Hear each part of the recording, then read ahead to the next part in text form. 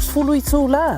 Free. Avanoa le vena le aonga mo whemalanga inga le whanau. Free. Maua mea aia le whanau. Free. E iai inga whapitoa. Mo nisi whamatalanga. Whaafsotai le o lua tasi. O valutolu. Lua fitu. Lua iwa fitu. O le aronanga le sebe mawai o loa ananga tae peo TV, speaker JBL, telefoni Samsung, moenga Sleepwell, City no 4, pusa aisa ma o loa o ngā i leo mukuka. Maua foi o lotu aisa, vaitau mawha maisi. Tutongi i nei New Zealand e piki alo a ingai Samoa. Whapsotai mai le Facebook po le Instagram a le Sapa Pia Samoa, pe emaili mai i le buy@sab.ws. Sab, lau fale o loa numeratasi i Samoa. Taraflava o David Tua le nei. Olo e whaafonga mai pēi le Radio Samoa. Tasi lima i watolu a mo. Samoa i amanuia le nei aso.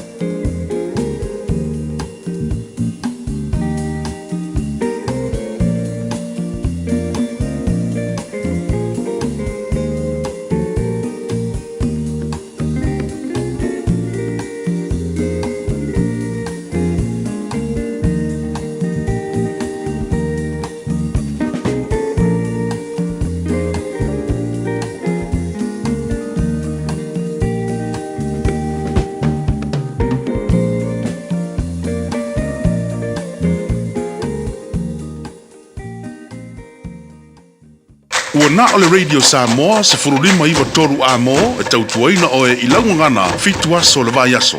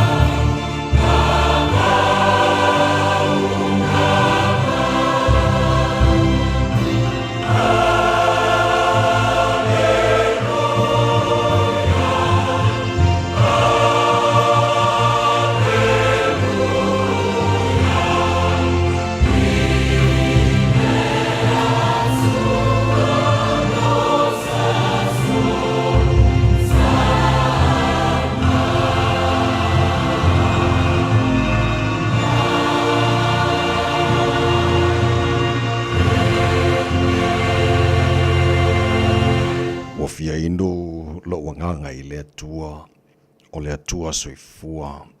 O a fea ea o te alua tuai i e loa ia uluma o le atua. Lo wanga ngai, sia ea le mea wa e whanono ai. Watu atu vale foi oe te tonu ia te au isea. Ia e whamoe moe i le atua, a wao te toe vivi ia te ia. O lo whaolotanga ia, ma lo atua. Le ta mama manai, ia vi ia lava oe i le nei tahi au. O le tahi au sing-singi ma le tahi au te toa. O le aso fōua e au mai. Wa mātou alanga ina ailo manu malong. Wa mātou pese ina o vi inga lo mātou atua. A wau te taumono mea lava lea i ante oe mātou te amata le aso fōu. I le mātou whape atu e pa ia. Pa ia lava oe le atua mamalu. O oe lava o le atua mamana. E sili ese e matautia oe. Le ai lava mase e tusa ma oe. O oe lava o le mātu atua e soifua mai le vavau e o lava le wha mavau. O oe lava o le atua e malia i mana oe me le lei malava. O le atua oe e la e le vi inga o le mamalu. O le atua oe pulu le mātango fie. Mātou whawhatai ta mā, lau mea lofa. Le ola faua mātou maua re nei tahi hao. O ai e ala mātou wola, o Yesu lava wa nā o ia. Whawhatai ta mā, lau pule lea, whawhatai lo ola fo le fōua, tu te manua whai ngā maro longa sa tofa whāiu, te ngata o leo e whapopo fo nea sa fau. E lo lātou se fua, ia mo le mātou wola o au lia ili nea stofi, o lua se fulfitu ia yaso le masino Februari o le mātou fo launga re nei tau sanga. O mea umawa e whaia mo i mātou lo mātou atua, ia vi ia lava oe. Ia ole mātou wholaunga nei aso, ta māua mātou tu inatu ua ao wha mole si e tau tai mai, e le malanga a whai nei, awali tia whaiva le a whangai ma le atinu, i le nei aso whaua e a mai. Ta mātou wala au wha mole, alo whangia nei a mātou whanau. A tu inatu lantou ia o onga steimore nei tahi ao, le paolo, o ao se i ofo ftai ma malu ti ai lantou. Ao sa ere le poto e ala i ao onga. Ala whangia whaiva lo whengai malim te matai whaia onga. Lo ngafa malao o ina, na ia mātou whanau, whamuria o lantou whaiva ni aso. Mātou te nofo ia te numa mao, e mana tua pēr sa mōla te nua pele le loto o le mātou le talo. Ia iai le manu i o lau fio. E le ngata i ona teitai. Na yo mātou a inga uma mana yo mātou tangata i Samoa, ma le alala ma le pāpā awai, iso se tafora nei ke lope. Whamuria mai fo i te māre ni atunu o New Zealand lo mātou nofo māmawai, whapena atunu umalava, ma le nei lano langi.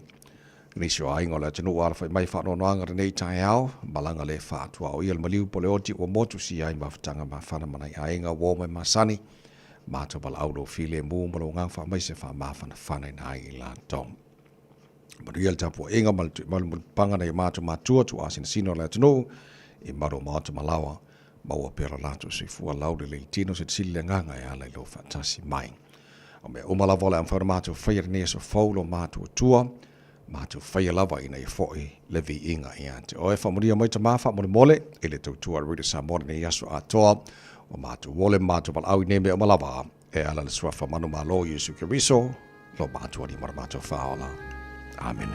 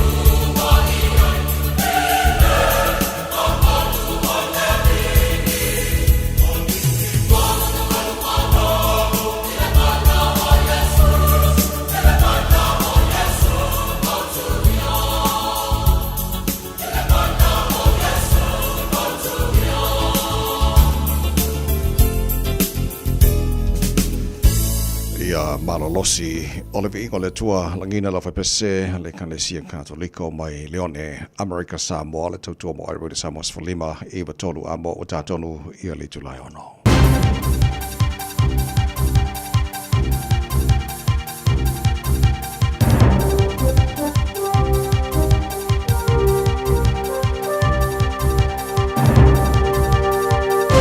In this update, New Zealand's achieved closer military ties with the country the Prime Minister describes as the tiger of Southeast Asia. Chris Luxon has signed a comprehensive strategic partnership with the Vietnamese government, putting New Zealand amongst the top tier of Vietnam's diplomatic relationships. It has economic perks, such as better access for Kiwi exporters. Luxon says New Zealand and Vietnam will also have closer security ties. We are building on our existing ties through high-level defence visits, port calls and strategic dialogues. And one of the things that we have discussed is the possibility of having a Royal New Zealand Navy vessel visit Vietnam later on this year. At the same time, Winston Peters has met with Chinese Foreign Minister Wang Yi in Beijing. The ministers discussed key issues confronting both countries as well as recent developments, including the Chinese naval deployment to the Tasman Sea.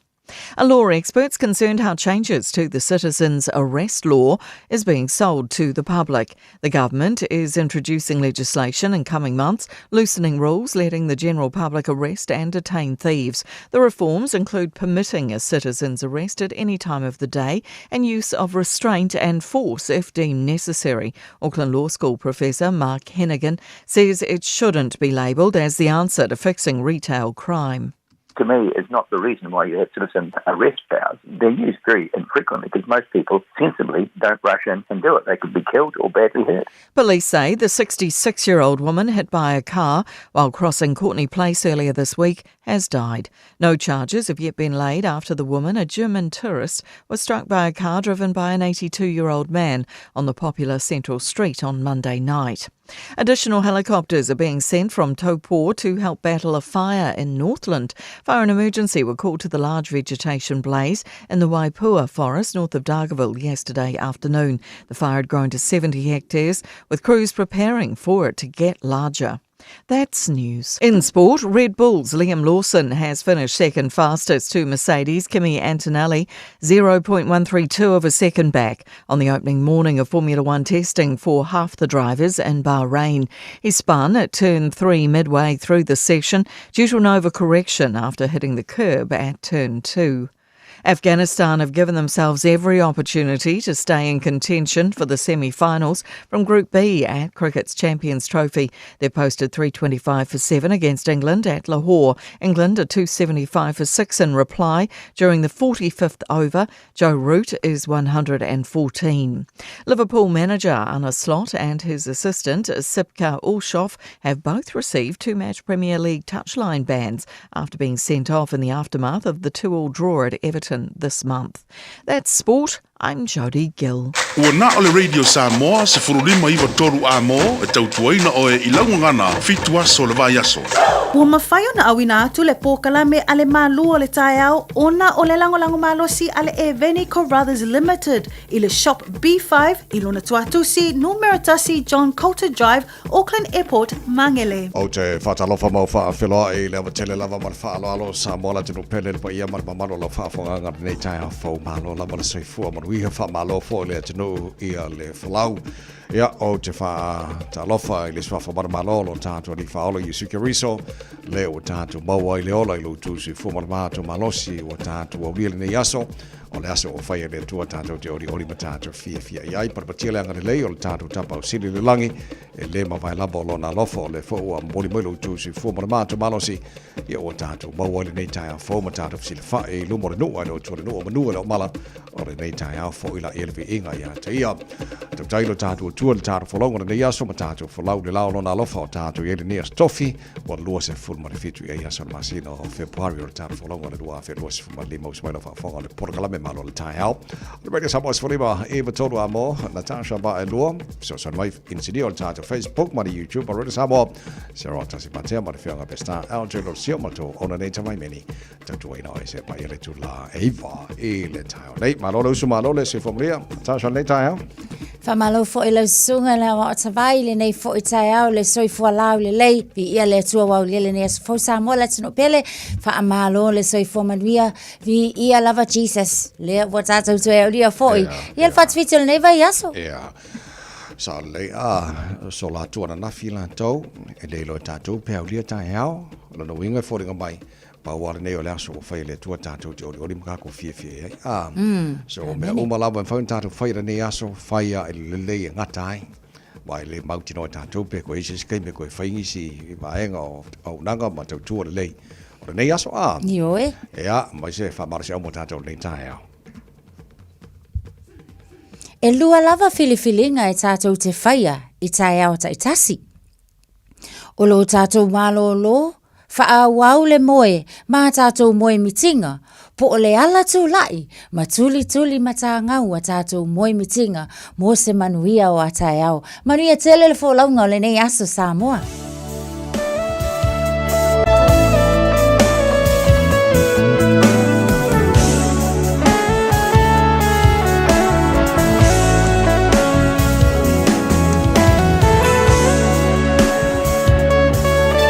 Fama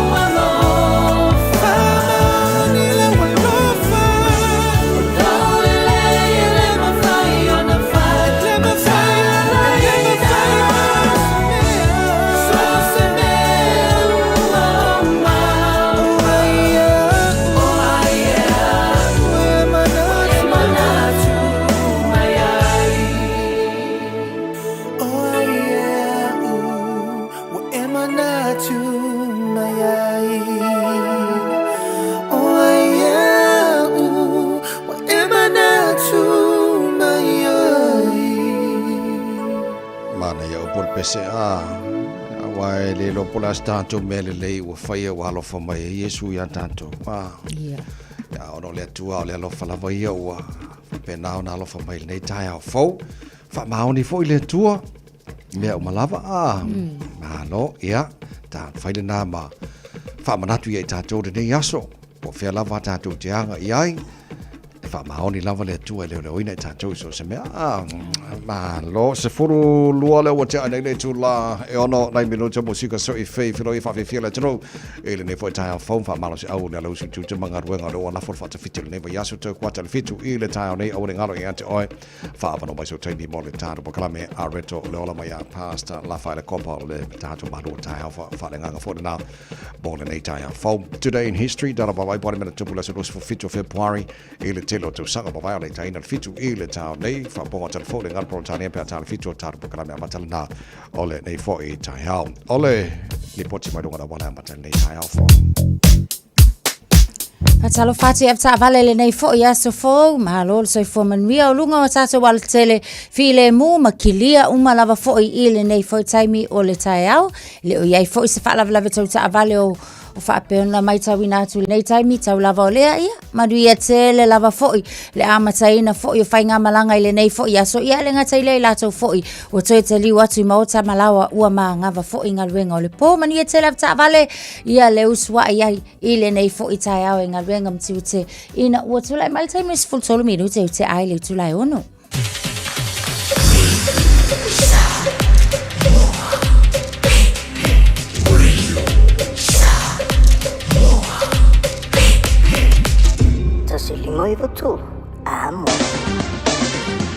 Ua mawhai ana au ina atu le tala o le tau Iaso Taitasi ona o le lango mai a le Pacific Finance Limited. Telefoni o Varselau fitu whawha lua fitu. Tama ki makaurau au ki lani no whanga whasa launga Radio Samoa tātu iei le vai ngā matala nei I le tala o le taura nei tai au se furuono lo iei le mahandu o le ea I au ki lani. E le nei taimi o le tai au winga whamawina le tau le so le whasolo ina awa oa ni so taimi pa unai wanga ni so vaenga au ki lani pe tai o le whasolo na langi le lei le aso a toa angi malia mara savili mai saute. Lua sumba lima o maurunga e mwhaino I le pendela mo au ki lani le so se furuono I lona mawalalo tai au pe au rio le whasolo na awa oa langi le lei fo le tau.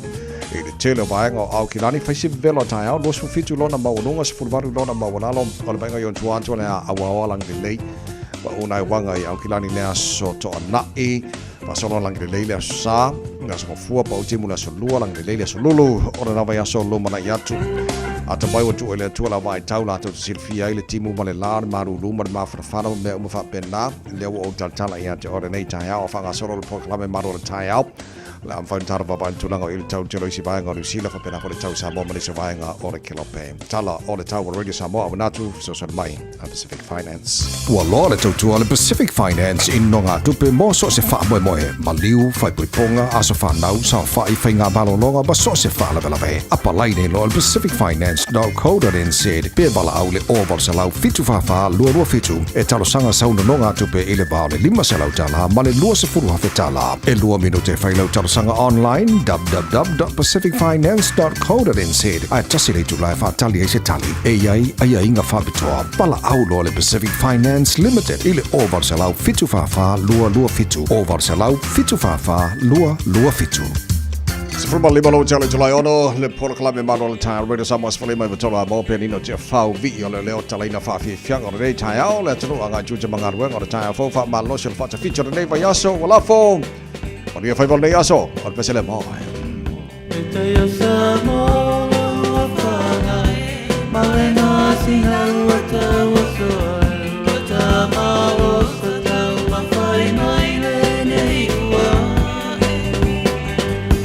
Mama le tamale tofa le famoi moi sala vasia lo wata no ole la ole ona so fua ole sa Say the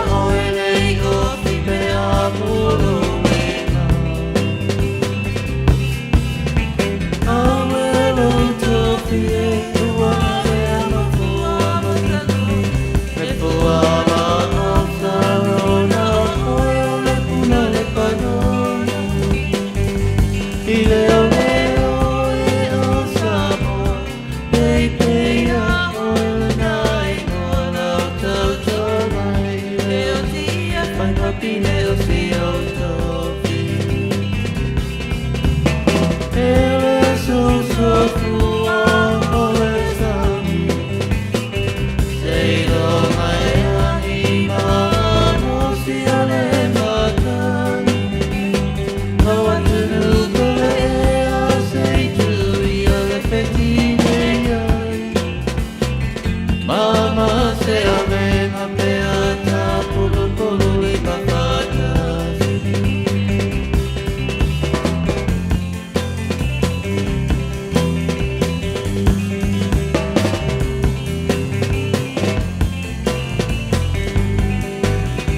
Hey Ho! Hey ele ngala wa VH le ba wa VH le o so le hol kai au sfolo iva mala falo mo chare chula ono pokla me maro tai au pero sa mas fulima e ba tolu a mo fa ta no fa pa anga fo I wa ta fa ta sil nei tai au fo I lungo le Facebook ma di YouTube ro sa mo ma lo la for so fo ma via fa tel fa ta smile nei tai au ya olo to fa good morning mai mal fa hello mai ya mal fa malo se mal nei tai au yo fa fo ma fa silinga malo sil por kala nei ya wal to ino le no ya ka ko follow fa ta sil nei tai au le lo fo le tu ai inisio o fufuanga le malo na fa lo na fi el Minster o le Justice Minster Paul Goldsmith o le faitau mal titilo ai e foninga mai o le ala atu le avanoa po le fatananga ia la tu fo nei la tu fa o loa o le tele no fa ia la unga oi o le a tu ia la tu le sa tonga mal malo si anga e mafai ona la tu fa yesinga yo inga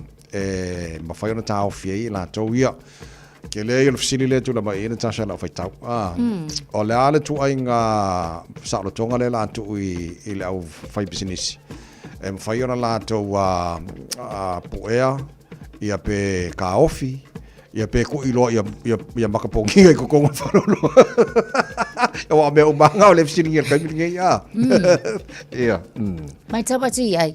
Ole fa lawi loa le wa wai le malo e mai se foi wa fa pena foi fa lawi lo mai le Justice Minister na ya Paul Goldsmith.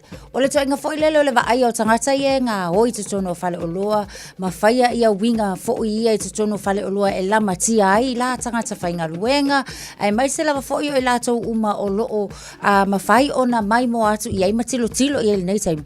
Ole va inga le fa nga ai no le force foi le ina ia mafai onga tau fia tangata nei detain ia onga apalai lole ia I ole fosi fo ile ai mafai onga ka ofi kusa ole wa arrest le public ole fatananga le nei o tu ina mai mo tangata lau tele so se kasia kusa po tangata fa tau po tangata lo I tono le falo loa ole wa ia la le fatananga lea ile malo si anga e mafai ai onga pu e tato po e tangata nei e va ai matao fia te tono le fale o loa po fea lava se no fanga fa atau o yai tangata nei ele ngata lai na tao fia a ia fa atino le tulanga fo ele o le vili o leo le taimi lea vili la leo o nga e fa kongu mai leo ia te oe nisi o fa atonunga e te fa atau wina a o tao fia pea nei tangata I te tono le taimi lea tau te yai le fa lave le tupu so o le fa o nga ina o le force fo ilea e ma fai le fosi le fa nga leo kama fo nga le pu a fi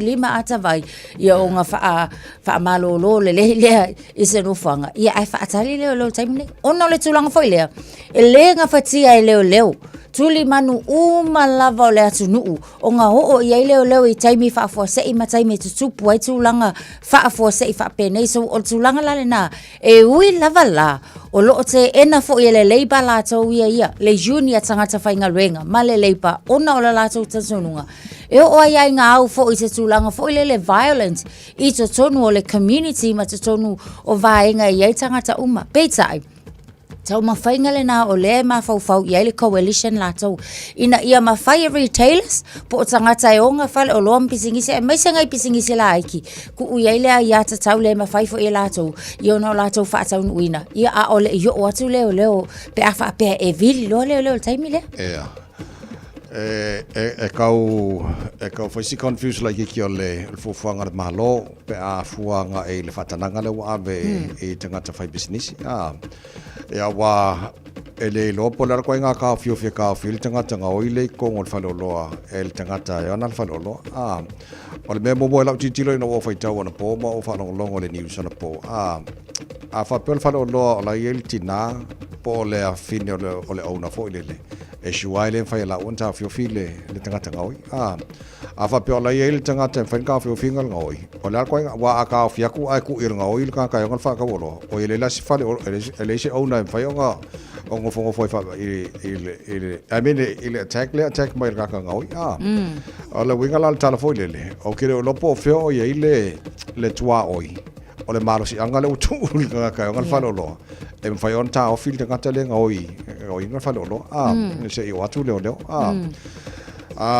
o te lo le tau le kilo sa po se kai mo masinga fo ko am fa onga alo ia le fo fa malo ono lo titilo foi tuanga mai lo ia po la le legality o la foi lo tafio file fai ele ona fa lo ona foi onga fai ga ka le ngoi fa lo ia nga fo a pasielo le ba nga al me mongia e pe ala titilo to tele na to ele o io ina le fo fa malo a fa pe le titilo malo. This is one of the ways and fai on for ia el ke lo o amino o crime le mo nei tono New Zealand e le se fa morning o le tulang ya walo winga a fa pengela la kurka ka ngoi fa lo ai ke u po fa ngal el ona se fanga po se me fo le yes el winga la ko fo ila fa fika u ngal ka ngal fa lo winga ko mori ai fa ko fo pe fa pe tulang le la fo ba malo yes wal o le fisile la val na fisile isi tangata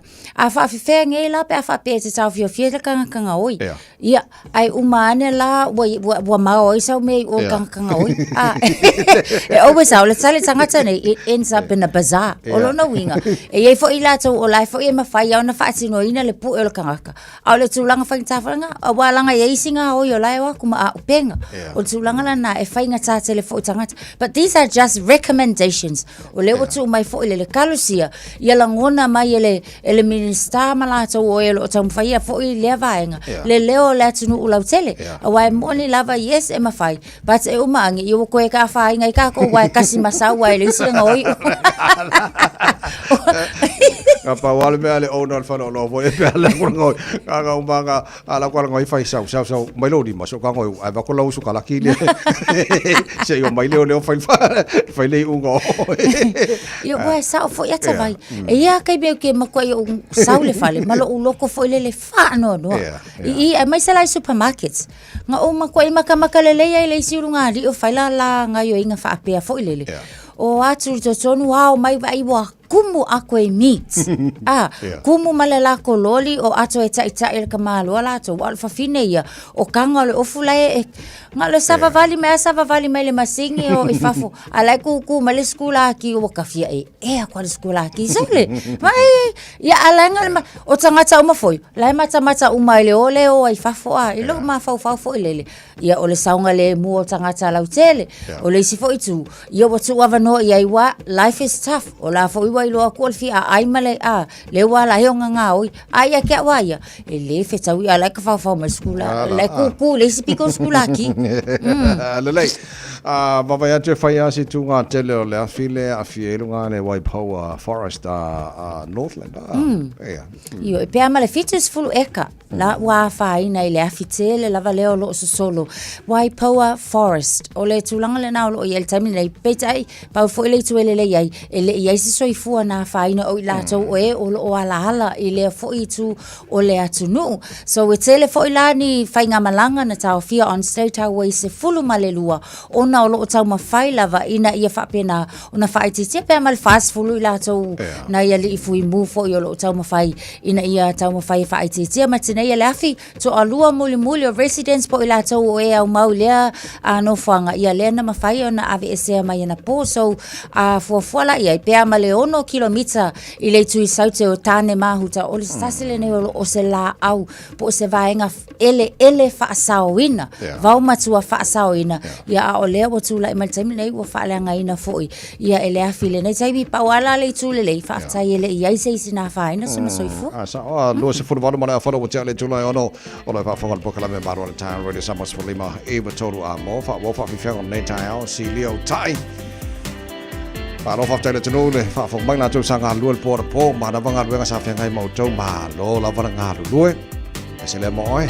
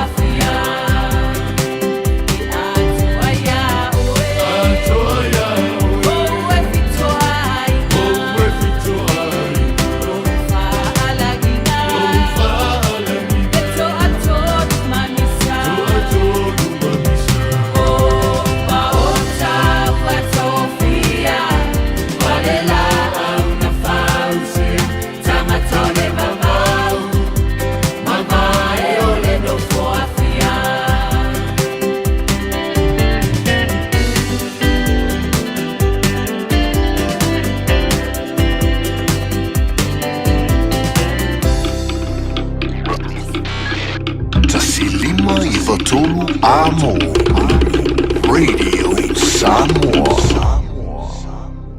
Jana whanawau tia roa, ua te talaina nei leo au nanga e veni, mo whaatangwai au ki lani New Zealand. Numero tasi John Coulter Drive, i le Auckland Airport Shopping Centre. Tau whatawhatonu lava le warehouse ma le countdown. Lau whale o fula wiloa le e veni, Auckland Airport Shopping Centre. A whaialo sa ili sea o ngā a mata molo walu. Aua loe te toi popole, o le Galaxy Childcare, e tele o na la lai au ki lani i saute. E toa tele whaia o ngā ngawaa, o le a o ina le whānau, e iaia inga whapitoa pe a le sitala lo walo. Tolus fulu i tū la, free. A vanoa le vēna le a onga mo whemalanga inga le whānau, free. Maua mea ai le whānau, free e iai inga whapitoa. Mo nisi whamatalanga, whaafsotai le o lua tasi, o valutolu, lua fitu, lua iwa fitu. Radio Samoa Sfulima iwa tolu amo, male porklame malo na tai onto lua se fulu male ono male alfa minuto na ta lole tulai fitu, to quarter fitu le porklame reto leo lama ya pasta la fa le kopa oni MC na porklame mana ya. Mo tatou de nei tai au. O ta mafa ma ro tai fa na ngale mo tatou pe ona yeri mai na so foi ona sfraile. Ya, to telena tatou pa anga fa tara fa nei tai au, la tatou lo fa fo mai Melbourne Australia. Ma lo la bo se fo maduia mangele East mal telo isi vaenga o Aukilani. Ya lo fa fo mai le telo ma lo la bo se fo fa te fa te mai. E fo tai au fo o le tasi nei matanga luenga ma lo makua I tele tau sanga. Ele o yeangi poki le leo tula mai e o vangale o ranga tamariki le potile na fa matu mai nei le sora nafi o manino ai o le mokwai ko kele o ka mai kile sa wai nei tonu o ye no fanga male leile tau singo la tau tonu o le finga vangale o ranga tamariki o le saudonga na le chief executive of the Independent Children's Monitor le sunga ya Aaron Jones ina ua mai a fo le potile nei fa vai taimi I le va ai o tamaiti nei o lo o lalo o le va ai ngale o ranga tamariki mai lai le lua fes fulma le iva ua leva ona iai ia vaenga fo ia ta ia lai nai ia le national care le na ia po o care regulations or standards e mawhai on ta ia lai nai le va ai o tamaiti nei o le lai kiki o ka mai kiki o le mawhai o na fso ta i le o ranga tamariki mo le tūlanga fo i le puipuia o le saunga le mu ma le ola lau le leo tamaiti mai le 5 tausanga io e o fo le mawhau 5 tausanga a mata o na whai ia a whiangainga ia matulanga fo I matalonga. O le tulanga lo iai, mai la I le tausanga le na mawai atu nei lua afe ma le lua sufa, lua afe lua su toluanga, lua afe lua sufa, iwa pasene o tamaiti, o lo mai tawina le wha maunga lea.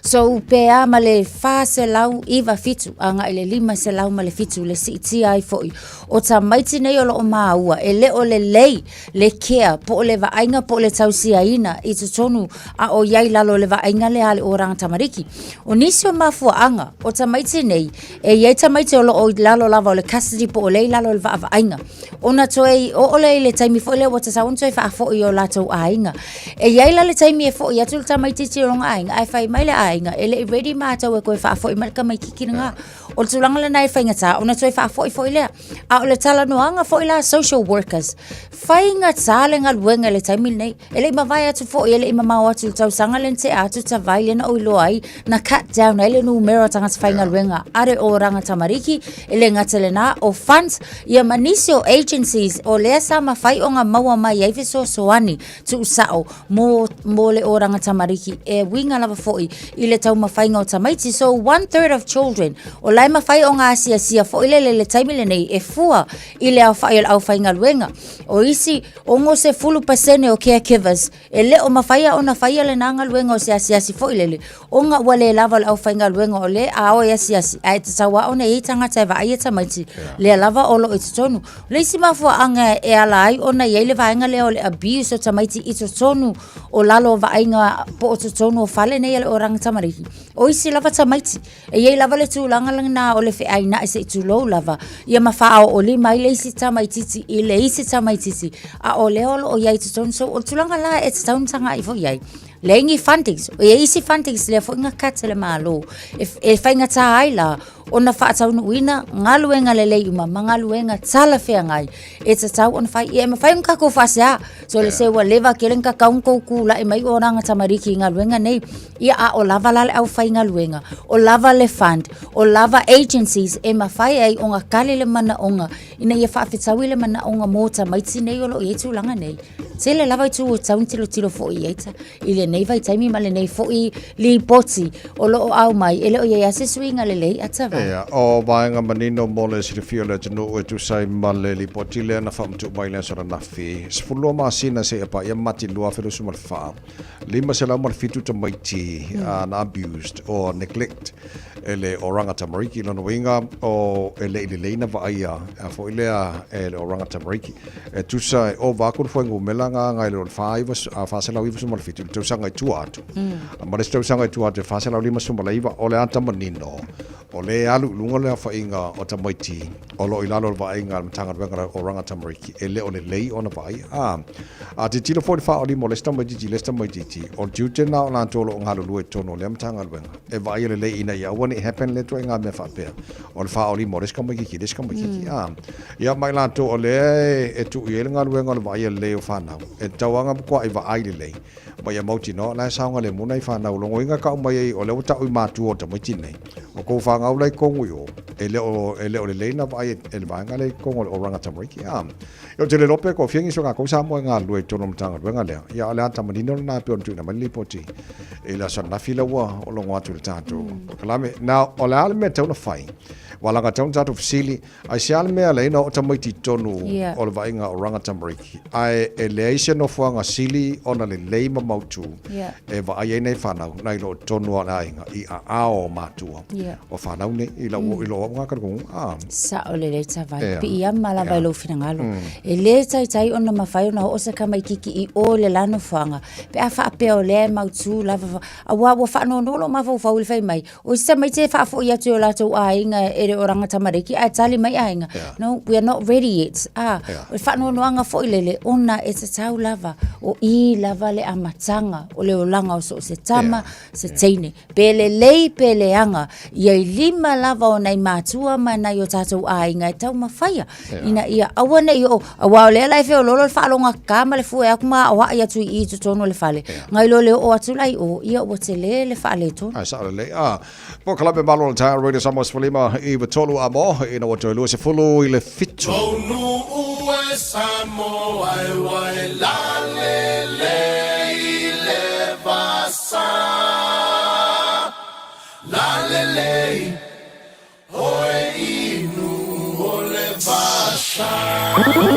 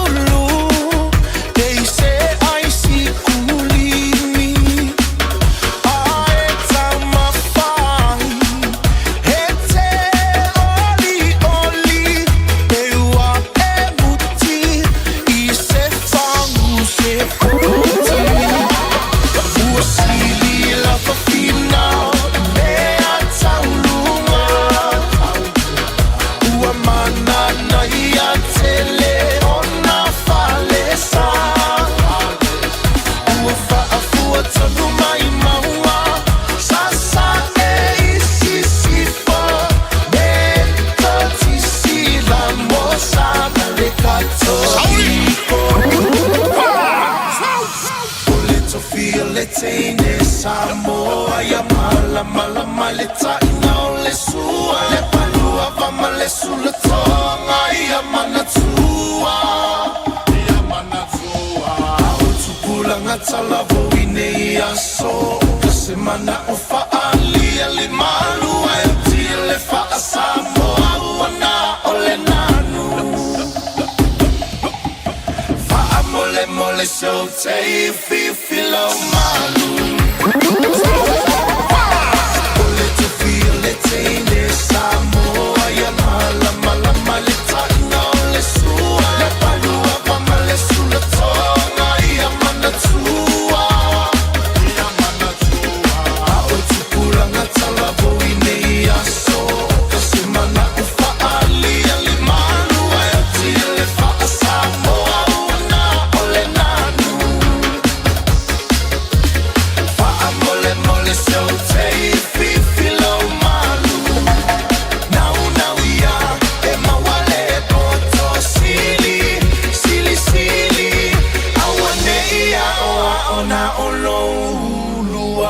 Silly, silly, low, loto. Radio Samoa, Tasilima, Ivatonu, Amo. Aaron Way Drive in Rosedale, mai tawatu ona westbound o iai nei polokala ai te lava fo'i lata atu le vaenga na le business area. Northbound o vaenga le ngai atu Rosedale Road. QME1 State Highways Numaleono, Mamafa eastbound traffic towards the Auckland City.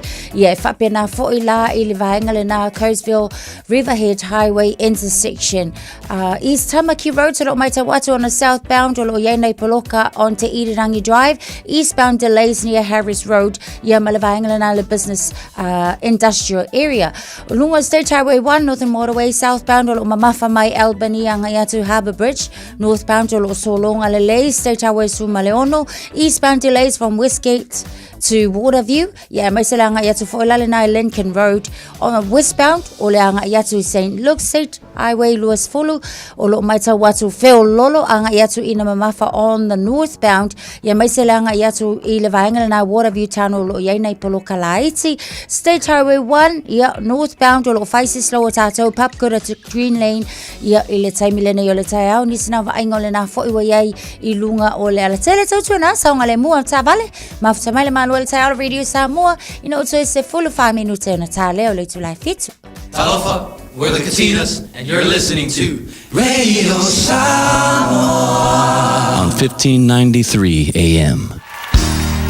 Bread of life sent down from glory. Many things you were on earth, a holy king, a carpenter, but you are the living word. Say it now.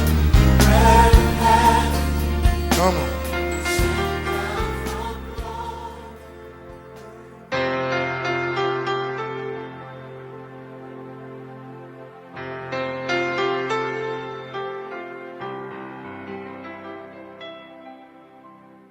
Talo fa tatu watunu mai le tatu por kalame le fo yaso le areto le ola. Malo so I fu manuia ia te o mo fai ona so tai mai. O le ngaluenga luas fulfiti fa upe luas fultasi fa pea ali ie o tala le a Paulo na fai le awa. Ali ie ua tatau pe ana o tou si ustai mai ia te ona le mativa le o tou I le nei leanga ma nei mea uma ua mau. O le upu mo o le aso le nei, o le mativa ona o le leu stai. Waila o le tala le nei o le tala il whai ngā malanga fo ile na ave ai Paulo o se kaipise pangota na ave le malo Roma. E ave hatula I Israel e ave anga I Roma ia e tu wai o ia I lumo kaisara e ala I molianga le no ule na ai utaia na moli ai Paulo. Ave la Paulo le va. Ave fatasi e tu maisi pangota ia male au va. Fatasi mafita ko kele fita na o ave Paulo. Ale mela tupu alu le malanga wo o tu le no ule na o kereta o le ako e pu ele siva. Pa o loa fo ile o e o fita male a. Ai mela tupu ang yangi mai matangi. Fe mai lo Paulo wa ngai lo mai le tua. O le fa le mele lumana.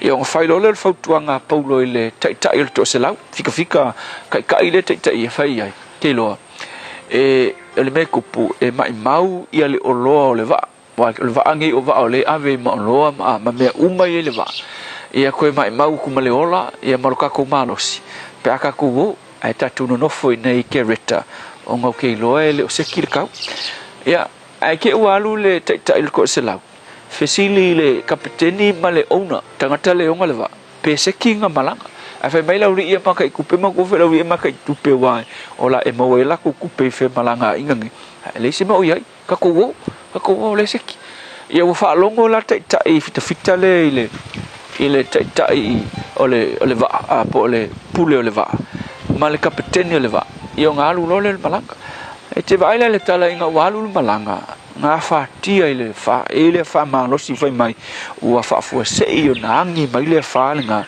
e ngo ya eurokuto se fa ma lo si fai mai ua kolu aso tel oi ua tele aso ua la ku le loa le malama e o ile au fai mai wale se la pongi sa fa solo ato o ile po wale lo le po lo le au ua pongi sa fa solo ato fe la fo ina ilanto walu fai mai tala pulu wai u ina ave ese ina lo la to fa moe ile ola u mangaku la to le oki le me o mai ia alu me o tupu fai mai ua lafo la o ngole awa le oloa u mai nga makape ai le sa fi alu il malang lafo uma ila lo le oloa kai pio va container fo o kia I uma oloa o le ko ke se oloa ua lafo ila lo le sami le oloa le ma fu lo fai tala pulu ona tu ku lo le pulu te mi le ai se fa moe wa kia ile olo fa mai lo tala pulu ana auto sitai mai ia te au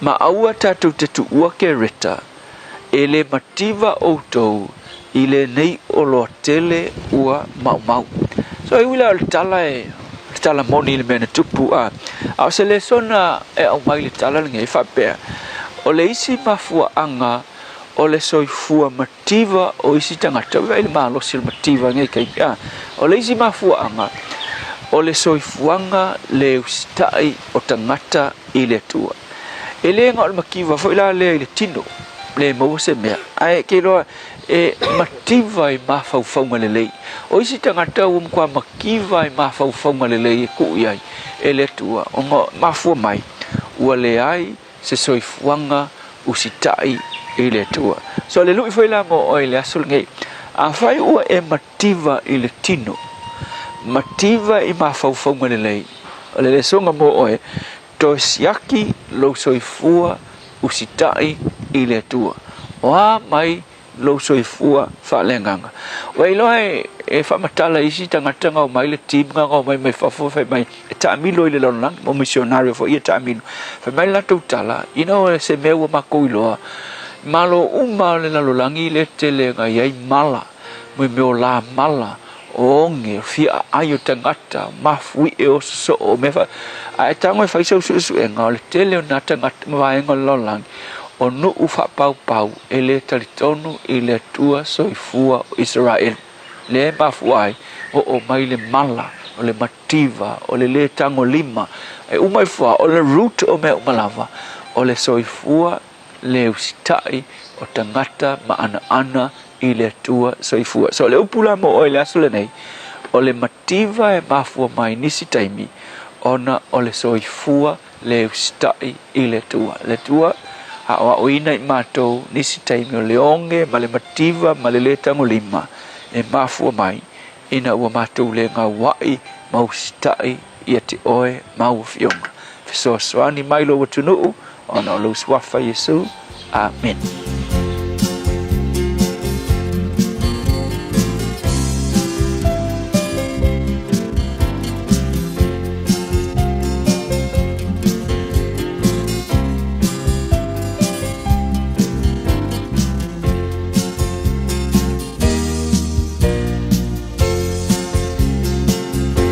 Te longo atu ke alama Dene tala lele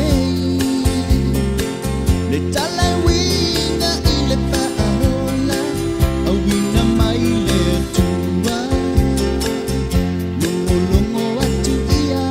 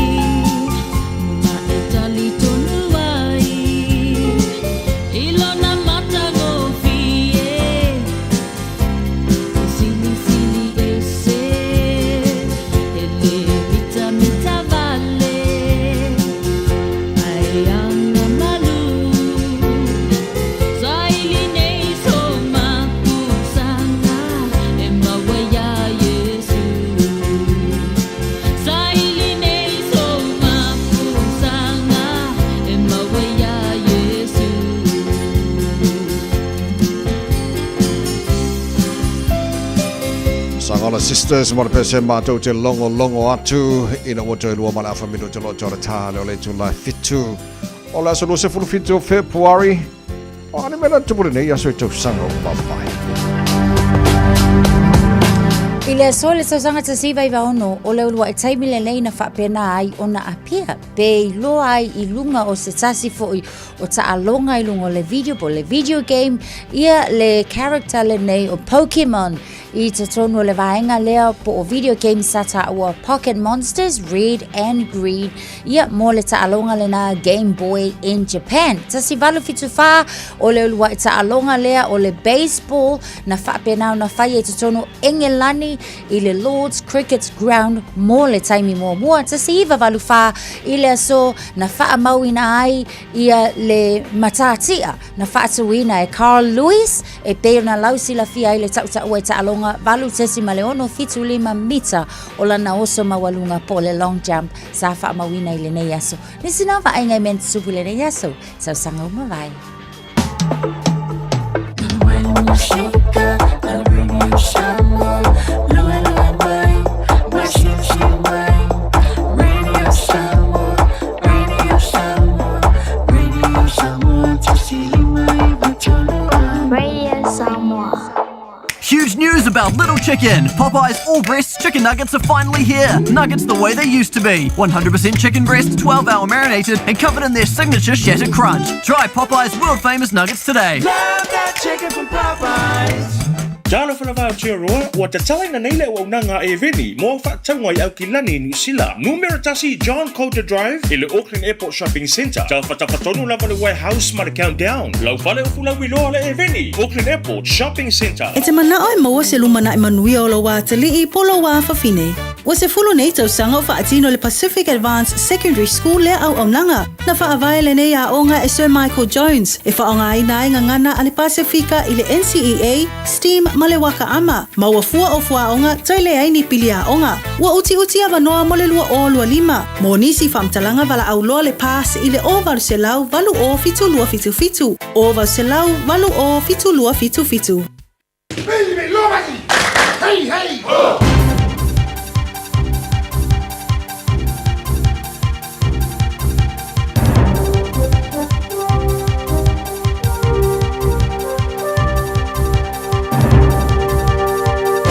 In this update, New Zealand's entered a new era in its diplomatic relationship with Vietnam. Chris Luxon has signed the Comprehensive Strategic Partnership, putting New Zealand amongst the top tier of Vietnam's diplomatic relationships. The Prime Minister says the deal will be of huge benefit to Kiwi exporters doing business in Vietnam. Because just in 5 years, New Zealand's trade with Vietnam has grown 40%, and we know that there is so much more that we can do together. And Winston Peters has discussed China's warships in the Tasman Sea and China's new deal with the Cook Islands at talks in Beijing overnight. A message that retail workers can't be treated like free cops. The government is planning on easing laws on citizens' arrests, allowing people to restrain each other using force when deemed reasonable. People, including security guards, can currently be criminally liable for detaining a person stealing items worth under $1,000. First Union General Secretary Dennis Marga says the term reasonable force is very vague. It's a slippery slope. It could lead to more legal problems rather than solving the problem itself. A return to form for international tourist spending. Data shows it was up 60% to nearly $17 billion to the year to March 2024, just under pre-pandemic levels. A private Christchurch school has contacted Oranga Tamariki over an incident on a junior school camp. A student believed to be Year 6 at St Andrews College has been suspended following the incident. Police have executed 13 search warrants across the country to seize gang-related clothing worn at a high-profile mongrel mob, Tangi. More than 400 cars moved through Napier in December for the funeral procession of Angus Benson, a former Barbarian chapter president. Police say 3 arrests were made at the time for displaying gang insignia, while several other breaches were noted. They've now arrested 11 more people in search warrants across Hawke's Bay, Gisborne, Auckland and Dannevirke. That's news. In sport, a thriller has unfolded in Lahore at Cricket's Champions Trophy on Sky Sport. It has to go now. It's got to go now. Has it gone far enough? Has it? It hasn't! Abraham, who did it with the bat, has the final say with his hands. And there's an invasion here from Afghanistan, and why not? Afghanistan have beaten England by 8 runs after posting 325 for 7 to stay in contention for the semi-finals. Ibrahim Zadran made 177. Clayton McMillan will have a final chance to coach the Chiefs to a Super Rugby title as he prepares to mentor Munster after this season. The chances of boxing being part of the next Olympics are up off the canvas. World Boxing, formed in 2023, has been granted provisional recognition to run the sport by the IOC governing body. That's news and sport. I'm Jody Gill. Ua na ole Radio Samoa se furulima iwa toru a mo e tautuaina o e ilaungangana fitua so le vai aso. Fai foisi pisiona isio vaenga o lungo o tato wala tele Twin Coast Discovery on the State Highway 1 olo maitawatul taimine on a southbound faisi pisio tato Northcote and Takapuna Highway southbound olo yenei poloka male Northcote Road to Esmond Road with a 12 minutes travel time mo tato. Unira Road on a westbound traffic faisi Mamafa my Lake Road to State Highway 1 on ramp ia pea male se fulu lua minute fo ile travel time leo olo maitawatu ile time ile nei on State Highway Lewis Fulu northbound olo yenei poloka ia mai le vale nai Mangere Bridge and Queenstown Road, pea ma le fitu minute le travel time, southbound traffic mai Mayoro Street to Dominion Road, fitu minute le travel time foi o loo whaatulanga ina mō tātou, ia apta vale, tautuana lava foi, manu ia tele ma ia tautuana saunga le mu, au whainga malanga i lunga o lala tele ina ua 5 minute te aile tu lai fitu. Talo fa Samoa, wa ule nei o kasu ti alu, a wale suia le ngila o le kio. A eva mai ina se furu lima iwa kolu, a mo, Radio Samoa, vevela a. Ua mawhai ana au ina atu le tala o le tau Iaso Taitasi ona o le langolango mai a le Pacific Finance Limited. Telefoni o Varselau, fitu whawha, lua fitu. Se whamaria le tino le nei taimi o le tai aora vai ngala tamaile nei i le tala o le tau. Mawatu i Samoa, lai mana i mai le langi le nei o le tau i Samoa, le nei maenga o le tai hao. Lua se fulu ma le tasiro i le mawhanawhana o le ea i Samoa. Le maenga o le tai hao te le fitu i Samoa. Wingo le tau le tino o le whasolo in langi le lei nisu taimi. E awa oa i nisu taimi pa ufoi timu nisu maenga o Samoa le so. Tolu se fulu le tasi whaina o i le maurunga le bevena le ea i Samoa. I le ni aso lua se fulu ma le ono. I lona mawalalo. Tāru tala mai Samoa, la whata whiti fwoi nao tala mai Samoa, nei vai aso pe a tāre tu la e valu i le tāhau. Nei, le mamaro le tino o lo whata se mai le tāra pakalame nei tāhau, nunga le Facebook, mari YouTube, o le Samoa mahalo, la wala se fua manuia. Se mai le tāra lo le tau i New Zealand nei, le motu i saute, mahalo se fua manuia le nei tāhau fau. Tāru amata mai i Queenstown, o i o lo o whata unu ua i le New Zealand Open, amata i le so, la surusu fitu le nei. O le whasoron awa olang de daily tau le aso atoa, le mana i alusu toru maulunga le mawhanawhana le efa mawina mo Queenstown, i le neifo yaso, i le telo maenga o Timarura langi de daily tau de ni yaso whasoron awa olang de daily tau Wanaka, awa ofo ilang de daily tau Westport, i le telo maenga o Nelson, o le whasoron awa olang de daily tau de ni yaso, i Dunedin, la whasoron awa olang de leifo le tau le so, luosu malatasi le maulunga le mawhanawhana fa mawina mo Dunedin le so, ia male aio ke riso le aio fungala au malo se fo manuia kana estete pasaro na awa ole tau mo to le so yangi maria mal sabili mai se sae ni so temi la wa uli lo se fudo mo lunga na ma fana fa mawina mo kala estete le so motu matu pito la benunga motu matu kai taia ole fasolo no lo o atu lo se fudo no mo lunga le bella ole alangi de leile tau e pa una wanga e ni so temi ele la mua o Wellington. Ma lo se fo maria nei tai hao langi de leili tau mo o tau e awa o ni so taimi. Lo su toru marunga le mawhanawhana fa mawina mo Wellington le so.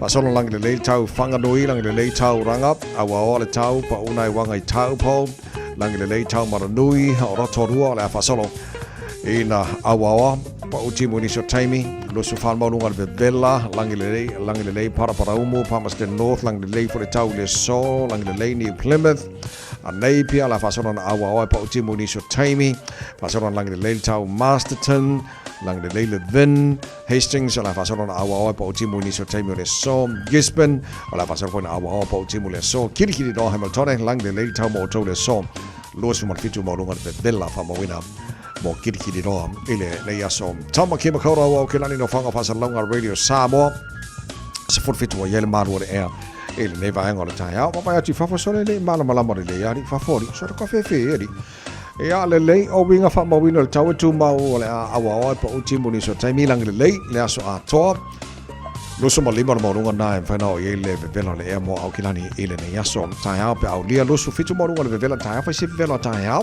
la fa so na awa lang le tau te le vaenga au kilani astonai awa lang le pa unai wanga ni so vaenga au kilani pasal pun lang de leile sama na sunga fua pa utimu la so dua lang de leile so lulu ora na vai so lumana ia tu fa mo monga ia la vai tau nei taimi ole tai Ua loa le tautua le Pacific Finance in nonga tupe mo so se wha moe moe maliu, whai puiponga, aso whanau, sa whai whai ngā balo longa, ba so se wha lawe lawe. Apa laine lo le pacificfinance.co.nz pe bala au le oval se lau fitu whawha lua fitu e talo sanga sauna nonga tupe i le bao le 5 se lau tala ma le lua se furu hawhe tala. E lua minute whai lau talo sanga online www.pacificfinance.co.nz ai tasi le tu lai whatali e se tali e iai inga whapitoa bala au lo le Pacific Finance Limited ile oval se lau fitu whawha lua fitu oval se lau fitu whawha lua fitu.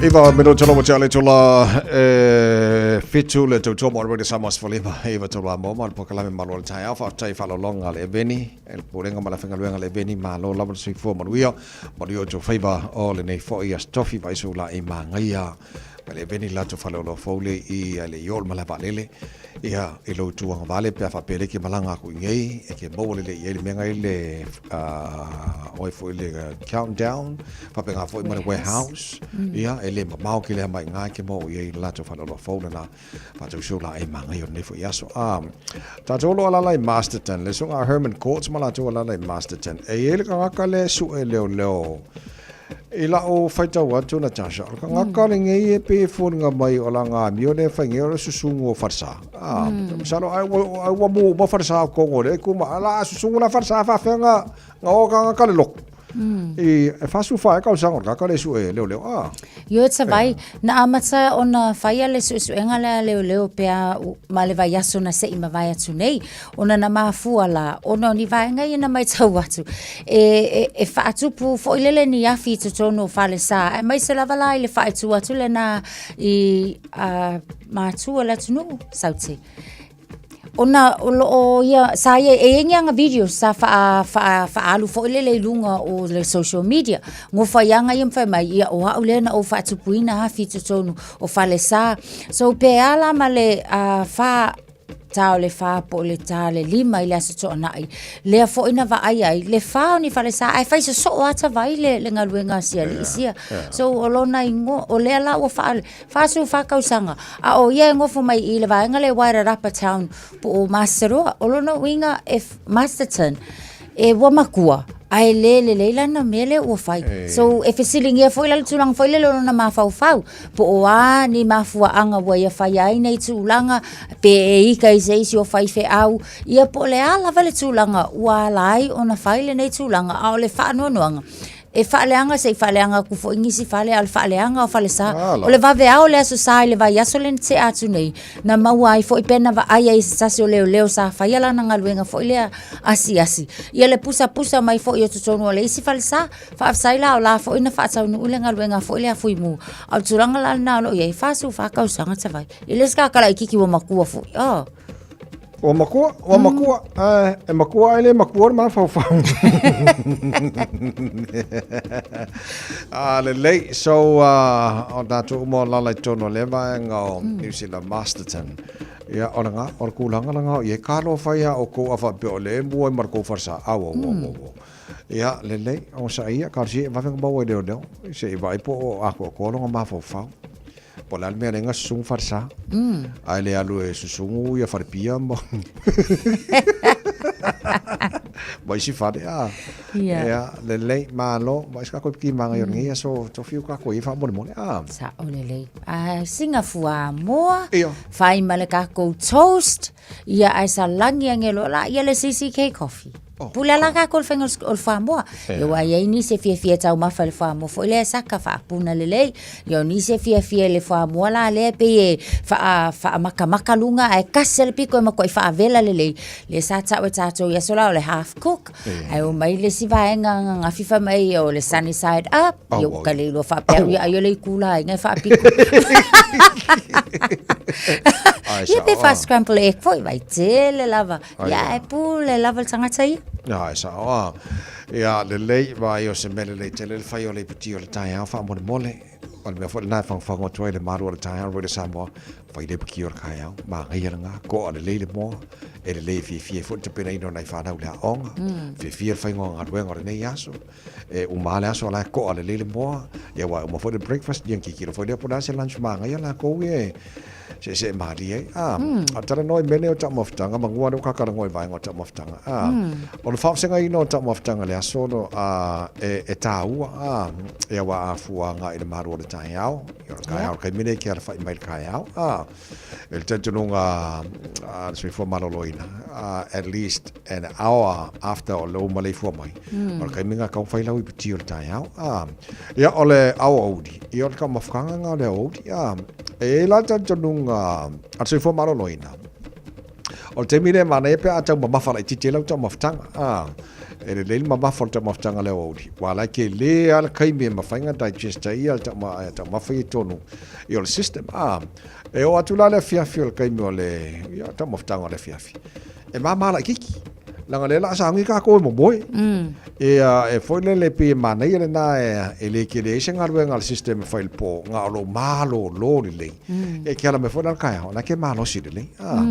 Ia o le whaamsinga inga i o ka mawhukanga e o le e foi recommend mai ele se fo mana roi na kako e le kai la o kako ko inga vaenga le e pure al kaka kai me whairanga i puki e pure al kaka kai me whairanga lunch e karsu kasi le po ai o solo me malo si ai o solo po ale po e fiulo e ka wha moe maka le po o le moe ai sa ole le ia tawai ia wai pe o isio a inga a ta ole le ta mawhtanga o le fiafi e pe o le kai mi whainga le po a fo le valu po le tau le iva ai a mawala le ta mawhtanga o le fiafi se taimi o le 5 po le ono foi o lala e mawala le se taimi uma ia whelua ia i foi pe koe whaisinga sa vali la i titi lava foi ina ia tau mawhai e koe ngalua ele puka ia koe digest le vaenga le nkau ia koe kong ia wa a fuafuanga ia i vaenga i o mersi fo marolo ina mo tātou ele lei e tā ua mō tātou. O le tā ua fo lele wa e sa o le kwa i wha sa o inga lo ka kalmele o le ai fo lele le taimo le iwa po se furu le po ai sa ngi la moe.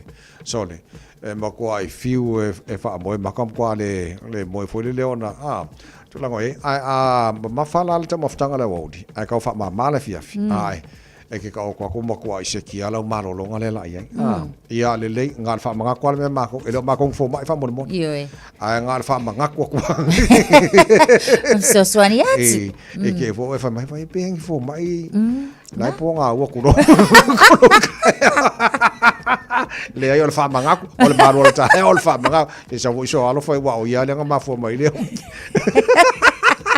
ia na so my lip team mana yo taia o le o fi mai au super rugby a New Zealand o le au le blues te le nga luenga ka nga fa ia ai mai sa senior players al blues o kamanga le kile la ko perform le talonga le no matu nei ala la ki lo ko la mar fa ia o nga vai mo ka fa le mer ko ka ano fa mo ia wala nga maro si au Hurricanes le la ko pingi ngel fa mo bas ia atonu o le kulanga ka to ia o leo e saola e tele tatou au ia ta alo ile nei foi weekend nei ale foi la wo uma na au mai mala tau lisi ata vai ka alu ka lisi ngei pe alu ka au lisi o ngo tam ta alu ia mai foi ngei wa le lo foi al me o ke wa le ka alo le ka ma pe ale ba ko na ko suma ko ni leila tatou au la le mona Pasifika le la ta alo le vai aso le nei ale mai ta watu William Havili Solomon a fai malo Alai Malo, ia o Pepe Sana Patafilo, Danny Toala, Karen Taumoe Folau, Jackson Garden Bachop, Jonathan Taumatene, Adi Savel, Tato Kapiteni, Se Misi Tupo, Tae Iloa, Miracle Fai Ilangi, Ellen Gregg, Tom Savage, Sione Mafileo, Millennium Sanarivi, James Lay, o Tato Faleo Leo, Sama Malolo, Tito Tuipolotu, Chris Apoa, Samuel Slade, Ola Tawelangi, Melanie Matavao, and Patrick Pellegrini, Te Vita Ofa, Tato Aula Lena, Aula Highlanders, Finn Hurley, Sam Gilbert, Danielu Telea, Timosi Tavatava Nawai, o le lato kapiteni lale na, Caleb, Tangitau, o Taine Robinson, Folau, Fakatava, Nikora, Broughton, Viveni, La Zaga, Zin, Whitley, Mitch, Danshi, Fabian Holland, Sefu Kautai,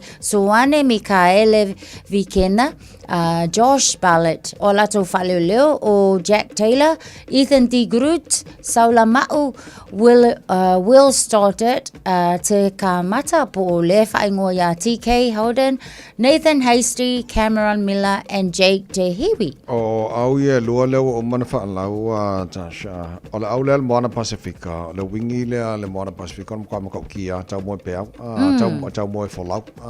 Le lei kere ka alo le wingi lea. Ma nei fo talo numero 1, ia Miracle Fai Langi, le alo Samoa, ta alo i le au lea. le lei te foi la foi le lei te le o isi foi alo Samoa le ta alo ai ia pa wan me kon foi meska ko malo fa mo food peki le Highlanders le na fa la nei lo ngo ta ka le swa foi a fin early so le or mo ka o ki ar ka mo le ar ka kiki le la kiki or ka le lenga foi ngi le ka ko lenga foi ngi le blues le ka longa lenga foi ngi pe ang ka longo foi ka la ko nga fi po nga foi ala ilo a food peki ale blues le o Borden Barrett or ka ma le mo ka ba le ala ka kiki ile nga pa wala nga le mor kiki aku ia fai dom fa dinga la kiki nei mo sulima le ke ka lo sulima le so le al Highlanders ia le kan fai mai ia mais ka ko au mo piki ra o sifi ia pa pe fa ko blues ia mal our Crusaders ia o blues mal Crusaders mo amir fa malo si mai io e fa mo le la ma ele o so le vi ale sifi o so amalo ai malo ai au siring malo si ia Hurricanes for la ma ia for kan foi mal Hurricanes ia le blues se ia lo fai se foi mai me pa que ka le sia fa mo fai mer ka ko champing se fa mo le pe au te le se swing te le blues il la ko au pe la sa ko pa ngel le se swing te le blues la to ti lo la to io e vai ia ai fa la ko pe la ngol vai ngai la ta blues fa mo Bowden Barrett, Mark Telea, Rico Ioane, AJ Lamb, Caleb Clark, Harry Plummer, Finlay Christie, Hoskins Sotutu, Dalton Papali'i, Cameron Suafoa, Josh Behe, Patrick Tupolotu o le kapiteni le nā, Marcel Renata, Ricky Risitelli o Fatuunga Fasi o Alato Fa'aleo, James Mullen, Joshua Fusitua, Angus Ta'avao, Cam Christie, Anton Signer, Sam Knock, o Corey Evans and Cole Forbes o Lato Fa'aleo langa. Ia na pe nga o loose forwards nga ka suia le kikia ai le ia ona talonga na pa au dia tu fa ngora payaso. Ya wal sir fia le tino to mo re sama suli me tolo mo no lo se fulu mo ta sino wata nei to live fitu pa ponga le ta al bokalame ngar pro tania think a minute pe mai fa fianga as well la tanga mo fele se me kai.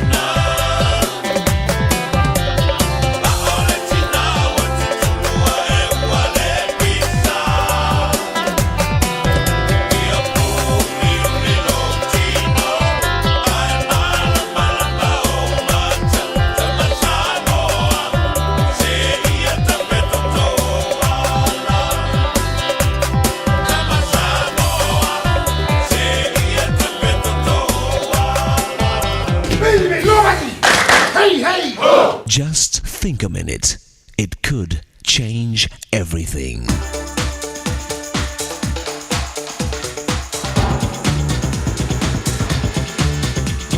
Think a minute. Former Prime Minister of England, Winston Churchill, became so famous for his speeches that he's been called the greatest speaker of the century. He was also famous for his quick wit. Yet amazingly, he was not a natural gifted speaker.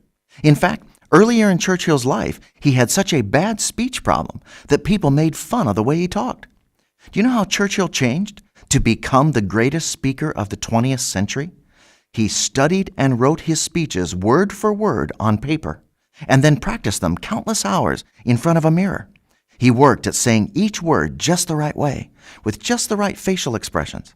He also practiced pausing and pretending to struggle to find the right word, although he knew exactly what he was going to say. So even though Winston Churchill was not a naturally good speaker, he disciplined and trained himself to become a great one. You and I can never succeed in life without discipline and hard work. It takes sweat to succeed in our job and career, in school, in sports, in our marriage and family. You see, even if you're born into a rich family or with an intelligent mind and natural talents, you still have to work hard to reach your potential and truly succeed.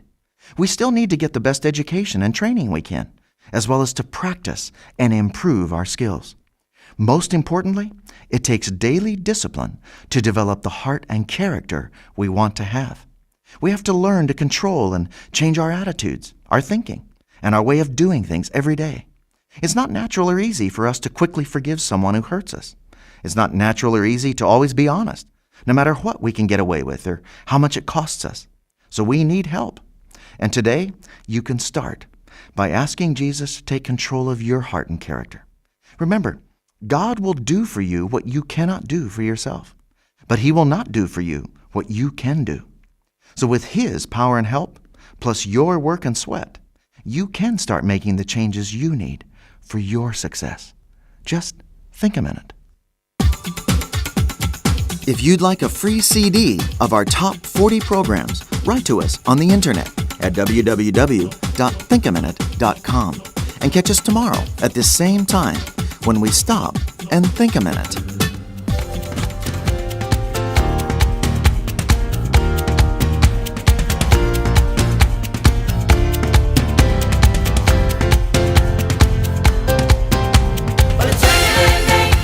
I wanna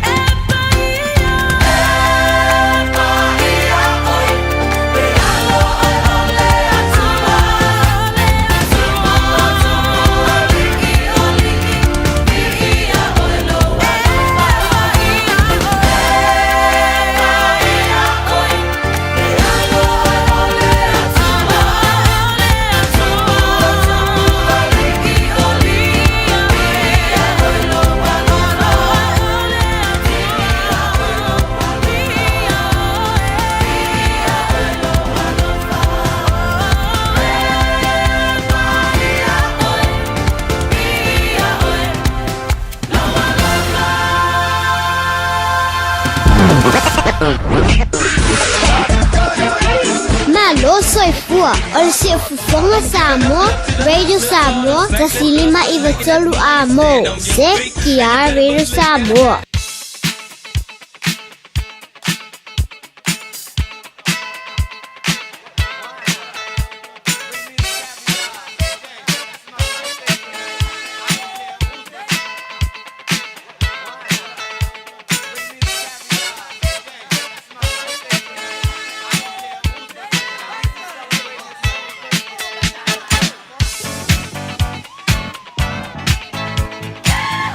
Pomlengas whana wala so tōwhila nei lea so lua se fulu malafitu o le masina o February wa matala le telefoni pe ama whaina e whangai na le telefoni ma moli se whamnianga nei tae au. Tolu fitu tasilima iwa tolu o lo mo fo le manoi lunga le tātou Emily. On air at radiosamoa.co.nz. E mawhai whananga o le tātou Facebook mari YouTube o Radio Samoa. Io awala manai o mai whamnianga nei fo i tae au. Fo ia le lei a matamelo pito nei tae au. Lega lo ia tato whamanianga le wailunga le apia fōlinga mai a Carolyn Tuala. Happy 21st birthday to Elijah Sioni. Have a great day. We love you from Linge, Pepe, Martin, Ethan, and Caden, and baby Damien of Mangere East. Lo iei fo tato whaamanuianga I lunga o le tato email o whaamanuianga e mai a whaafiti au maau mau whau. Whaamania atu lea se whanau o le atalii ia o Mecca Jeffrey Fau e ato aneilo na se fulu ono tausanga. Tamalelei matu anga lea unga usitai yo matua mahawa I tangata matutua o lo whaanga mai o ainga New Zealand ma Samoa male lalolangi atua ai whaasilisiliai lo whaanga mai o matua ia o le whaamanianga le na e mai a whaafiti ia maau mau Fau. Paulina Manor Sifua. Malo soy fuera sunga le awa, talo falava. No fa. Ya, pamole mole ul famanianga le sofa na wo. Sara mawa. Ole asole nei le asole sulu pitu e ato yelo na iva tausanga. Ya. Ya lo fale atua famole mole, le atua famole mole, alo fale atua. Po ya te inicia so tele famania iluna sofa na. Ya. A me se fo ia usta io na matua. To anga le aonga ai mesele au nga susama so anga le lotu ya alo faanga mai lo nena le lunga le telefoni fa taila matavai lo fa taila Paulina Manuela va nei tae au is this from Yanga Lapito Josh le ai tavai Paulina nei fa Yanga le wel tamne ya le lei fo I se o kilo kwa e le fa Yanga tasile na o so mai il piccole le lau kango ko pe aku mon nei taimi o kaya ana fo o le famnianga nei mo le aso soifua o le kikilo Florence Abel mani tele lava loa soifua o le viinga le tua o le ua pune lo famaritato matai fa popo nei tu sanga lo soifua o le matu talo ia whapena na whapopo le tuanista usanga se tele mo oe, mātou te alo fa tele lava mo oe, Florence Aveau, maruia lava whaiva o lo whengai ma oe, le ngata leo tiute foi, a wale, tau tuaina o le kane sia. Ia o lo whaangana mai le whanau, ia Maea, Anginga, le Amoana, Pitati, I Malangi, ia masiau darling whapepele, ia whaamai o malo, Aveau, maruia tele lava lo wasui fua na whātou Florence, maruia lo wasui fua I le so, Os kako papa kiu fa mo mo.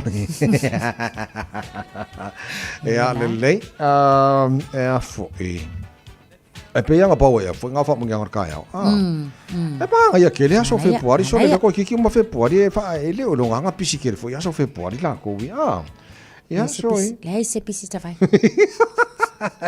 E pe se mas inga file mo mas inga Februari le ke le Februari ya le lei fam le atul purenga mana fenga venga le Radio Samoa man pakala me malo tai au e le pese mai le hallelujah worship team tele la voto wasa fana ne yaso ia la sei fo so it was for lima e le pa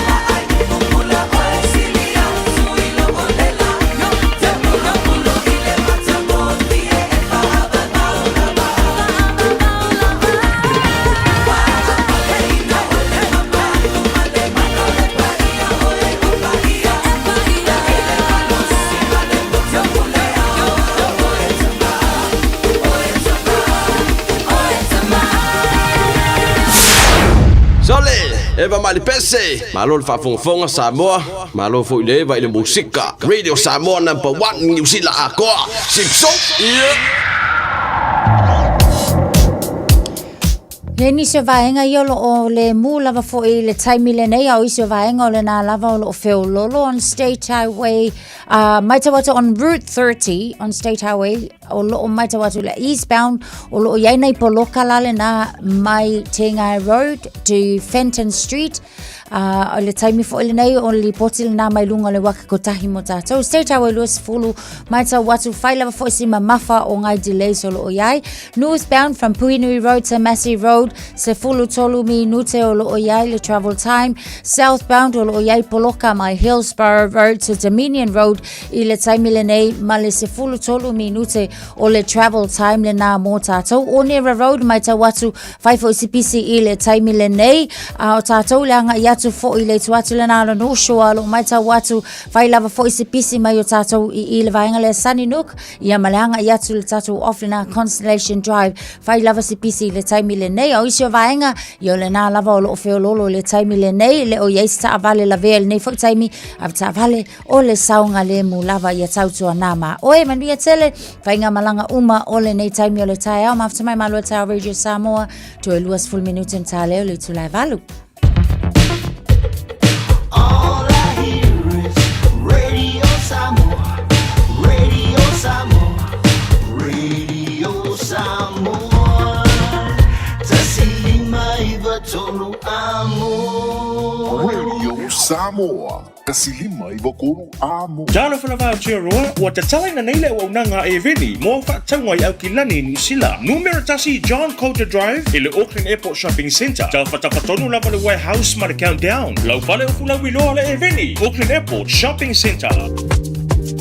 O le aho nanga le sebe mawai o loa nanga tae peo TV, speaker JBL, telefoni Samsung, moenga Sleepwell, City no 4, pusa aisa ma o loa nga I leo mukuka. Maua foi o lotu aisa, vai tau mafa maisi. Tutongi I nei New Zealand e piki lo ai ngai Samoa. Fauso tai mai le Facebook po le Instagram ale Sapa Pia Samoa, pe emaili mai I le buy@sap.ws. Sap, lau fale o loa numero tasi I Samoa. E te mana oi maua se lumana I manuia o lo wā tali I polo wā whawhine.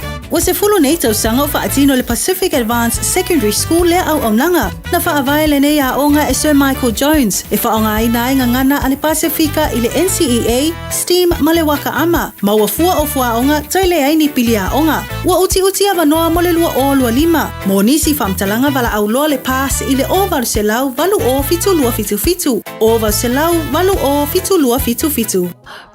Radio Samoa. Taslima iwatolu amo.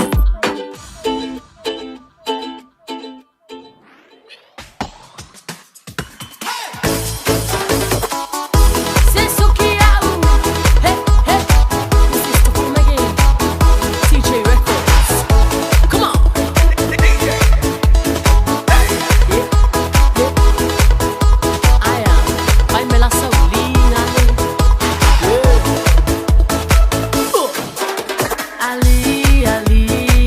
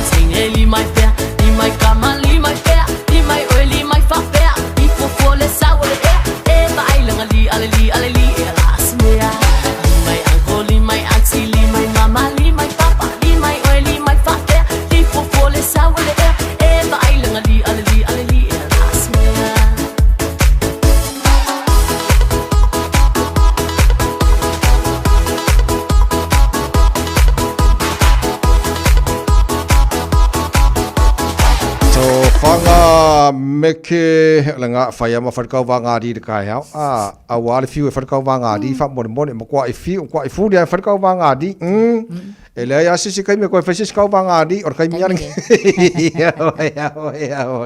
ya le leito se furu di ma minuto lo talo le tula Valu taru tala masa mo pa tala valu le tau nei o leo fatas mele fionga le le il polo chimana ya bon tato li poto le first of ya ta Kato ia il fata fitele nei foi vai aso vi ele tua malo le soi fo man via la fionga ngal malmana Ia o le tele lava la tau fa pe e set fa u mai al me mo li mo o na li mai lo na lo soi fo manu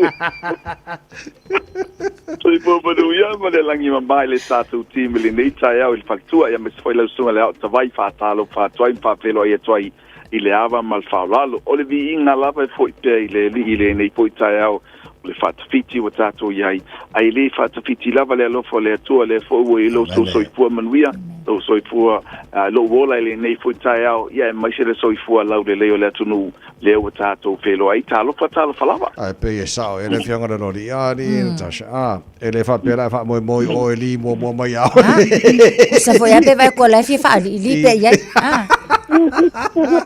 ja vi era lo fole tua fa ftai o le ua mo fole ne ava no tato felo ia lo soifua manuia ia mar soifua lau le le tino ia ma se mato wola fole nei tai au ia mar ka ko fa fiki le wala fa moni le so noanga e le fa fiti le lo fole tua o le tau lo tavai le tato mau mafadi lava ia ala fa ia lo le tai au mino yo au ia me tui fa tai ia Yesu mo le asfo ai di o se mal mo tavai sa le ia sa no ia mo tato li poti fa mal mole tai le lava upo fatino ai le tato galwenga by fias utau saga tavai pe lava na tani ai o la lava le vai ia lava le mafau to titi lava foi fanta na tavai ba tato tibile ile tai fa tai mo le ia vala mo le tai au mo lo tunu pele o te fatalo fa mo fa felo ia tu ile ava mal falo au da to fele tu so spata fa taula me le te fo ia pio ngai patele fionga i tamai tai sa, pe foi fionga ia di felela, ai lenga taile tu sunga i whawhenga inga sunga i au whalpenga, tai tai o e kālesia tai tasi, Alisea, Epikopo, malo ngā lulu malo fo i le tautua i le atua ma lona whina ngalo pātai fo i tau sanga mūlia. Au sina le atunu whakelo i pātalo whātua whia pilau mota, ai o tamam tina mātua i le nei tai au tālo whātalo whalawa, ma lo le fulau ma lo le soifua manuia whaftai tele i le tapua inga paia malu whal malo pio le peonga le konsula o Minsta ia o patena fo i pai pule o le tato malo i New Zealand papena Samoa ia ai mai se fo ia tonu ofisa taitasi o le malo lava ngalo malo fo i le tautua atunu ia le whangalo ina lava le al tato lau e tele o i la tau lo papena na tausi a inga e ala le ngaluenga ia me se fo i tonu o lau maota nunga la tele nei taimi la tau mana va mai la tau fo i wasa undi atu ia fa pia lava tonu o la bota tau singo tato matua ma lo lava fo il faival tau si ainga tu langa pena ile tato tau tua ma lo fa tai ana fi fo fa nga solo a tato sign up la sio tato tava le na sai di fo ia dafi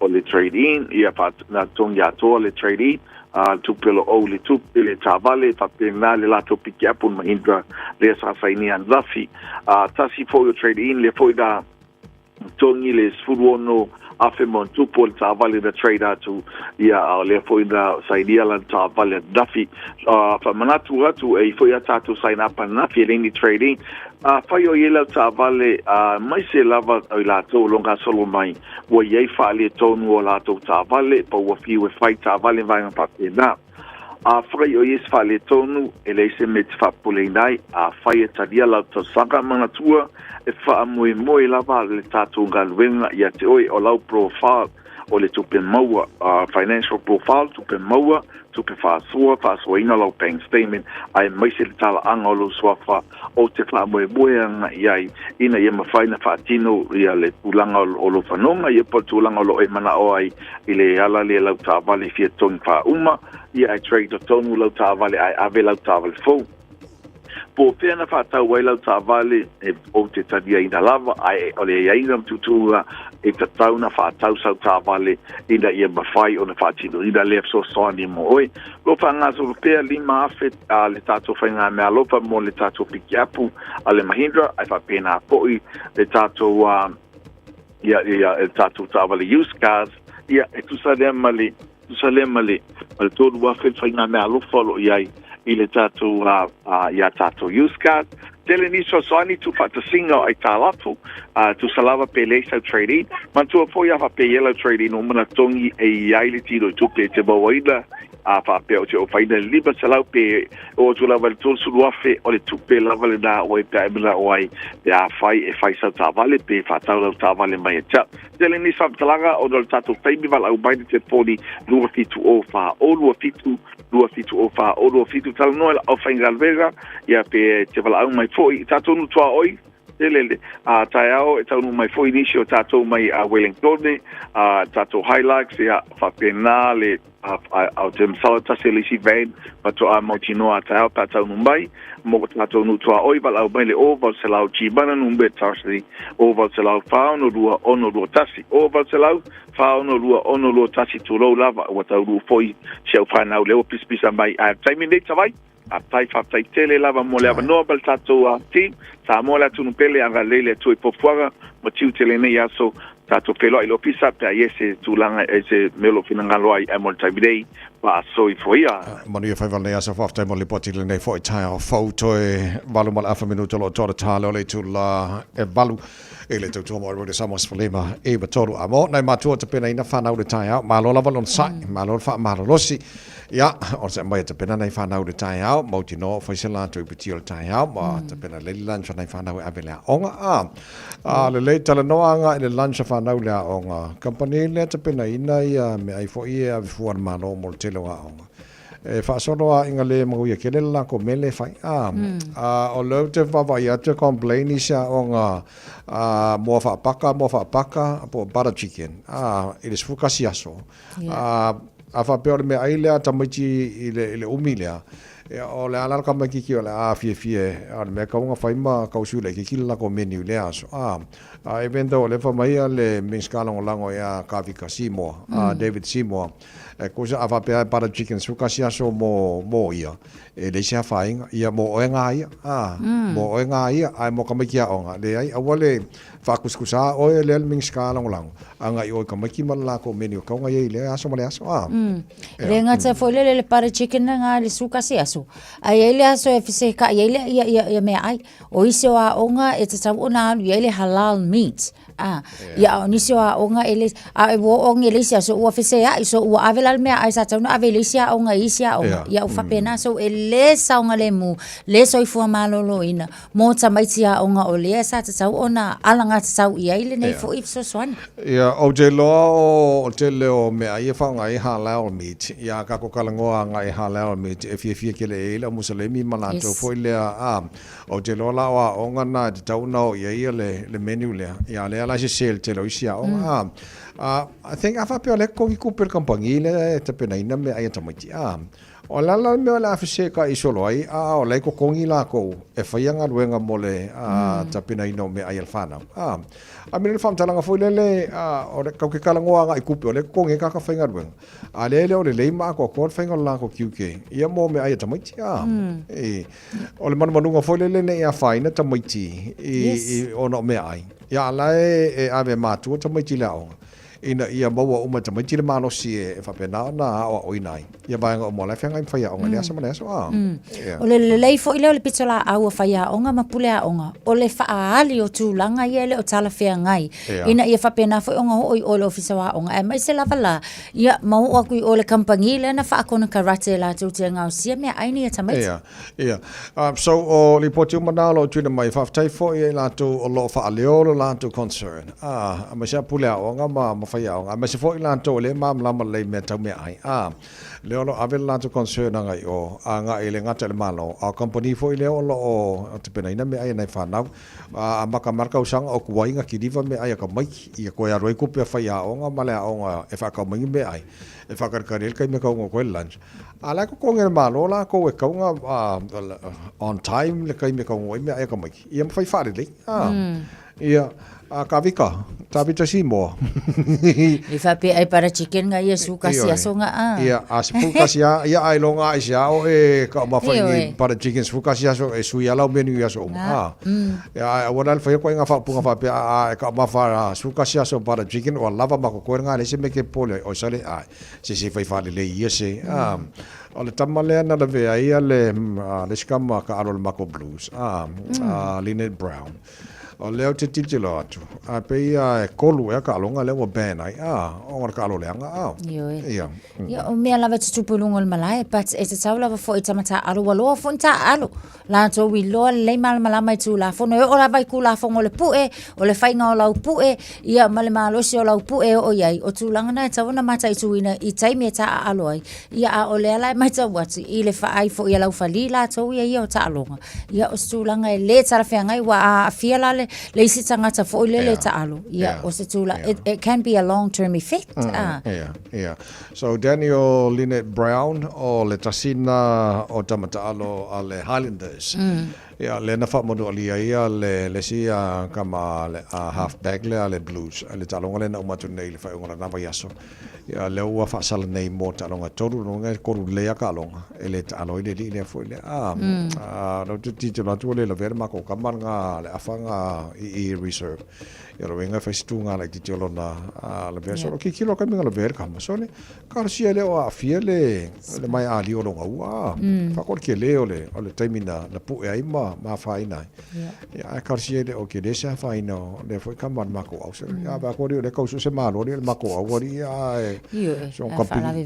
so kapingi fa penga ma ko kamari so le si fai fa le yese ia le so nai va nga na le tai au wa fa fo mai le no se ya lo fa ye ma tu se va venga mo ri ka mai ki dao ngare kuai ya le kuai wa kuai la wa ru nga mo fo episode la wala ma kuai ka mai ki dao ia nga pulesa ya le kongol ka vale ma ke le ma afia mai ka mai ai sa le ia la fa ja fa ma stino le ya lu fa ya nga vai ka mai se fa la lo mo pulesa fa ya nga wa o ma fa ma stino so ma tala mai sa mo le tai au ya nga wa ku ka ko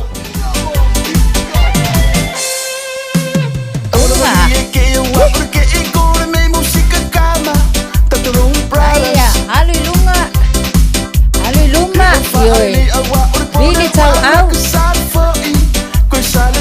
Anu tua Aya Tau ya leo tafa Aya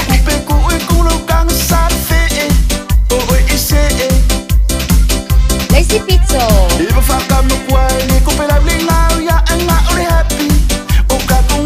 Anu ilunga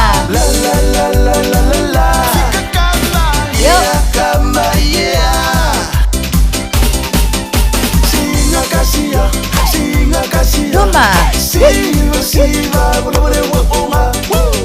Anu Aku ikua vai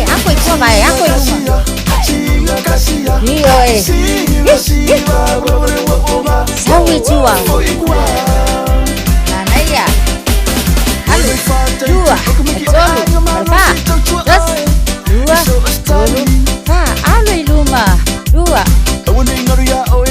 Kasi Dua Tolu Alfa Kabali Autafa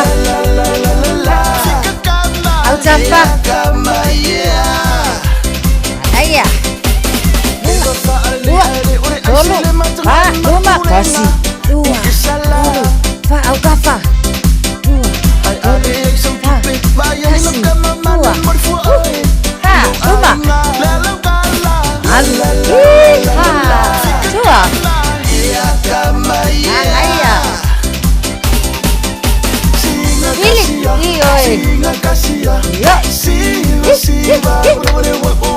Aya Aya Anaya Esi Bito Awoi Siva. Aya. Iha. Se Siva, se Lunga, se Lalo, se Siva, se Lunga, se Lalo, se Siva, Siva, Siva.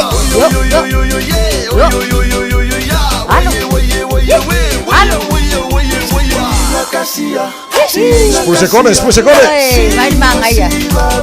Iya, nama Ceconu. Ako Ceconu.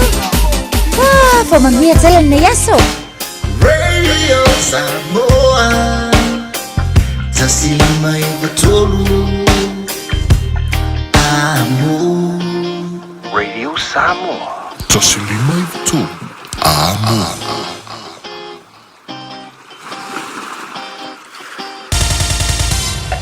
Usi mai alau whaafafonga. Telefon mai Samoa ya sa taitasi. Wa au mai mo oe ona o le langolango mai a le talofa voucher. O te whaatalofa ro tātu o tunu. Tala mai Samoa, usi mai alau whaafonga. O iei nere whaai unga le malo e ala le kāpeneta e whaatau mai ni afi e le tise se fau se lua. I se tau e tu sama le 5 miliona tā la. I le wha moe whaale le iai le maua peo le uila po le tise. I le tuana iai o le aso sama le po le aso lua le mai aso nei. Na motu sia umai lea au nanga i le motu o uponu. Wa wha ilo ai e le fionga le minstao ngā ruenga te tele ma whala ua inga. E au fi ai le wha alapu patonga le malo si tau e le tise lea wha ai unga le malo. Au ngā lulu e aida ufai ngā ruenga le wha alapu patonga e wha le leia. Le wha le tonu wa fi ai so onga waia mana losi. O loo wha ta oto I lalo le palapala. E peo na feso o ta iaide no fuanga o iaide afi e le tise fianga. Ma le afi e le tise I fulu o sau. Whalia le minstale tō wha olo a forfiti wa ai. O le mafua anga leo le pē wha fua se iai o le tise. I le aso sā ma le pō le aso lua I le motu au ponu. O le kulanga kongu le e ka oko I whale tonu gaming e. I mankua fo I o le lua fe sfulurua e. Ya. Le nga whaka oko I kako ngā ruenga le whianga. O lo i kako kei po malo losia le sa o I kako eriki se mai ka I whianga nga I fulu o sau. O ina tonu la le o lo o wa whaina au wa tupo e le whale tonu o le kise. Mai peang sila fia e le so onga I kongol malai kapolo le sa whakingola ko ngā ruenga. O so onga ngā sa kakau o ngā whaifa le le kaimi. Ka whakingoi le whapi ingo mea ia le ngā kausanga. O le mea ukulai mai. O me masangi lava ia mo waia e ki se malosi. E kaunga aru kongo paipaunga fo I e sefe auange ia o I se vai. O le so onga le nga whai mai ngei I le kulanga le nga maua. Le se paipanga whaunga inga. Ki le kaime the first installation. Le alai mawhakia ngei I e tako au whainga ruanga le kaime ngei. E kau ave ese le vai ma kulanga uma me whapenga. I so onga ia sa whakingo. Mai umaku fo ila I o le so onga le I kokongol malai kapolo. Ia la fo we isi so onga ianga mai ai fianga me mamau le ia le sa kau mai. Le lau avaku iai ia lau whakonga ila au whainga renga. Overhead lo lai. Whaalu lunga ia kako waia lea. O ngai le maukingo fo I pe ke ukupu mai fo isi si wha le kongu. I se isi fo iso onga nga inga I fianga I mea mamau. Ale a kam whai kako au whainga luenga e koso e lunga overhead si lainga I pou. Inga ia awanga I koe kula I mai se whale kongu ai ke kakalo aku malo wanganga whaalo alo I malo tatu o tunu. Ia lava pale malava ong sai. E kakau fo I onga kako walo lofa I alo mwhanga wala o ngā luenga I kula I mai se whale kongu.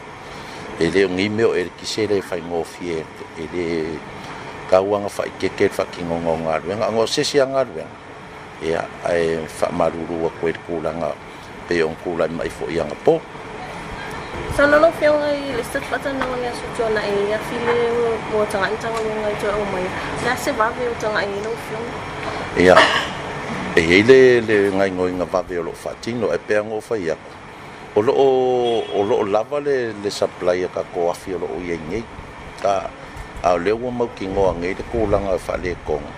ia o le fesookaʻiga lava lea o fiaga ma fulu o so a o la ai le ngofo foʻi kako faiga malo le ua uma a mai le ma kalia mai a tapega le si foʻi o kalasaga a mai gisi fou se lua ia faaleoleo ia lava ma kokoe ia se malosiaga foʻi le laga o le mea o lea lava e aluluga ia le faaaogāiga e kagaka o kako kugu o le elekise logauiga i le mafai oga makogofogofo ai ai kauanga nga o le mili le kako faaaoga elekise i magaʻoga o takou akugu Le tō whaolo a whawhiti wa ai o le minstau ngā ruenga te tele me whala wa inga he au fi ai le whaalab te putonga o le malosi tau e le tise. O le fuafuanga e peo na whaeroa le minstai le tai lea i lunga o pou moli o waia malolosi. O lo ta oto nei lalo le palapala i le vao le afi fulu o sou, ma le afi fianga. O se ngā ruenga wa whaeroa ai e le pulenga o le malosi tau e le tise, i se whaasile silanga whalawa i tele.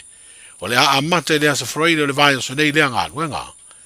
E 2 kilomita le umi o le leina malosi i le palapala, o le asuia i le leina malosi, e tasi tesi ma le 5 kilomita, o le atai le ilunga ma o le a whaatino lea leina, i se vaenga lata i le malai tāpolo i whaleata. O wha malulu ai le minsta ma le pulenga o le malosi tau e le tise, ia i lato umana a fia, i le tūlanga na motu si ai le au nanga ma le naunau teinga, o le a lava papale malangolongo atu no tātu mutanu, a o whaatino ngā luenga uma mo le toe whaale leia, o le whao i nātua le tise i lawa mauta, whapea pisi nisi uma i lo tātu utanu.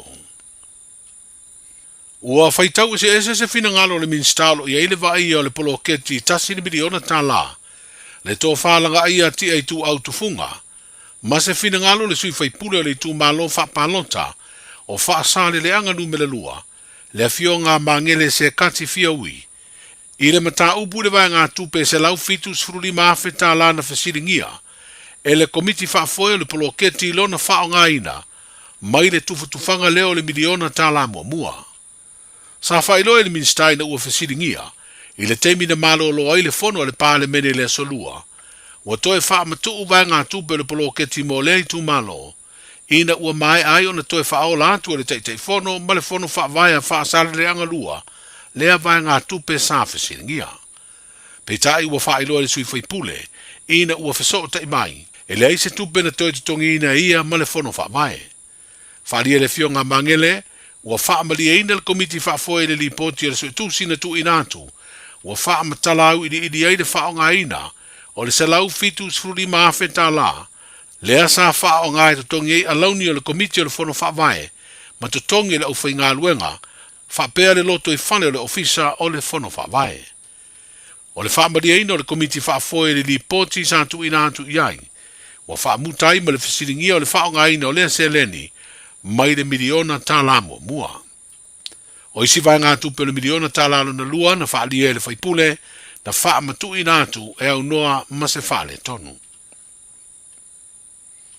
O le fola ai le vai ngā wha ubufai o le whaatua I le atua sa mo uatasi, atu la e pulea le malo le ala tu to e solo ia, teu ngore tu la fono wha vai, na fausi ai le tu la fono wha amsinonga whanua masua fore tau sanga lua o. O lea ua tau nuu, ina ua maua le whainu mela e tolu se furu ono no fua e lima se furu tolu o le paya inga, lona se furu fitu o le pale mene o iei nei. O sui fai pule uma ia o le vaenga wha upu fai, o lo tau veina le pulenga o le malo, e au fiai le fufonga fitalai, ma le sui fai pule to tasi o le itua ngai, le to wha maulolo ta vita a mosa. Sa palota lango I lantou, e ave sea ia tu la fono e peo na si le fia na mafu ai, ni fete na ingo manatu ma fina ngalo wha alia o le tātu utanu, ai mai se le sosa ia te alo ia I Samoa, wha pea le tātu wha amsinonga, a o te pena ia tu la fono ma teu ngor wha vai tu inatu, I le fono au, I le paya inga taluai po le paya inga lelo na sfuruono o le pale mene, a o tu la I le vanga wha upufai e pui ai a te tau tangata, I le pulenga o le malo ma le atano. O le ausi ai o le lua vai tolu e peo na sao fi ai le pasia, o teu ngor le wha vai lua o lua lima, ua pasia I foi ma teu ngor le tu la fono, o wha amsinonga o whanua masuafa le tau sanga lua o lua lima. O se tu singa I le tu lau o le mtanga luenga o wha amsinonga, ma le whaafoina o unanga tau wha amsinonga lo wha ilo ai. O le a amata wha mamalu le tū la whono o tautunga o le wha vai lua o lua lima, i se aso e whiriwhiria, e le taitai o le tātou malo le fionga i le pāle mia. A o le tū la whono o tautunga o le tū la whono wha msinonga whanua masuafa lua o lua lima, e wha mamalu i se aso e whiriwhiria, e le fionga i le minstau mtanga aluenga, o wha msinonga ma le wha foina o tūlanga tau wha msinonga. O wha i loa fo i le mtanga aluenga le a wha asana lau wha alawa i tele, mo le sila fi ai lo tātou o tunuu, aso le a wha mamalua ia tū la whono ua pasia. O le alatu wha tino foi, le wha solo o por kalame wha lawi loa le mtanga aluenga i nuu mafi o anga mele tunuu atoa, ina ia nofo sila fi ai ia tū la whono teu teu, e peo na tau tino le mtanga aluenga wha msinonga ma le wha foina, o tūlanga tau wha msinonga lato te whaia, a o wha ngā solo wha talitala noanga o ia tū la whono, e peo na sa savali ai lo tātou o tunuu, e sa iri ni o lātou whina ngalo. Wa whaelo le sui whaipule whale ata tolu i le pāle mene, le tō whale ala i le pule rimoni e yafi, o le whaamsinonga e o i ai le whaai unga le pāle mene ua pāsi ai le lua vai tolu, teu unga le wha vai lua o lua lima e whaasino, i le whaamsinonga o whanua maswafa. O le whina ngalo le sui whaipule si ni o le itua ngai, e mafua mai le tau whaamanino ino ai e ingo le wha vai, i le nu mela e te tau ana maua ai le lua vai tolu ana fua e lima sifuru tolu o le pāle mene, le ana whaalia le whonga whatalai, e tolu sifuru lima tesi ma le tolu, a ena saunoa le ala le pule wa iei se whaai unga le wha msinonga, i le wha winga ina o vai ngā mea tau fua inu mela, e peo le whaai unga le wha msinonga o le sifuru pasene, ono fua o tamatai. Wa uma ona whai unga a le highest court, the appeal court, i mene o paingo mela i decimus. O uma, e le traisi sika sesi whamusinonga i lunga atu whamusinonga uma na maia. Le mea whaonga i le whaonga inga decimu. Le whaonga mo objects, tangata. O le whautuanga na tau avatu i lau fionga. E pui e le manu ni fua. O le tata mta upu le so. E o ofo whamusinonga. O le me moni le. E o whamusinonga. Ale tanu atu le male ava e fai alo fai lau fionga. Ya whakatai. Whamusinonga uma tata whamusinonga whawai na maro le tūne. Al fai alo fai na lau fionga. Anai sila fia o e loia.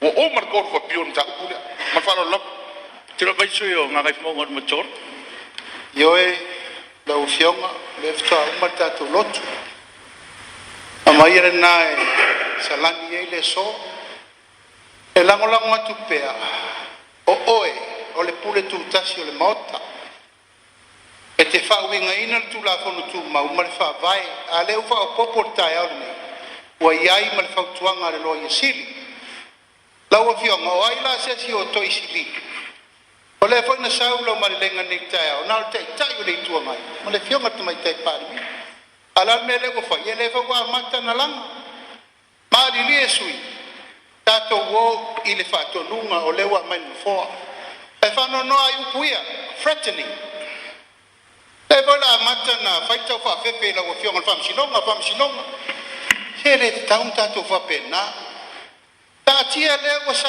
no le fonga vetela a mai lago no fa moi male a fionga le lo ye siri o ise se foto ina le malo o ise si lo ye siri atu foto nga lo ye siri o le mali li sui che io mal mele la fa solo o ai la tanga te fia le ave fam sino a wala mai o puna e le fa pele matapia le manaya le sui fai pule o nganga i fumbanga tolu le sunga la audi le o te polata i Valfosi Smith ma le fai pule o whale ata tolu, le tō whale ala i le pule rimoni e iafi ni o la whina ngalo, a o sauni le pāle mene le pālota e sā i di aide lua vai tolu, e pāsi ai le fai taunga lono tolu o teu taunga le whaavai o le tau sanga lua o lua lima.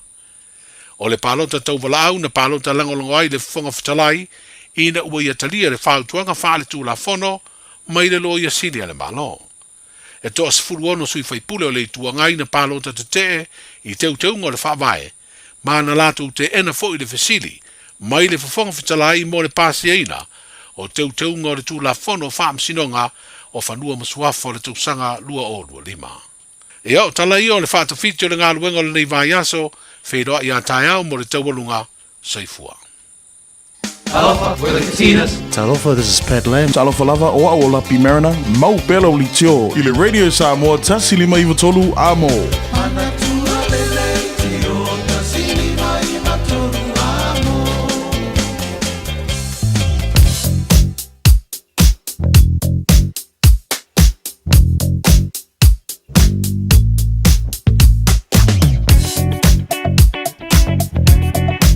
Ngala tapai luka la wala nei taimi o le tai ao poloka i o le tele vai ngala wala il papa yatu nei taimi o le tai ao fou ele ngate lungo highway sa fa pena fon tele o isi a wala Massey Road mai lava middle moa ngai o i Mangele East fa solo tu ai o le malanga le malaba lele poloka i o nei taimi fo le tai ao fa pena le tele vai ngā Favona Road Mount Wellington Highway mai lava pe miua fa solo mai i le vaenga lo iai ia Silver Park fa solo anga i le on ramp anga le Saute fa pena foi le on ramp anga i le City Bound o State Highway 1 o vaenga o mana fa spoloka mo telo isi vaenga la wala lunga i o le highway si le titulatu le time o le town State Highway 1 au e fa fonga mai o e malanga le State Highway 1 City Bound fe lolo va pa kuranga te kanini Alva te kanini a Manureu fai poloka lai titi flow le mai ba Manureu nga i Manukau nga te iri rangi fai poloka nei te mata fa pena for East Tamaki Road on ramp City Bound Fasola Twai High Brook Tip Top Corner Mount Wellington on ramp LSD Penrose on ramp fe lolo ba Green Lane nga i New Market mota to malanga City Bound port malanga te ulanga ya kilani by State Highway 1 au e lunga State Highway 20 pasi mai le State Highways fuluono a fe mai le tano poloka tono le tano le terminal tai au poloka fo i le va Mayora Road on ramp ma Dominion Road on ramp fa solo mai Hillsborough pasi mai Hillsborough Road on ramp flow le mai lunga la wala la papa fa poloka la titi malanga il malava lele luas furu poloka for southbound State Highway 20 mai lava Lambie Drive on ramp fa solo quite rainbows in anga o le link o State Highway luas furu anga State Highway 1 o vaenga poloka o manal nei taimo le tai au poloka fo i le malanga mai sifo nei taimo le tai au fau mai lava i o le link Mount State Highway 18 mai Green Heights fa solo mai Westgate Royal Road Lincoln Road Te Ara 2 Point Chevelia Western Springs poloka fa solo atora nei taimo le tai au ma pena fo le link o le sifulono angai o le Highway 1 na fo fa poloka mai North Shore o vaenga o manala wala so o le tulanga na o ilunga na wala after vale tarsanga tu ia to all time lava on sai usta itu la fono lunga la wala o vaenga o mai tauna usta ia tato ono tulanga o NPC ile nei vaenga o tai o vaenga la tamana lunga la wala nei tai Talofa Samoa o Jerome Gray le nei pe o ti e lau ta vale po e fa fonga mai i lo mota ia tu pele ni lo lau le tio le 15 i vatolu a mo Radio Samoa numero tasi i New Zealand. Ua mawhai ana au ina atu le tala o le tau Yaso Taitasi ona o le lango mai a le Pacific Finance Limited. Telefoni o Varselau fitu whawha lua lua fitu. Pai ngana tamani nei le tala o le tau pawai atu i Samoa lua se fulma le whawa i ele vevela le ea ina wa te ele valu i Samoa. Nei taimana tai au, tu maui ngā le tau le atunuu, e le taimi langi le le iai, le taimi whasoro na awa ompa o timu nisa pai ngā le atunuu, e le nei for Yaso, e mawhaina o le vevela le tolus fulma le tasi, degrees Celsius lona mawalunga, lua se fulma le ono i lona mawalalo. Whatalo patu e fwot nei pai ngā le tai au, mawalo le atunuu, lo whatas mailitara pukalame malo lava sui fua maruia. Australia, good morning. Malo si fo maria nei taimo le tai au se fulu ono lo ile malu le e le mo Canberra le nei banga le tai au o le asu sulu bata ko file la ia ma vela ile e o lo na mo runga le tolu se fulu ma le fa se fulu fa lo na ma lalo so o le langi de leina le ia tau i Canberra Canberra lo winga lai mana ia mai le maru le nei banga le tai au ia o lo fo le o li sulu la ia nga mo kwa vela fo ile sini Australia fa si vela nei tai au lo se fulu lo iai o le aso sulu matengo fia foi le la vela foi o le ea mo outou lua se fulu iva i lona maulunga lua se fulu lona maulalo ia mo le nei astofi merpone ma lo la vrasi fua manuia to tele tatun fatalofa mo le te al fa mo outou le tai au fa solo na awaolang le leil tau mo outou e pa o nai wanga ni so taimi la mana il malu le nei wanga le tai se fulu valu fa no atu le vela lua se mo le ono i le so pe aku kusa le vela outou matu nei au kilani ia o isi vaenga i Brisbane Australia ma fanafana ro i le nei vaenga le tai lua se fulu o le fasolo na awa o le tau tolu se fulu degrees Celsius mo runga le vela le mo tolu so lua se lona mawalalo Perth Australia lua sutasi lo yele mafanfana le nei vainga o tai au o la fasona na awa pa utimu ni so taimi lua se valu marunga le vela fa mawina mo ne so fasona na awa le tau Adelaide e ma ngai al malu nei vainga o tai su fitu ai o la mtua pe vela foi le e mo to su maltasi marunga le vela mo Adelaide le so Lua su tolu mo runga mafanfana le ea I Hobart ma tele na awa le tau pa solo ma rosi sa vili pa utimu jelo vainga Darwin tolu su tolu o le mo runga na le vela ia mo na vainga Australia no winga foringa mai vainga o Australia fai si vela le ea mo tau ile ne fo yaso foi mali talo le tau ile no fanga fasa longa radio Samoa tama ki makaurau ma mai atu fa mon mali tai au fa mon manu le si timo pa u Swifito le malu de neba ngol tai au tu mau na winga le tau le so awa o pa una wanga ni so taimi pe ta la langi le lei fo le tau mo ta tau le so lo so lima mo lunga na le vela le mo au kilani e de nei fo yaso tai au pe au dio le fa solo ina awa o langi le le tau lo so fitu mo lunga le vela fa mo wina mo au kilani e le aso tai au le winga yon tuatu awa o langi le pa una wanga na sto na e langi le le sama la so fu pa utimu na so lua langi le so lulu o le yaso o numa na yatu Ua loa le tautua le Pacific Finance in no ngā tupe mo so se wha moe moe. Ma liu, whai puiponga, aso whanau, sa whai whai ngā malolonga, ba so se wha lawe. Apa laine lo le pacificfinance.co.nz pe wala au le oval se lau fitu whawha lua fitu. E talo sanga sauna no ngā tupe i le bao le 5 se lau tala, ma le lua se furu hawhi tala. E lua minute whai lau talo sanga online, www.pacificfinance.co.nz. Ai tasi le tu lai whatali e se tali. E iai, ai inga whabitoa, pala au lo le Pacific Finance Limited ile oval se lau fitu whawha lua fitu. Oval se lau fitu whawha lua fitu. So e fasa lawina tatu tala mai Samoa pe atale tu lai se fulu male lua le o le so male fitu po ana nei o le taulunga o tala mai Samoa le tala valu e le tai au o le na ua whaafonga le tunu o whalongolonga fo ua se le fia e le fo ua lo tala na mai Samoa ele ne fo astofi o tatu iai tu sole me le iloe la ia na whaile installation o paipai ia o ai cables mo le tise underground la tu tele iloa masalo por se furu lua tau sanga por se furu tolu o le a pe ai le kise ma whaale ngai nai o ngā le whai me pepe lo le taimi ai mino ngā ruenga ia whai a maisa cables ia o lalo underground e te taua mo kwa i whai ma le mautinoa e umi se kaimi ma ia po o le fia se furu kausanga ia pe o fia se lau kausanga o le lei ato tōne puipuinga ia wai le whaingo fia e ringa fo o lalo palpala a wha pia lau la tau ia sa whaia i nangaruenga i le lua fesu lua pēn sau noa le fionga i le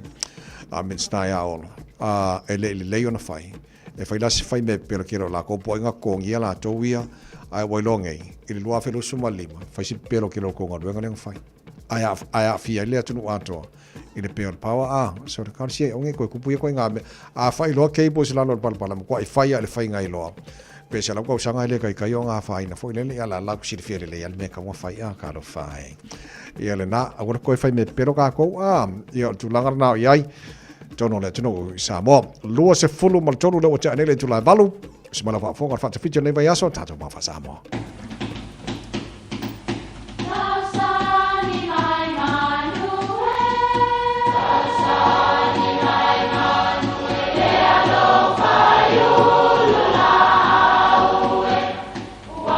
E o whanga manu i ululu o la au, awa e whawhanga I funga o la au.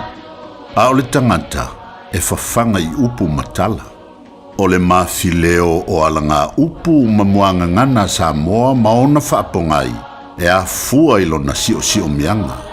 O lona lea sao I le whaatufunganga o le iloa whaale aso, mai le tautua se ia o ina pule. O alanga upu mamuanga ngana, ua lantou mamanuina le tō whamanino a Samoa, mana tua fo'i, e tāo fitau muli le atunu. E le lei le tawhetino I vai. O le upu le nei, o le tawhetino I vai, o le ifo lea I tino moni o se ainga. O nisi taimi, e whainga tā o na talanoa ma tā upu I le ainga, o na o le tau mo whai e pui whaamatalanga mai le whaalawa I tele.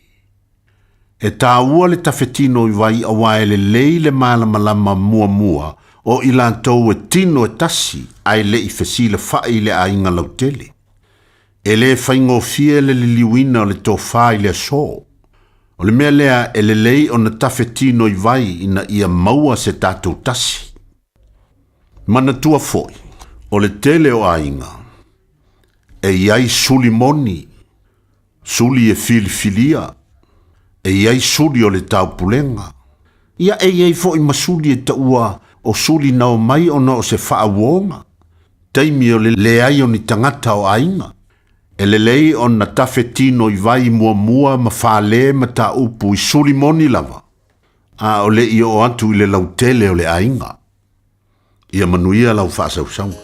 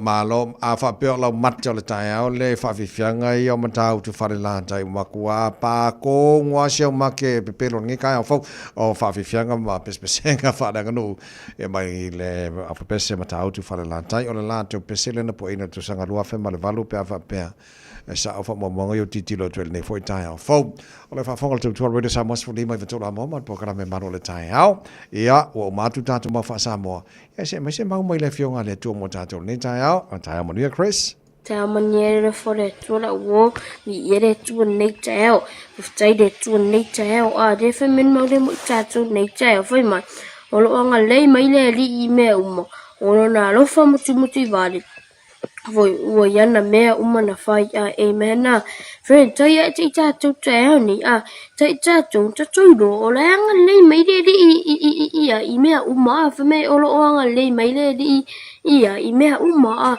no winga li fina o lo nga le mi de I mea fa mai foi a o na lo fa muti vale foi wo yana mea na fai a no winga li fina o lo na lo fa muti vale foi no wo yana mea na fai a li fina o lo na lo fa la lo ia o lo na lo fa muti vale lo wo yana mea na fai a li fina friend so one nei so take that on to do e anga le mai le I me mala vali fen to do for e anga le for le take that to ai fen o me na le to ma fa on to fai mai tao ni awa e lo fa muti vale le tu manga le mai le tu take that to fa pena to fa longo mau sta ien polo ingari fen Tau lai te tātou le aso ne, tātou I do lo o ngā lei mei le li mea uma.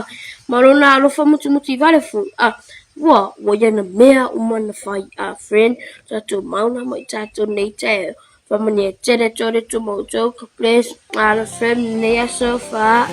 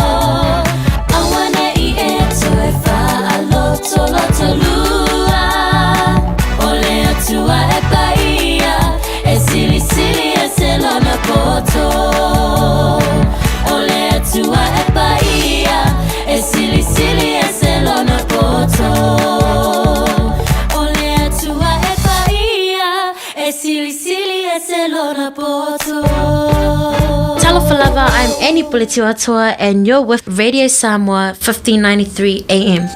Talofa Samoa, I mawhai na whasoasoani atu Dr. Jen pe a whai te a fiele mai suka. Tōta mawalunga, le maua se whanau, mai sela, whatu ngao, ti ngā le ua po tuli, whaalusile tino puta, kānesa, ma le tino mangeso. Maua fo i le kulini fulunifo mō nifo ti ngā, Matoi whaafilesi ai lau manawa. Tele nisi o loa e fesoasoani lo soifua maloloina. A fio ane loa eva ai Dr. Chen. I le tuatusi lua ono Great South Road, Orahuhu. Telefoni lua fitu ono tolu tolu fitu fitu extension numero lua. Jalo whanawao tia roa, ua te talaina neile o unanga e veni, mo whaataunga au ki lani New Zealand. Numero tasi John Coulter Drive, i le Auckland Airport Shopping Centre. Jalo whatawhatonu lava le warehouse ma le countdown. Lau whale o fula wiloa le e veni, Auckland Airport Shopping Centre. Oceania Career Academy, Sauni! Kako oi, kaule kaua! He whai ana whai! Wāste lumaga I maguia! A whaia sa ili se la asanga fau moe, a waloe te no whai. O le OCA e au tawina ai oe I mtata e sese. Maua visenga fau fale, vali fale, palasa, male soifua maloloina. O le nei avanoa e anga wa ai tangata no whamau masiti seni New Zealand o loo halala I au kilani. Le sitala nei loa I le OCA, I le go.oca.nz/apply, po le vili mai I le o varselau ono lua lua valu fitu tasi. O varselau ono lua lua valu fitu tasi. So lua se fulma 5 minuto lo tore tale o le tulai va to pa na minuto lo toil po klame malo le tale really Samoa mo ne stofi o lua fitu e so February o tare folo o le lua fe lua ma 5 sole. La mo foi February la ko ya e fai si va veri na lo ko sanga la ko mai matua la to mo molina to mai la o ne taya malo. Take it easy lo ngara wala orso ona fangalo vai fa mo mo ne me se me lo ko se nei fa now. Ai fa tau tau lei ya ma ni sa fa ta pula ina lunga la wala ya war sa ngale mo nei fa now fa mo mo pesele mo o Mr. Cowboy pa pena voi vania tolo ma lo si fa bria.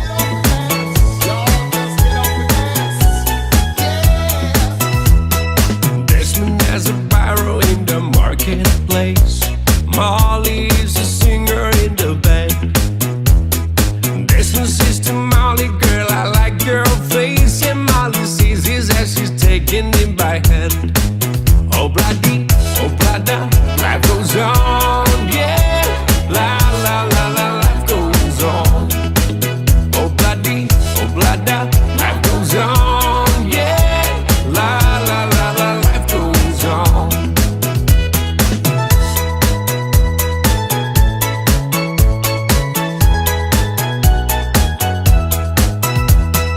This one takes a trolley to a jewelry store, buys a 20-karat golden ring, takes it back to Molly waiting at the door, and as he gives it to her she begins to sing. Oh bloody, oh blada, life goes on, yeah. La la la la, life goes on. Oh bloody, oh blada, life goes on, ooh, yeah. La la la la, life goes on. In a couple of years they have built their home, sweet home. With a couple of kids running in the yard of Desmond and Molly Jones. Happy ever after in the marketplace. Desmond lets the children lend a hand. Molly stays at home and does her pretty face, and in the evening she's still singing with the band. Oh bloody, oh blada, life goes on, yeah. La la la la, life goes on. Oh bloody, oh blada, life goes on, ooh yeah. La la la la, life goes on.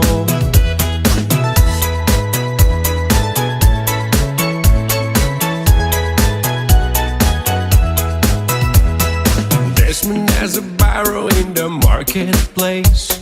Molly is a singer in the band. Desmond's sister Molly, girl, I like your face. And Molly sees this as she's taking him by hand. Oh bloody, oh blada, life goes on, yeah. La la la la, life goes on. Oh bloody, oh blada, life goes on, yeah. La la la la, life goes on. La la la la, life goes on. La la la la, life goes on. Ese fai male alo alo, ese fai male moana.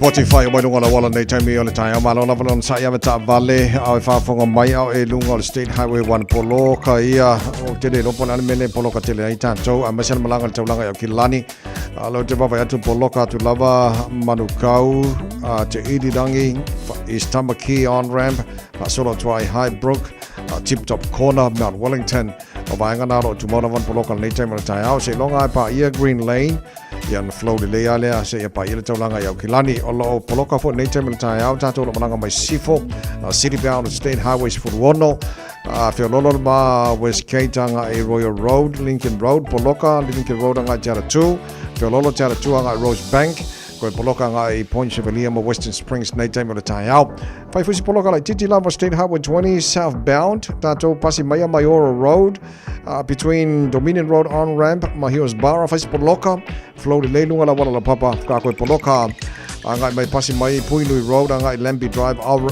off-ramp anga i Saute ia se pa ia foi le link o State Highway Lusfulu anga State Highway 1 o vanga o manalo fasi poloka nei taimi le tai au ia mo le whaafonga mai ane tano ia o le afo isesi whaamanatu mo oi ia le lava le sai lava pale tātou ia mai asanga le mo ia le anga i tūte mga luenga o le nei foi tai au toi se fulu ono minuto lo tōre tāle o le tū la Eva Joy Pauna Minuto lo toy le malo le tai out Radio Samoa mo le nei tai out fo mo le tenu ngolo so longa le le tai out le no fa malanga le le o tara matai le langi o la se no fa fsidi lo ko ngi kaya o la le me ngai fa fsidi lo ko mai e kusa maka ko ya fisili a fisili le le o na mo le tali fa fifino mai tanto ngi kaya o a sa o e va band malo se fo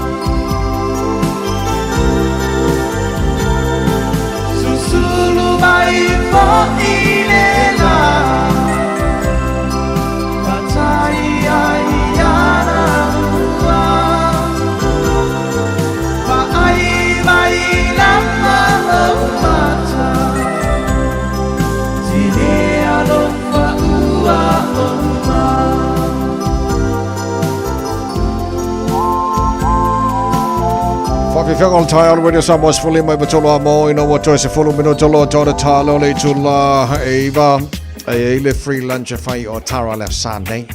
Awangi ngalo ya ke oi walo foi ko karsu fanga ka mininge. O fe lava mo isi tamo tanga free le tongina ka ko nga se ka se swang ko karsu fanga lo ya. Sfullo la oli o fa le fiafi. Taulang fa tau o tara. Yeah.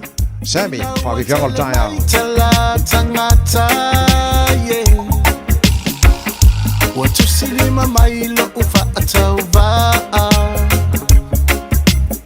ele aisisi etonu ile neyo langa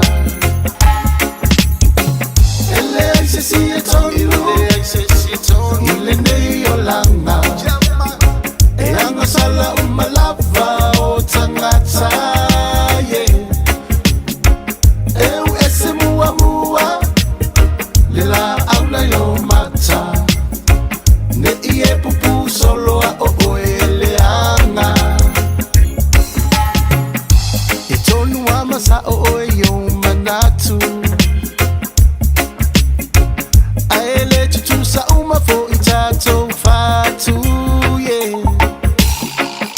le ala leolo unei fautuatu ye senga luea o etama fai fo ia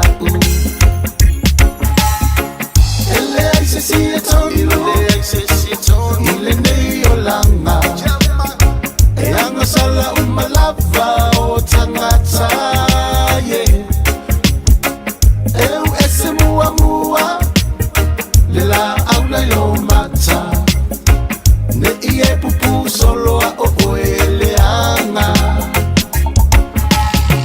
a eloto mawala lo ete malo awafo ile manatu pa amawalunga yeyo ele exesi esa o ile neyo langa uwana ole atuale atoanga hear me now dance it up listen up me only tell you one time ain't nobody perfect underneath the sunshine the Bible said if you know sin then cast the first stone so if you know be perfect then leave him alone. We make a mistake, you got to learn from it and move on by. Forgive and not forget to let them feel the good vibes. So don't be quick to judge if you don't know the full story. Just live life to the fullest and love your family. Ele aise si etonu, ile neyo langa. Eyanga sala umalava otangata ye. Eu ese mua lela aula yo mata ne ie pupu solo a o eleanga ele aise si etonu ile neyo langa eyanga sala umalava otangata ye eu ese mua lela aula yo mata ne ie pupu solo a o eleanga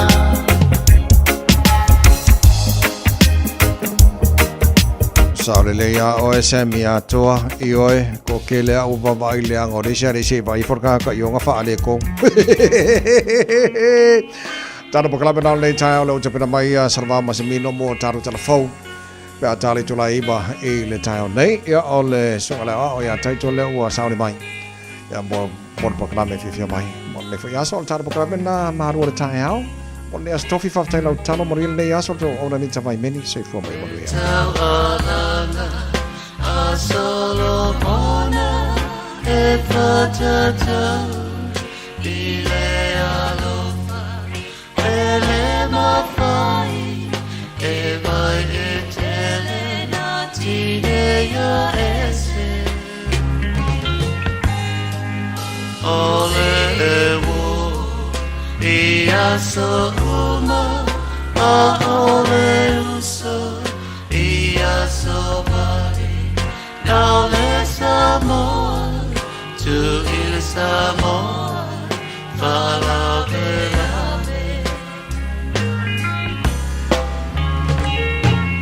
I follow, I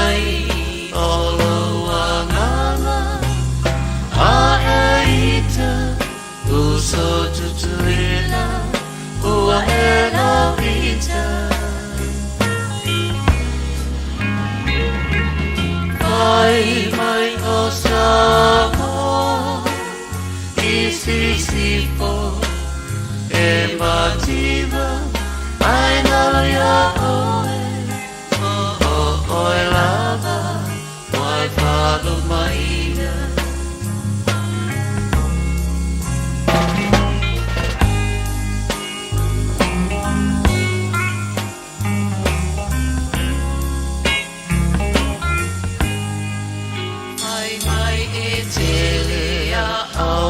Tanata I roa la umalava I'll sit kanga Ole puhai le wamasa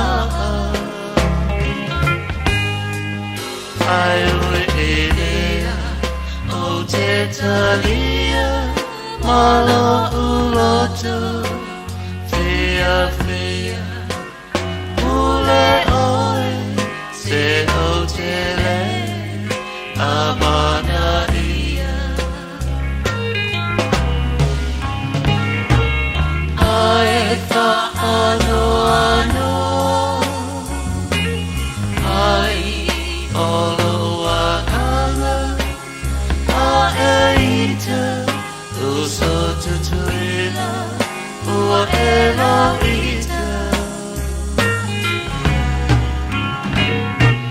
Ai mai o Samoa Isisifo E mativa Ai lalo ya oe Oe lava Wai whanu maina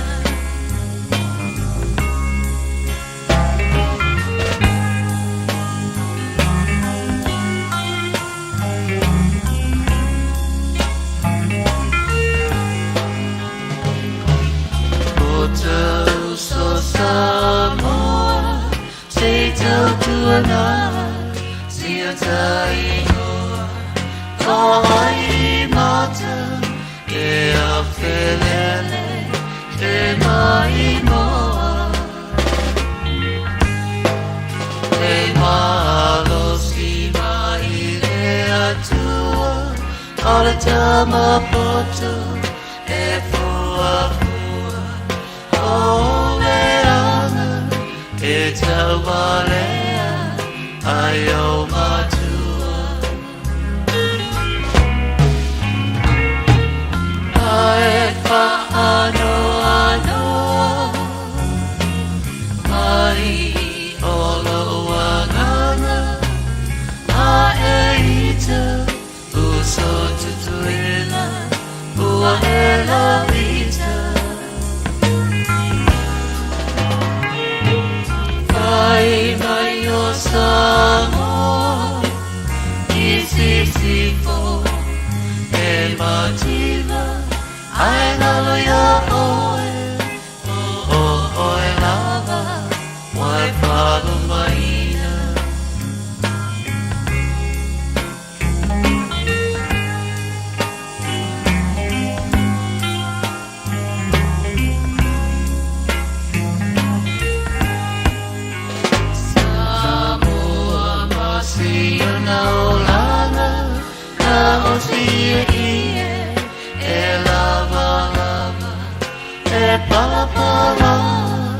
Oi mea e whai Ia na tawafa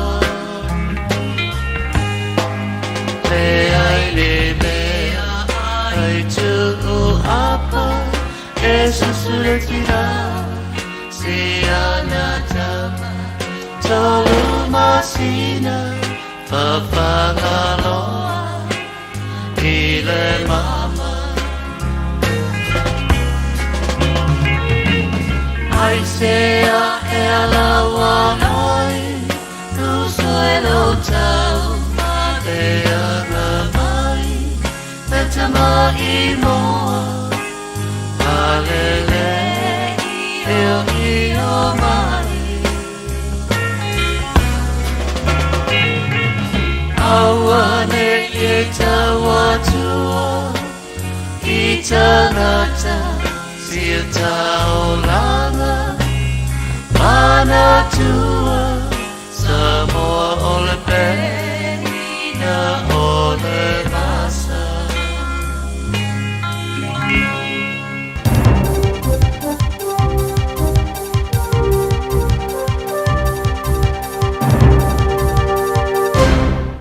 whaatala whātu tala whawala Radio Samoa le nei fo i tae au ma lola fo lau, alo mai o tala o leso tofi. O nei pia leo nua i pule ngā nui Hawke's Bay o leo sautala, e ono vave whaapipi i mita o le suavai. Tala noa ina fuafuanga ma mao le pule ngā nui le vao le lua fe lua iwa, ma le lua fe tolu wha. Ma o se tausile nei o mataa upu o loo iai totonu ai maise, o lona whaatu peina. Lua i le 5 miliona lea ua whaanganga e whaapipi i ai mita nei. O se fuafuanga wa vaavai i le pule ngā nua nei pia i le mai a whaata ita i Hastings, ma o lea fo iwa moli maule sui pule nua nei pia Annette Brosnan, o se polo keti e au ngā tele e iloa ai le te leo le suavai o loo whaau ngā. To e tautino se tasi o pulenga o loo i totono le li o pulenga i tolu o loo ngafa ma mea ai o loo tufa i whanau ngā onga. E le whai ngō fia sini o loo tau ma whai e au sia. Tautinonga nea le pula le Converse Group e le checkpoint ma o i o se tasi o le tolu kamupani le o loo ngafa ma le School Lunch Collective. Mea ai nei a whanau ngā onga na a mata lava o ngā masuinga fōu o le polo kalame le tupsanga le nei. E le i misi se vai aso ma se fai tionga. Ma ua toe whaai loe le pula le Compass o lea ua amata tuli matai. Le te leo mea ai to toe mai a onga te itasi. Ma toe whaaso atu wha matalanga nei i le matanga luenga wa onga.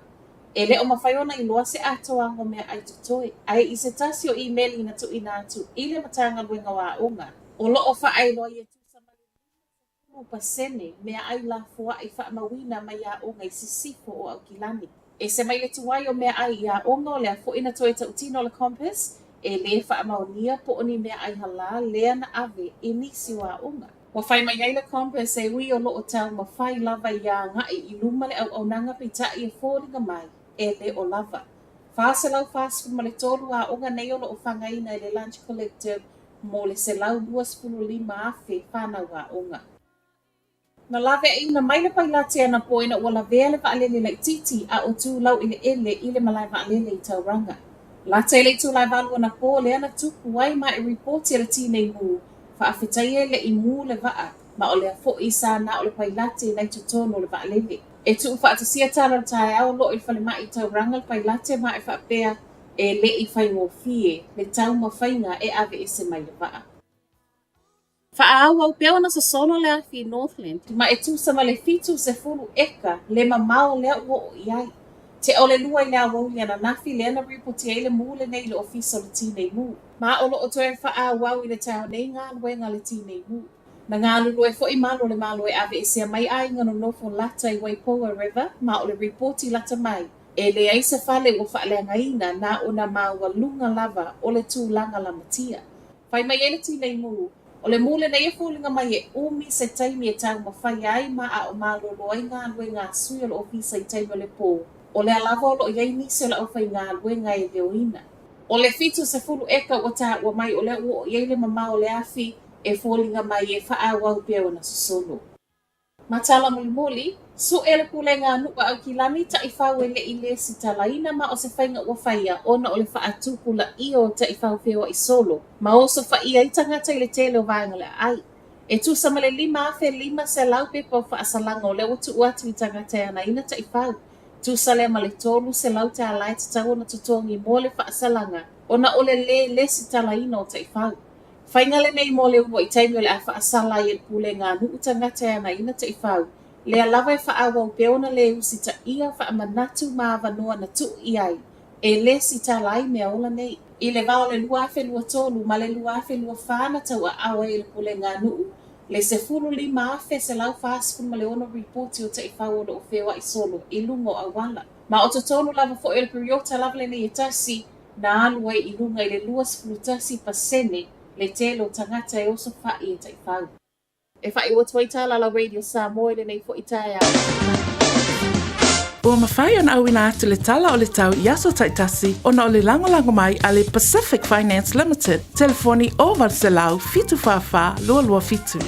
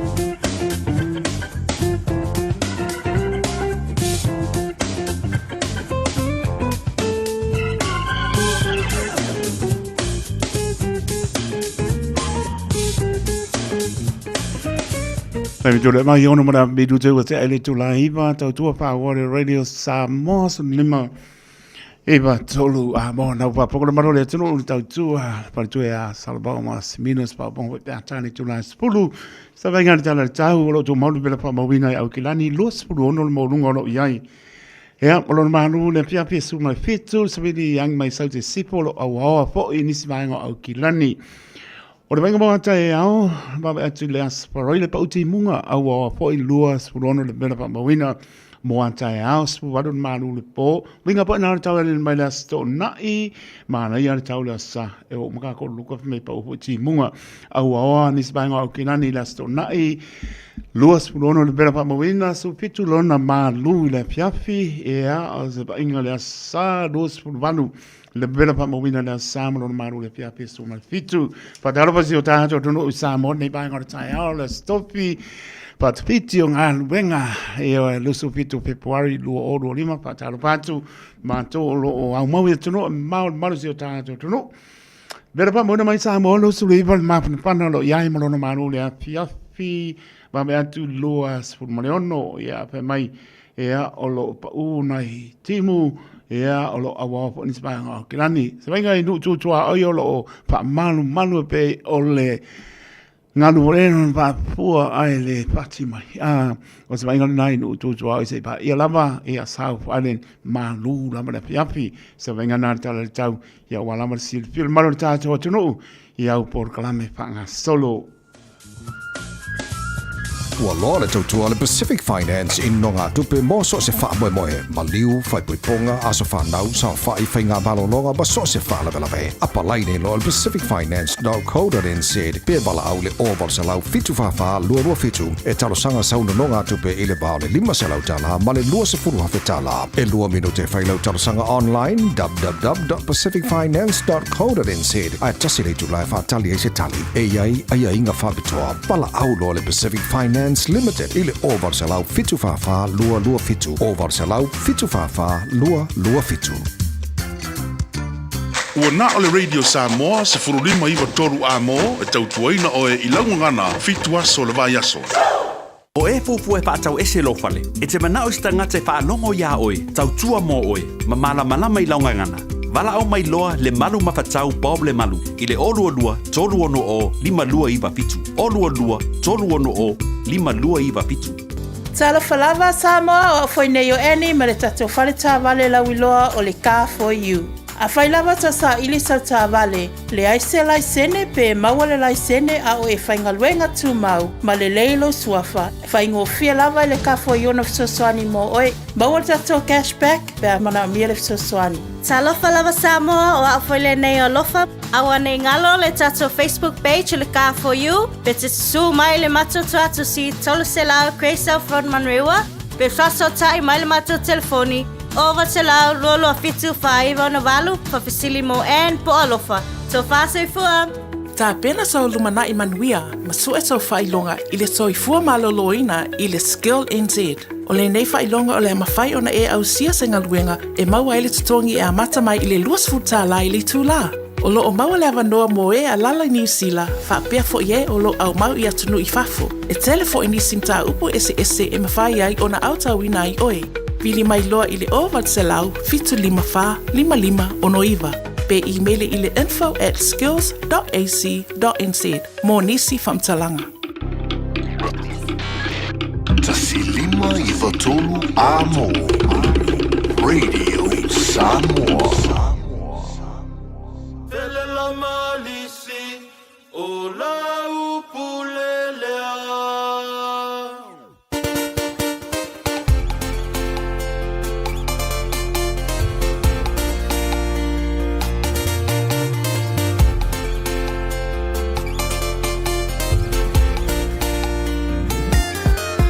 Malisi o lau ingoa, wala wiloa i Samoa.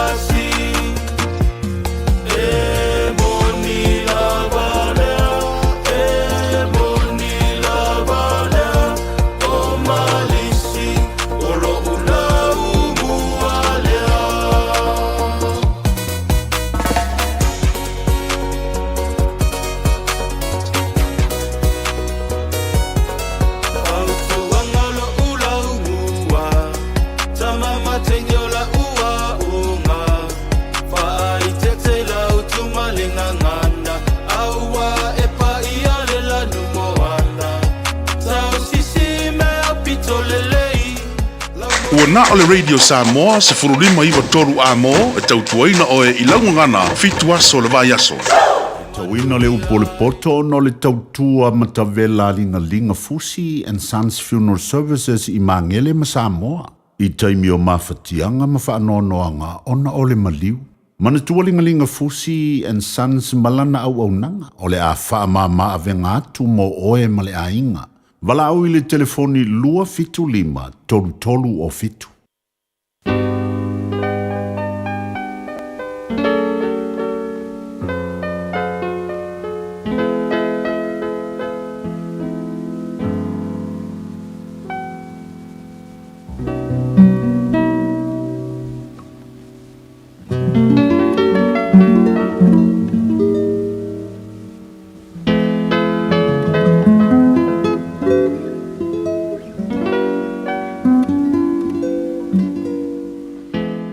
Pai tau wina le upo le poto, mo I tātou I le nei tai au.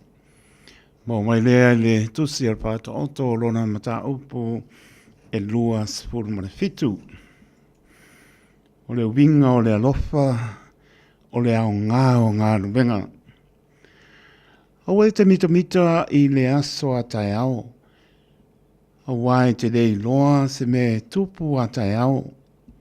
Ia vi ia oe e le tangata ese, ai le o lo lava ngutu, ia vi ia ese tasi, ai le o lava la ngutu, e mamapa le maa, e mamapa po I le one, a o le ite o le vale, e sili o le mamapa lea ia me lua, o le lotoa, o le sauanga lea, o le ite o le tāpeanga lea, a o ai se tu I luma o le fua. E sili ona le lei o le a o inga wali ali mai. I le alofa o walilo. E wha maoni manua mai le wo. Ai tele le pe asongi o le wa ino. O le tangata ua maona. E te e atu e ia e le meli. A o le tangata wala ina. E sua marie ia te ia me o ona uma. E pei o le manu ua lele ese I lono whanga. E wha apea le tangata ua ta se ai lona lava nuu. O le suau umare mea manongi. E wha apia ina ai le loto. E wha apea fo I le alofa o le woa le tangata. Ona o le wha atonu e fua mai le loto. Aua te tu lafo ina la wo. Ma le woa lo ta maa. O foi e te uru atu I le fale o lo uso I le aso e ti ngā ai. O wae sili ona le lei o le lua te tua oi. Ua lata mai I le uso e mamau. Lo watali ia poto oe. Ma e fia lo loto. Ona o mautali ai lea I le fai mai. O le ua uta. Na te iloa atu le leanga. Ma lafi ai, a o e ua whaingo fie, e o atu pēa I lātou, o na whaasala ina ai lea. Ia e talia le ofu o le ua whai mamoni, o le tangata ese, ma ia talia lana mea e tuu whaapatau, ona o le whawhine ese, o le ua whaamanuia I lana uo ma le leo tele. O lo tu lai ai o ia I le tae ao lava e ta ua lea, o le whetuu ia te ia. O le tuturu soo I le aso ua. Ma le whawhine wha amisa e tutusa ia. O le uanana ia te ia. Uanana e ia le matangi. Ma le sua ua lona 5 taumatau e alanga mai. E mama ai le ua mea I le ua mea. E whapea foi ona wha maa whanawhana o le tangata I lana wo. O le ua leo I le mati nā te ai I lona fua. O le ua ana foi I lona li e vi ia o ia. E pei ona whapea ngai mata I le vai. E whapea le loto o le tangata I le tasi tangata. O tu ngā mau ma le mālaia. E le ma o ona ia. O mata foi o tangata e le ma dia ia. O le ipu e tunu ai le a rio. Ma le o ngā umu e tunu ai le auro. E whaapea fo I le tangata I lona vi inga. E ui lava I na tui momomo I le vale I le mea e tui ai I le ipu e tui ai mea. whaatasi ma le saito o tu ia e le te alona ma lea ia te ia e matua i loa tino o au mā moe ma e mawhau i o lafu a wai le whaamamaule o loa e le o fo i le pale i lea tūpulanga ma lea tūpulanga ua tutupu mai le mutia ma ua i loa mai le vao moa e whaaputuina fo i le vao iti o maunga o ta mai mā moe e mau ai o ofu o le tau fo i o le whanua e oti po aia e lama fo i sua susu oti e ai o e ai fo i lo a inga e ma o onai fo i o teine au auna o po le poto mo i tātou i le nei tai au. Ua awina atu le upu o le poto i le nei aso o no le langolango mai a linga Fusi and Sons Funeral Services. Ua mawhai o na tu whātasia o au nanga tāla whea ngai i ni tautau ngō fia tele. E fso soni atu ai, a o whea ngai oe ma le popole ma le whememea. E mori whātasia atu ai ma wha mai senga, ma wha mawhana whananga mai a linga Fusi and Sons mo a inga uma o Samoa ua whea le maliu ma le oti. Malau mai loa ia lingalinga Philip Fusi lingalinga, to ia whaapō lingalinga, to ngia si ulavea, pesusu mai i le Luas Fulvalu Canning Crescent i Mangele. To e whaatalo whāturu mai mo mai o le tātou watunu ule nei fui teimi o le tai au, i se whapopongal nei o le tātou pokalame o le whaatalo whaitu asin sina. Tai au nei o le astofi leo tātou i le rofa mo le anga leo le tua, manatu fo i pokalame o lo solonga le leima manu iau whaivalu filima. Le yaso le paia ma le malo le tātou watunu. Ia me se fo le tāpua inga nei a tātou tu asin sina, ma o te malawa, lo tāpu te pa ia o tātou whaiva mo tātou tiute pe o na iei, pa pe fo i lau whinga luanga tofi le tua. Leua, se mali tātou pokalame sona whapoponga ma leiva yaso, ia wa lava le whalauroina o nisio vaenga tāua. Ia matala o to fo i le tūlanga, o sa iei ia me i la aso, a la atu e whamanatu, ma to e au mai le neiva i taimi, le tāua lea, tono tātou ainga. Sa ta wasa mai nei tātou mātua i laso. Ia leo tātou manu iai neva i taimi. Le laua o mali tātou pokalame leita e au se tasi whi o tātou tina matua. Le tina ia muriama fua tala mai vau. Ia se tātou whanangolongo foi. Tūlanga sa iai ia lona vai taimi tono lona ainga. Ia la mwhai ona whai lomo le whaafonga le tātou watunu o ne pokalame. E tā ua tele lomo tātou. E te toi mānatu wai ma e toi mafau ai i le alofa ma le anga leo le atua i le whainga tāo le soifuanga sa amata mai eitu tono ainga. Whatala whātu tina miriama nei tai au. Malo le soifua manuia ia tono tina? Ia, whatala whātu fōi. Na sunga tia. Ia, ai mesi fōi o tō ofisa ma malu. Tu sai mal por kalame nei tu la. Ia, whatala whātu fōi le malu mal pa ia o le atunu sa Samoa. O lo papa au i nei usila. Ia, po mo mai fo por kalame so se atunu. Ia, te whataro whāti fo i nei o ainga umalawa i nei Australia. Ia, ai mai sai fo i o le atunu o Samoa. Ia, malo lava soifua maua. Malo fo i ole. Tau atiae. Malo soifua. O mai o hi kaio? Ia, manu ia whaapetai. E ula fo i na, ia ina i whaafitau li fo i ole. O le tino, ia, ai whaafetai le lofo le li. O lo o maua pere soifua mania o na o ia, awa ana le ile atua. Ia, e le aise mea mawhai le tangata ola le laulangi nei. Ma lo whaafetai, iama, o la le matua lo soifua le waiei. Ia, o lo tausanga soifua le waiei, ia o te fitu ono nei a Yuni, le asolua. Ia a Miriama, ia o le ingoa nana pa ingoa, ia oe o mātua le. Ia ai masalo wa o matua o tua a ia o fai fe au fai au e fa casa ia o palale ni yoti mai fale wao ia male pa ia lo tina ia o i awala i sabai mamao fai lele ia le swafa ia o tua ana o nei okay mani e ofense to fi ang samo o Falevao. Oh. Falevao. E to fia ia na yo uso na yo tuangane. Ia. O mato e to se furu tasi whanau. Oh. E to a fitu ia tama. Ia na le whāteini. Ia a o mātua. O le o langa o lo tama. O lana ngā luenga o le whaiaonga. Sa whaiaonga lo tama i inu au sala. I taimi na masala po le taimi o le 5 sefulu aranga i le 1 sefulu. A o taimi na o kalamātutua o tangata.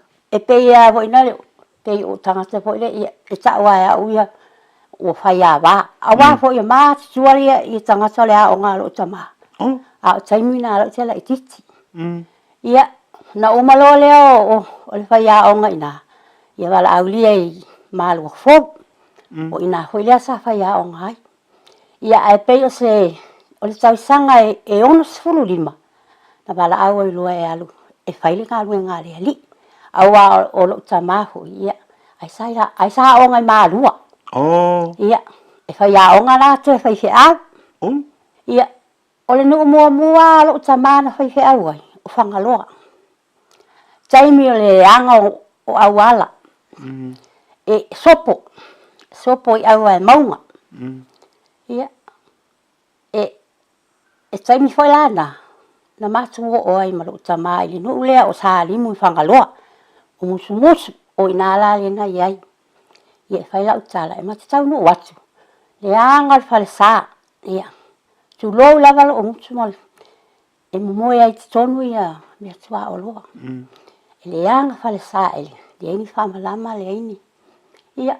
Ia ula ia o ngā luenga na iaso ia o whaife au. Ia. Ile matiwa na iai. Ia a sa whaamue moe i ngā luenga. I lima i le whaingo whawhanga ina o mātou. I le toa tere o mātou. Ia a la i titi le. Ia o se fo ina a whai le peleti al whaife au. Ia e wala au atu loa. Ia whaapea mai loa. E le se mea nei a inga. O aso na. O aso le leanga o whaife au. Le ini tupe. Mātitiva. Ia pasalo o le lua se fulu sene po le wha se fulu sene le taimi na. O le telena o le alofa o le whaife au. Ia. O le mea la whai lau tala. Ia o mea na le sa whai o mātua. E whai le whanga moa alo tina. Ai ngā lua lo tina alo tama i le whai ngol ko ngā koko. Ko ngā tāmu. O le talo. Ia e whawhanga ai mātou. Toa tere tele. Ia na alu alu ai lolia. Ia. Boa. Whai mai lo tama ia tia. Tu ia la wā onga. Ai sau e alu si sua se ngā luenga. O toa tere tele. Ala tu te whaife au? Ala whaife au. Ia. Tu lo leo le a onga. Ia o walu loa. Na tase ala o walu. Su ele whale mai au in loa. Ia. A mata mai e loa. O lau ngā luenga la nana. No whai ngā luenga ai. Lo o langa atua. Na le fo mai lawa. Ele ei ma se si ngā luenga. A me te ama. Kusala ke e ke arke whinga luenga. A o whianga e a onga ngā kaimi. Kusole mea o lai kau kei o ai whangalua le temini. O lai mo kei o ai whangalua. A le kaimi ngā. O lau tia onga wa awea o lau tama i o le a onga i. E le linia wa onga. Iyo. Awea o wha a onga i o i le a onga le a i vai lu tai. A le taimina o lai whai sto tai le a onga le a ana. A ana high school. Ai kuki ngofi kua? Ai mo ke ngofi whangalua. Ai awea o wha anofo le i le e toi ino o le ahoi. O le ainga o lo tama. Inai i whasto tai. O le toi ina e ngoa ia niu manu. O le sawai o le toi ina. Iyo. Lo whatu i lo tama. Awea o le whaise au. E le ia hoi. E mo lo tama le ai. E te alu tino hoi i toi ina lea. Ia nana unofo a ia lea mo wa onga. Sale po se fulu walu o tau sanga. Lea no whai mai lolo tama le ai. Saulo e alu si sau ngā luenga. E le i umalala o fua. Au saulo walu losu e whale mai. Ia nana maua o le ava noa. Whai ngā luenga loa. Ma onga wha mai. Ia. O le talana o lo uolanga atua mai le taimi nai. Ia nā alua i lea. Ia. Taimi o le leanga. Na mata. Ai di wha o ua le se le mangi rewa. le vaenga le wai oi inga e haru e su sa unga ruenga ile o haru su fa fo mai o angi manga umbia mai ile inga vai kai miro wa su i sa unga ruenga fa fo mai ele se me na pawal me o tus fo o lo wasa fa now ia male tai me male a ho inga le lo matua ia ele ia ini ia inga fa pe so mawani au scholarship po le vai lo sere mana ele ai na lo la tua ile fai su enga ia a matalo ia o la le umi nga enga ia ti sa toru tau sanga wo fa au okay ia no alu ia ina masal po le ono lima ia ai fit ono lima no wa o ngai o le no walu o no iga fit fululua ia o fa au loa itin ho mai ia o tele ale le tupe awa le saimina ama tai ma so saimina ina le luas furtala le stongina ten ho mai luas furtala ida vai asu a saulo la ia lo tsamai a vatu lo tsungi ia na avela ia le ola e tu ana le lutala e ola ai alo ia o fast food lo ia a saula lo tsama wa tsungi a so malawa tsungi saula to ina ave uma tupe a tu ana lutala e ola ia o tsala na o taimi o taimi fo mai taimi ole ia a ona taimi ia ole lo fa ole ali ia fa solo mai lava saulo ine no sila ia ai ta te o mai nei ilau ngaruenga sa e yai sa mo fo ole o mi taluna e fo mai sa mo tu sa toru tau sanga na e fo mai le fa tau sanga no fo mai sa mo ia na umalole o fa na tau sanga ia a te o fai mai lori ia se o tama alu no sila se fa la tere lo atamai ia ole ala na la no sau ia male so ani fo ila wa sala e mau ele le ton so ani i matua fa na ia pe ole ala na no o mai no sila ole to sanga so ni o sau le fiku tasi olo fitu tasi no wo mai no sila ia o te sau le taimi le na ele i talia ina ten fo mai i nei tama tene i wo mai pasi mai Samoa e te sau e to ya onga a mata tu lalo ia no sau le o lo fai o te sau la o fai le a ho le kosle o le community nest o inala le no a mata i loa a o ila mi do moa no yai so le ina fai le a onga io naso io wa te sau e o la te fefe mata fefe wa le sanan ia atalo te se ia o le tera tami pe te ro talafi pe ata vai mai nei o atu ia le team foi le a fo mai ia wa foi la le English ia ai pe ona na umalole community nest ia o su o pasi ina ai saulo male por kalame no usila o tangata umala o pasi mai Samoa la failo le preaching course o le preaching course la ngai e a foi le a avea i lo o tini fo mai pasi no usila ia o inana le no to ya o ngai lo fo a o ila i manu kausa fa ia vai tamina a sa o foi la o macho al first class a tangata Pasifika Samoa no mai e wala vea i matonga ma niwe o tangata umana na la vea umai por kalamele anu sila ia o le nala no wa o ngai tu sala na se fulu walu masina ia a o pa u lo le ten pasia no sila ia nala le no a mata mai ya le fai ngaluenga ya ia o ia la sa pe se o i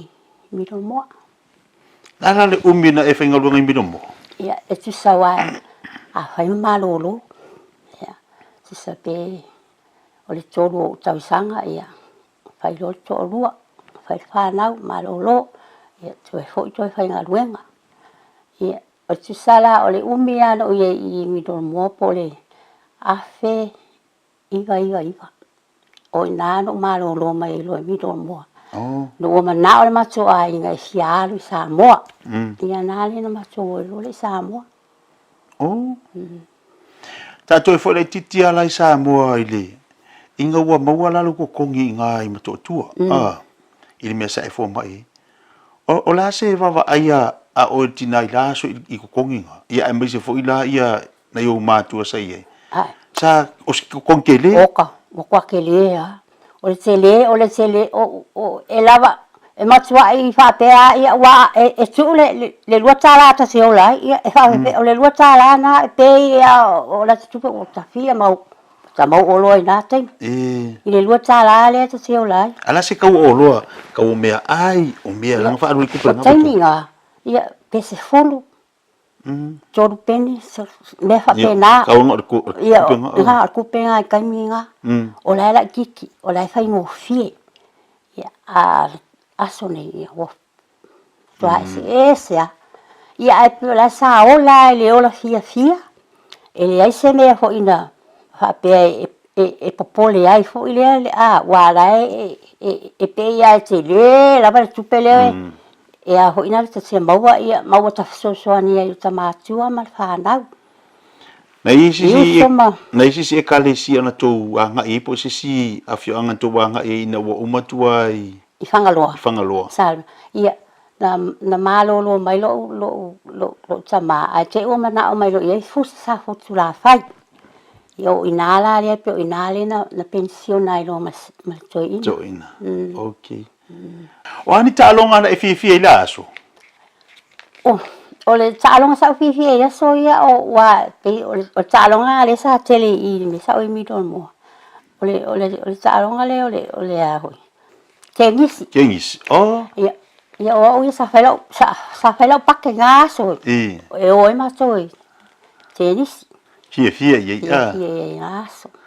wangi si me ke mga ko ila so do wola ia o le na vai tei o le a fai ia me o talonga ia I mol belo vale polo ia o tasina talonga te fia fo I fai te alu ia o tei foi na ia o tei mina o la e talavo le oranga ia e pe o talonga na te fia te alu wa la te le ia tamai tima te fia ia ma ina vai tau ia wa ia lo so fuanga a toa o la o nga luenga nei pitusili no fia ia o le tau sima tau si so fua ia pe ia le o mai fo le matua ia ai fo ila ia la tinti sa fai nga kosle o la se singo la unga lue fa ma isa mo nga vai ke mi maru so enga lue ngi usila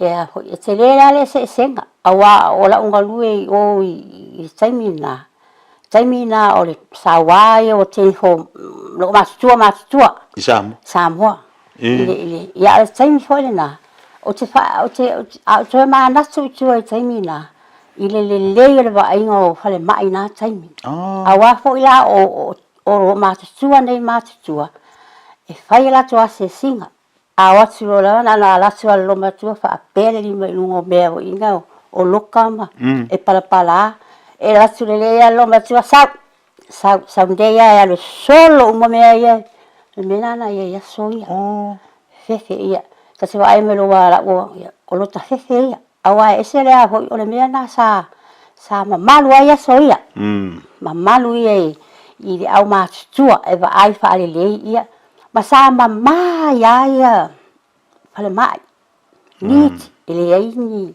ia e o fo I na vai taimi ia le vai taimi sa supply e le malo ia me o ia afu tanga lunga me uma ia o le mama ia sa fai I fo I fale ta mea I na aso ele ese mea ia ho ia ai o fo I la le telefone mai ia asa vale mai telefone mai ia ho ia e malo wa e maso ale E malo ale o fa so atu al telefona mo na pulo fo ile pa o le mana i nas i tonginga ile tai fa tamala telefona ia o le se senga lana maso nei ka va ia soia le mana yo o pulenga ia male e mamma me uma le se me fa le tonu ona o le o pulenga ale au ma tua sai mana ia se le ka o le vai ngalu e fa so mai i nga lu ngai vai temi man ngi vai kemu ka ko ye o mai le ngi sila ia wa lu fa si fo mal tama o fe se afia anga se o to ino le ai ia o le o fangalo o itale na feilo ia ia ma toi o se ve fe au nga ala la mo le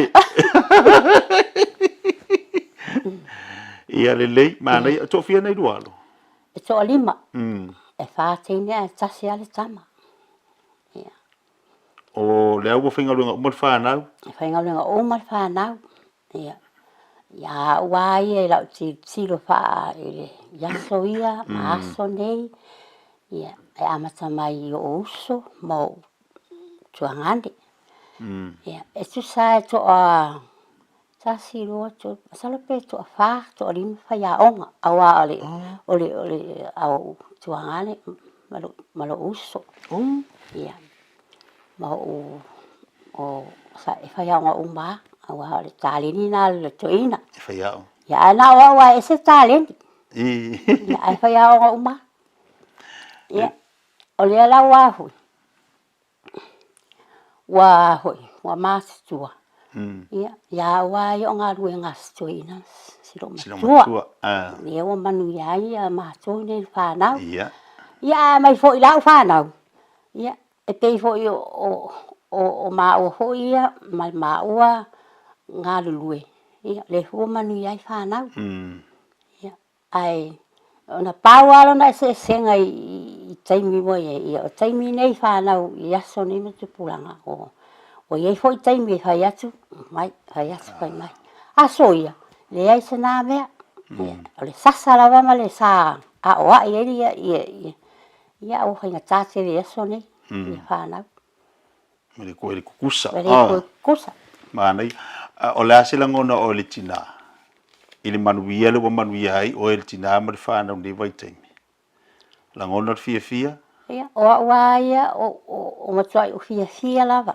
te fia ona o nga luenga ale matua awa my grandparents ya i fa now to my fa now ia awa a tiro ile mea na ia na e dola ia le o le lava e le leile le alunga o fa now ia awa ya wa i ine yaso o fa nga ta sere ia tupulanga fa nga ta tupulanga i va inga e matua ya wa ya ole ahoi ole tofinga na mai le atua i matua ole fa nau ia pe wa telefoni matua pe o fa lango in meu fa la putonga ho i fa nau ia ole pata fa yo la na matua ali le fa nau tong e matua e ai wala tu ro ia ma ale me ta ua lava ole o ole ta mai tu samona hala mana ia awa ole tu spa ia lava ia ole amatanga ngale potso ia pe ole me hoina e fai lava tamai o fai talo tu spa ia fa nu mai mata ia pawa me ole encourage lava ia le mapu lava fai ia awa ala me tirina le fai sone a le tala noa e text wow fai talo tu spa ia le fai mai ia ai lo atu ate pelo la fai mai a me si deu fai ngalo ngalo atu mana ia tawa vai nga wa tal no china ia ma si fo yo afio anga manga duenga na yo tu asa yai ia ma tapu e ai ma tapena ia fa na wi lava taimi atu o man liva taimi ia pe ona sa no china o tawa le fa so ma ta wa to tilo la mtanga le olanga ma tu anga ma fa sino manga sai ya le wa ai manuia ya o le de mole ta ya lunga ta pokalame ya to tele ta wo ma ta pa anga a o le asa fu tuanga fu ile e ave mo ne yo tatu fa na ma ainga ne vai time to tele yo nei tatu fa na u temi nei fai ainga tu pulanga fai ainga temi nei wa to tele ainga tala vo u ngari tala vo la sa fu tuanga o tina ya mana ya le sil ya aya tia wa ya so tuanga mo tu pulanga tala vo ya ai mai sei u ngari la iti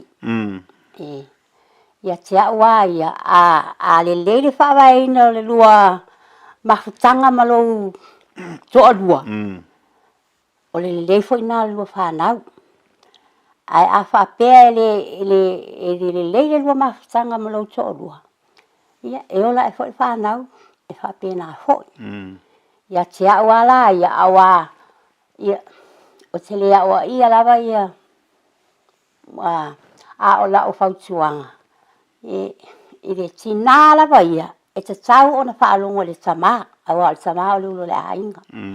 Ia. O ia e whaatonu, ia o e te whautua. Ia. O pae ma le auli, e te whautua, ia ma le whanau. Ia. Ai awane i maua le meo le pule, pule ma le malosi i to ina. E le ai, o tātou ana whai tātou i o a tamu. O tātou o ewa, ia e te tau an tātou whaalo alo ia tamu. Awa o ina, a le lei, ma mahuta le lei, tina ma le tama, ia o le fo ina o le ainga, ia ma le whaasino a le whanau, ia ola i le atua, ola le upo le atua, ia ma o le ia te aua ia, o le tuspa ia, o le tusi, o se tusi lea whaapitoa ma ea o ngai whanau. Ia, wai taua ia mea o lo tusi mai e te tono o whengenga tuai ma le whengenga ho. Ia o ale mea, ia ale whaasino le tamaititi e tusi marona. Ia, e o lawa ina matua, ia. E le tuatia e se mai ai, ia e whai lea, ia o whainga tālo. Ia. Bolo i whawhita ulo leolanga. Wa leolanga nei ia o te leirope, e lopo tupulanga nei o le tau ma le tuspa ia, tupulanga wha. Alonga ta tā, leo si tai. Ia, a le mea lava ia. Ia, tātou lava mātua, ia tātou tūtua ai, whatununga whanau. Ia, tātou talo i lea lii, ia maua le mahutanga ma lea lii. Ia, awa ia te awa ia, a mauturo whatuatua ma lawa mietonu. Ia o ina lava a e mau hai si olanga le lei, si olanga fili e mu. Ia mau pe ma tanga ma le ali. Ia so uma. E le fa pe a ho ina o nei ia pe se talo nei tai au le ai e te se talo ia so uma. Taimi uma e a ho. E le fa tonu ana pe o. Read your Bible and pray every day. Pray every day. Yeah.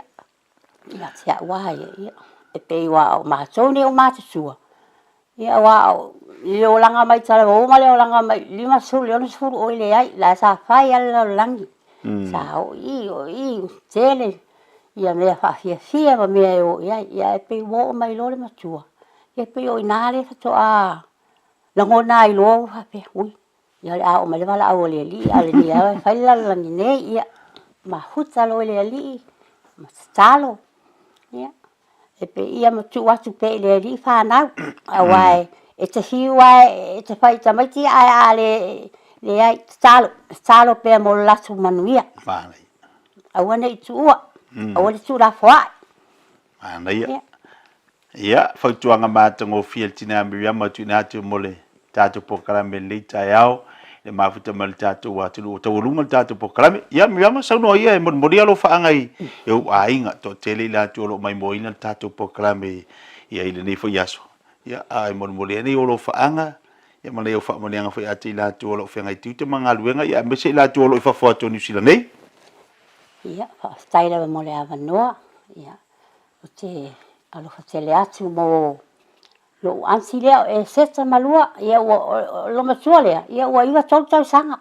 Tele ni tau sanga o foa i mai foa ia i lea li ia tele ati oe ma le whanau ia o lo uso ia salama a sola pia o whalongolongo mai ia o Miriama masiana whanau ia ala o whanau nai Australia sidia ma le whanau ia o hana manao mi la tama tai na le tōrua ia wata tau na fain tō ainga ia tō no file muai ia fain whanau awa manu ola lo matua ale te u mawa ia wale ai malaulang ia wale ai se nga ia o telo fo ia ainga u malamo o tuangana mi sa o lua whanau i Samoa ia o talo fo ia tunu Samoa talo fai ni vai tau i fa fi tau li o mai ia talo tu watu pea ile atua ia sosoani ati o toma tu fai nga malo ia manuia fo i mato u malava inei ia manuia ia au na tofia le li o e o filifili e tala ile upo le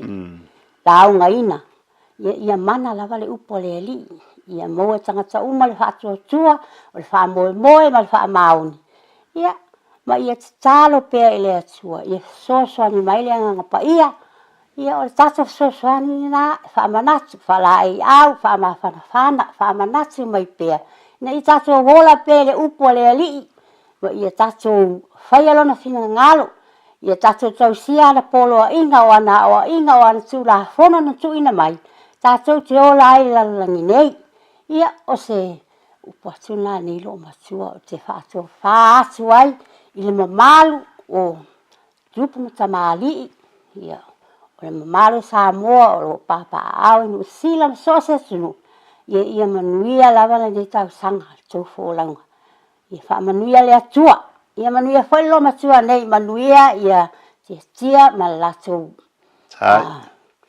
ho i tu sai mal por kalame ia o le inga ave le atua fa style nei time wa mo nei ava noa ia e fa sina tala ia manuia le aso ia se fa ponga le tatu po kalame le te mo le taiao le mai mo mai po se sile fo tatu watunu le po kalame o fa ingoina o le fa talo fa tu asina sina ia tu le tau mai tatu po kalame i le fa ponga le vas fo ia a o se vaenga na le tatu tu mo le tatu ulanga pe ona ye le unanga mo le tu le tatu po kalame fifia mai fa so mo tina ya mi yama fo le te mo le taiao manuia te la singa lo fa ngai tatu watunu so i fu mai manuia O le vitu au lele ma le vitu ta iala o ngā amata e mawalunga lana au nanga tau Early Childhood Education po a o ngā amata Samoa ma le Pasifika i Mangele e iai whaia o ngā le stala ma whaia o ngā lango wa lava tā pena mo le awa o ina o le whanau. E uti avanoa o lo o tutoe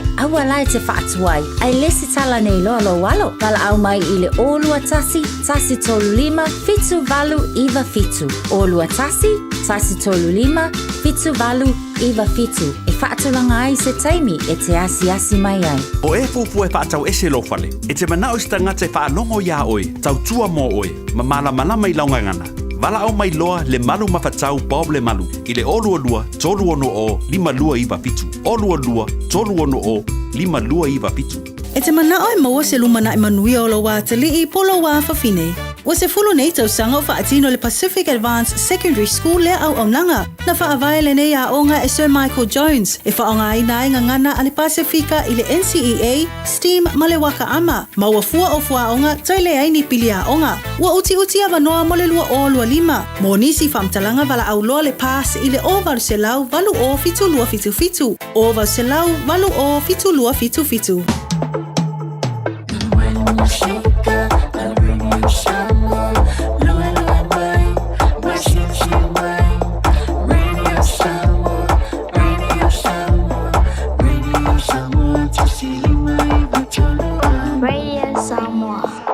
Tavi tole mai le ua pitu minute o na tā leo le tu la spuru na popa pongal mano le tunu tato por kame moto a sina ma le fo le toe a tanga I mana tu na tu fo I taimi po ia soi fo ai nei o tātou tu asinsina ia pa manatu pe maru tau bina fo ia tātou lo tanpo ia wa po le anga i luma le pat mai ia le songa ia Victor le Tire World Autos Limited se paise tana ia pa pokon manu le tunu wanga at sport pa ngol pa yes so Victor ma no nganue o mai o lo mar patua mar nganwenga amata po ne tayo ya patalo fo maranga fa lolo ya sungra wa o feito ya maro la bang sa imalo fo to tinu meta fo ya patalo fo ilo fa fo mau sa mo to mo sa mala meta to asina lo sendo unisi fo no swinga nga meta ya maro la fa ma gosi ya to ya ole kana ku ni ka ori tai ia o ya singa ya pankeke ma singa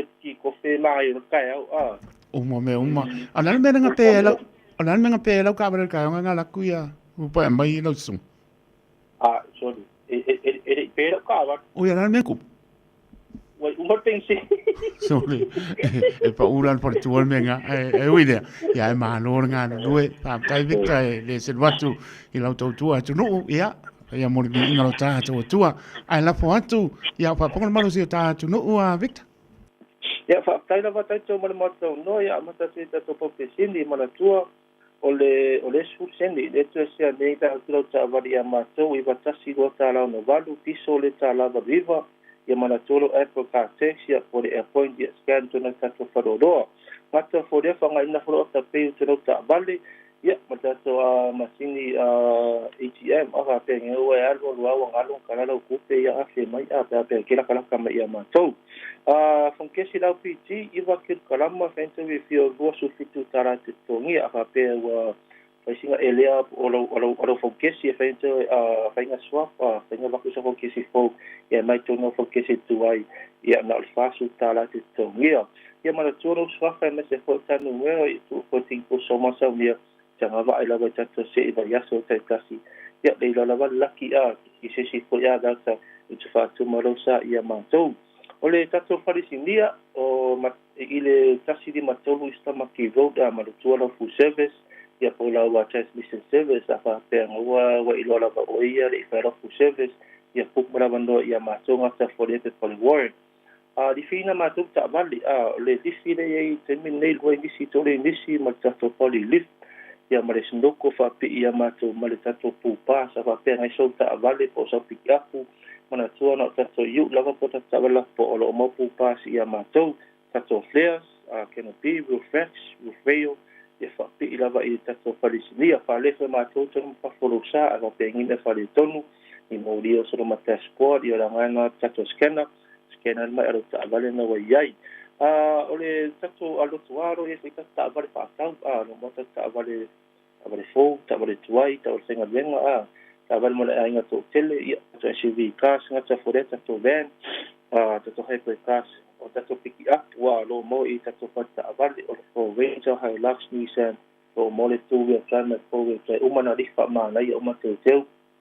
uma po ina to wile loko ya mo le pampa uma pa pi ta avali pa ta ni o e se mete por inga salova pa ta o tu lo fa ina to ina ta avali twai e ba to so ta avali fo mo ma to pata avali mo tua ava pe pato ta vale fo por ta vatua ia mo la tine tu pe tal mo e mai te tato fata vale le me telefoni o iva lo fitu fa to lu o iva lo fitu fa to lu o merna te va au mai mo se so swani o tato fa pau ile tasi fitu sulu pe te o ta ka ko se ki na ku amata ma sai su limma ile mo si tato sai su sulu po su fa le sai su limma amata to tato si ki me se pa ile dua sulu mai dua sulu ngai dunga fa amalo ta vale ia fa petau to esa se ki me ma to o le fa ringa ta spesso mo le fa se ki me le lua sulu inisi e furu na la hotel mo ta vale ia fo Ranger Hilux o le Mitsubishi o le Mazda PT50 o ta vale na o fita to vi me fa ringa ta spesso termine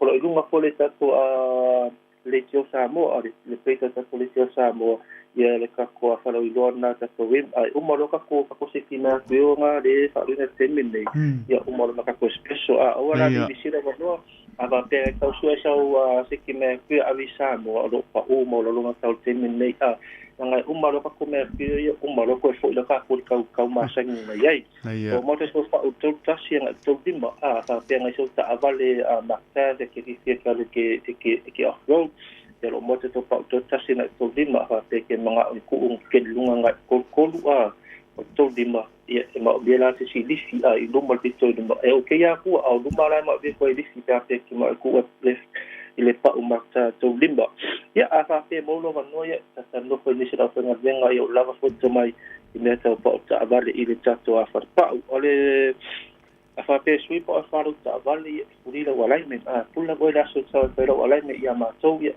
va pe ke wa pisia ke ma ko sa da so fo fe na ma ko fe na tulanga mo oi ta vale ne va so ole suki se revio la te so di ma ko sanga lo pa ute mini va so le a pe nga e ko so ta vale mo la lo te ni lo moto ta vale na suki a fasu ta la te ni va so ile ta so ta vale mo tua todo ka to finance fa na tenen le ile ta to pa wa nga to for ta to for sinia ava ke wa si a pala so se a si fa to se me la ya ma to le te si fix lo ta vale ole la sene por passport ma ya pala lo ile i nga ma to finance ya mal todo ma singa lo thanks statement o si pay after payment le pai to fa nga i ma to to la ia do o fa ya le mare ta to farisilia me te fone ta to a farpau o i varu fitasi to tolu to o i varu fitasi to tolu to te viri mai e fuksa appointment ya ma to ya te fia sui ko sa te kime yo ya alla vana no mo e suma ya ta nga fo ni si to ta to a ko fo ko to wi fo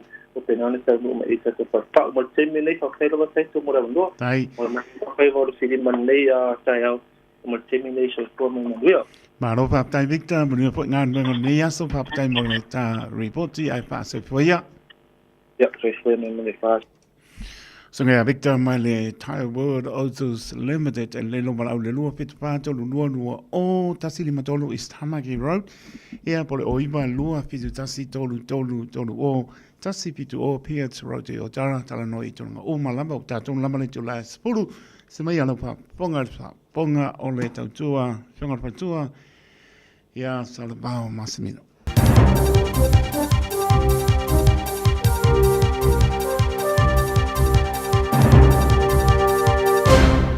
E whaatala whātu tala whawala Radio Samoa le nei fo i tae au ma lola fo lau, alo mai o tala o leso tofi. O nei pia leo nua i pule ngā nui Hawke's Bay o leo sau tala, e ono vave whaapipi i mita o le suavai. Tala noa ina fuafuanga ma mao le pule ngā nui le vao le lua fe lua iwa, ma le lua fe tolu wha. Ma o se tausile nei o mataa upu o loo iai totonu ai maise, o lona whaatu peina. Lua i le 5 miliona lea ua whaanganga e whaapipi i ai mita nei.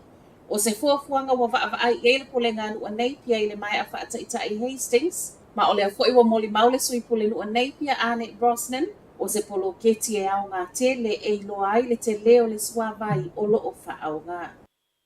To e tautino se tasi o pulenga o loo i totono le li o pulenga i tolu o loo ngafa ma mea ai o loo tufa i whanau ngā onga. E le whai ngō fie sini o loo tau ma whai e au sia. Tautino ngā nea le pula le Converse Group e le checkpoint ma o i o se tasi o le tolu kamupani le o loo ngafa ma le School Lunch Collective. Me ai a whanau a onga na a mata lava o ngā masuinga fōu o le polo kalame le tupsanga le nei. E le i misi se vai aso ma se whai tionga. Ma ua toe whaai loe le pula le Compass o lea ua a mata tuli matai. Le te leo mea ai to toe mai a onga te itasi. Ma toe whaaso atu wha matalanga nei i le matanga luenga wa onga. E le o mawhaiona i loa se atoanga mea ai to toe. Ai i se tasi o email ina tu ina atu i le matanga luenga wa onga. O loo whaai loa i e tu samale 5% mea ai la fua i wha mawina mai a onga i sisifo o au kilani. E se mai le tuwai o mea ai i a onga o lea fo ina toe tautino le Compass, e le wha maonia po oni mea ai hala lea na ave i nisi wa onga. Wa whai mai ai le Compass e ui o loo tau ma whai lava i a ngai i luma le au nanga pita i e fōringa mai, e le o lava. Whaase lau whaasfu ma le tolu a onga nei o loo whangaina i le Lunch Collective, mo le se lau 25 afe whanau a onga. Na lave e ina mai le pailate ana po ina ua lavea le vaalele lai titi a o tū lau i le ele i le malai vaalele i tauranga. Late le tū lai valu ana po le ana tuku ai mai reporti le tine mu Whaafetai e le i mū le waa, ma o le a fo i sa na o le pailate nai tutono le waa lele. E tu whaatasia tāna tae au lo i whale mai tau ranga le pailate ma e whaapea e le i whai ngofie, le tau mawhainga e ave e se mai le waa. Whaaau au peo na sa solo le afi Northland, ma e tu sama le fitu se fulu eka le mamao lea ua o iai. Te ole lua i lea wau liana nafi lea na ripoti e le mū le nei le ofisa le tīnei mū. Ma olo o toe whaau au i le tau nei ngā luenga le tīnei mū. Na ngā lulu e fo i malo le malo e ave e sea mai ai ngano nofo lata i Waipoa River, ma o le ripoti lata mai. E le aisa fale ua whaalea ina na ona maua lunga lava o le tūlanga la matia. Whai mai e le tīnei mū, o le mule nei e fōlinga mai e umi se taimi e tau mawhai ai ma a o malo loa i ngā luenga sui o le ofisa i taimi o le pō. O le alava o lo iai nisi o le awhai ngā luenga e leoina. O le fitu se fulu eka o tā ua mai o le ua o iai le mama o le afi e fōlinga mai e whaau au pia o na sosolo. Matala muli, su e le pule ngā nuka au ki lani ta i whau e le i le si talaina ma o se whainga ua whaia ona o le whaatuku la i o ta i whau pia i solo. Ma o so whaia i tangata i le tele o vāinga le ai. E tu sama le 5 se lau pepa o whaasalanga o le utu uatu i tangata e ana ina ta i whau. Tu sale ma le tolu se lau te alai te tau na tutongi mo le whaasalanga ona o le si talaina o ta i whau. Whainga le nei mo le ua i taimi o le a whaasala i le pule ngā nuu tangata e ana ina ta i whau. Lea lava e whaau au peona le usi ta ia whaamanatu maa vanua na tu i ai. E le si ta lai mea ola nei. I le vao le lua afe lua tolu ma le lua afe lua whaana tau a awa i le pule ngā nuu. Le se fulu 5 afe se lau whaasfun ma le ono reporti o ta i whau o le o whewa i solo i lungo a wala. Ma o tonu lava fo e le periota lava le nei e tasi na alua i lunga i le lua sifulu tasi pasene le telo tangata e oso whai e ta i whau. E whai ua tuai tala la Radio Samoa le nei fo i tae au. Mani Veneas. All I hear is Radio Samoa, Radio Samoa, Radio Samoa. Tasilima iwa tonu amo. Radio Samoa. Tasilima. Lima marapu minute wa te ali tu langa e se fulu pa pakona mano le atuno le tau tua pa tu ia salabao mas mino ne po bainga le tae au. A te tono lo marian mano le tātou tuno le ato le tātou tuno mai lama i munga maulunga pa iese o pito titi tā lofa lama le au penga runga toto pia le atua. Ia lo papa le malu i tō bine tau suina le vai o le soifua wani a nganga mo i marona malo. Poroman pa tala pato o tuno ma mau malo le tuno ma no mai mo mai pa fonga mau mai tuno mau tau tua. Fa wau le Radio Samoa so lima i ba toru a mo pa tala po so mo tanga sanga se mo to malawa pa to torian malo le tuno u nga sanga se tino lo fa tele atu pa mano longa le di pa yatu pa yane ya mo le malo sia nga mo i malon pingalo le auso o tina tu pa pino turi pa sananga ya ngona le salamon fo mai pa tala pato la na ia no pa nau mano le tuno mai le tu o ke lope me sposi o tato tuno o sa mo malanga mai lo la to tai la to de la to de ala pa talo pa tu tu ale Radio Samoa su lima eva toru a mo na stop your pa to piti o nga wenga luso pito february lo lima ya pa talo pa tu ta lo lava tau tu fa o Radio Samoa su lima eva toru a mo por cambiar fifi mai su tu lang foi.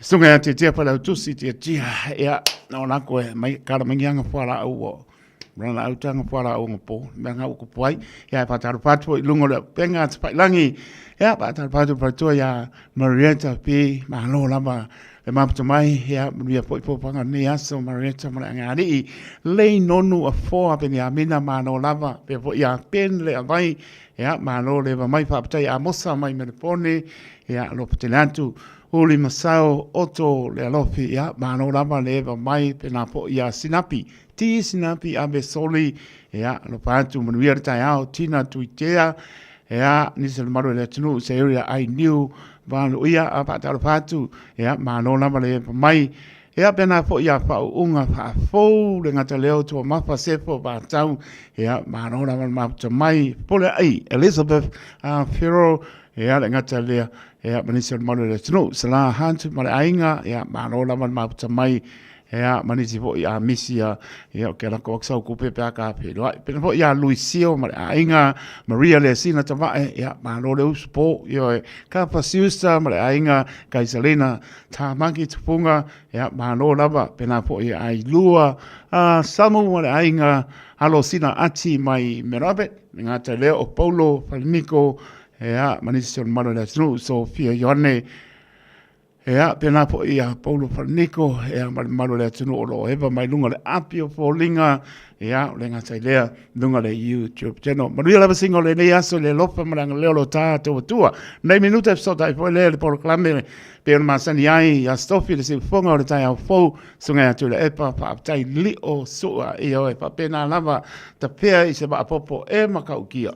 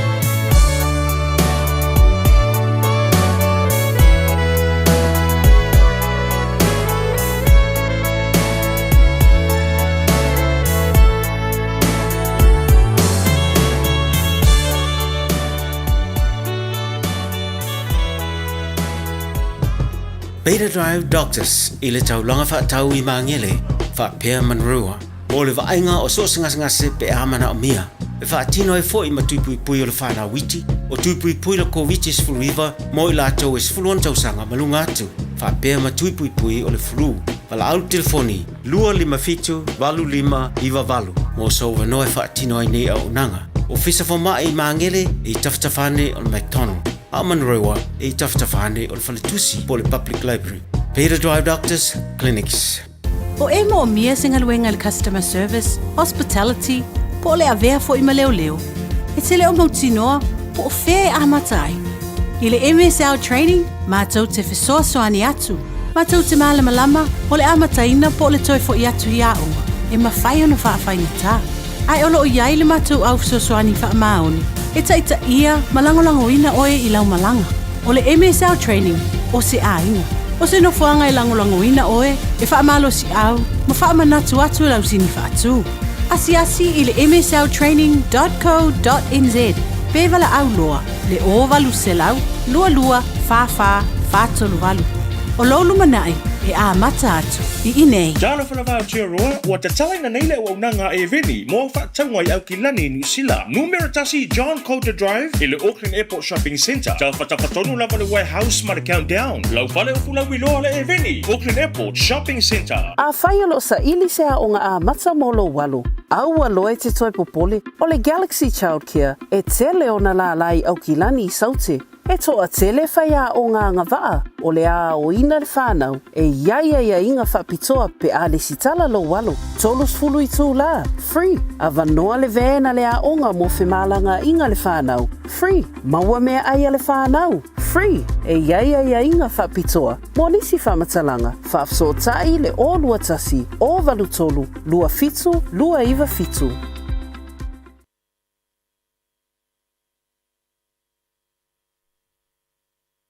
Ua na o le Radio Samoa se furulima iwa toru a mo e tautuaina o e ilaungangana fitu aso le vai aso.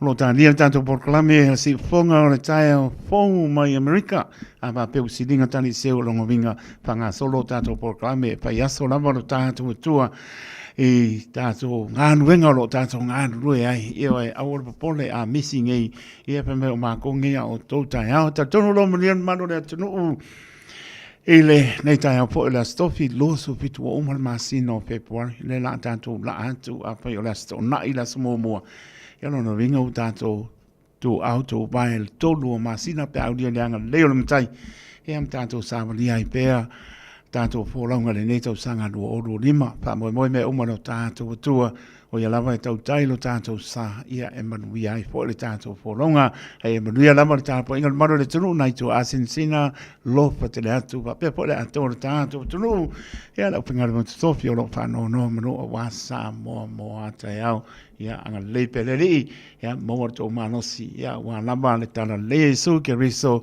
maua ni a nganga mo ia malona malo, tō e whata lofa tuai, tā lofa lama, por kame le fia mai show, ia sui tō langa poi, se uso, ane, salenga, ia, tia palau tusi, tia, ia, wangalong wala ong po, nā lai aru kamu whai le pharmacy, nā lai a kukuoi, ia laki a mawangi ia wale lea ia ale le whasa mo mai o leo whasa mo aku wang se ki a leo ka ko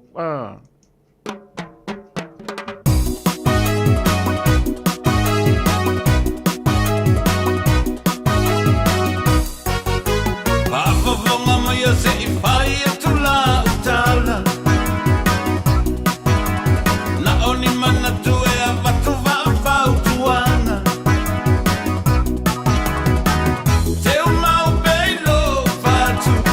La tanganga na imo watu Wasa moa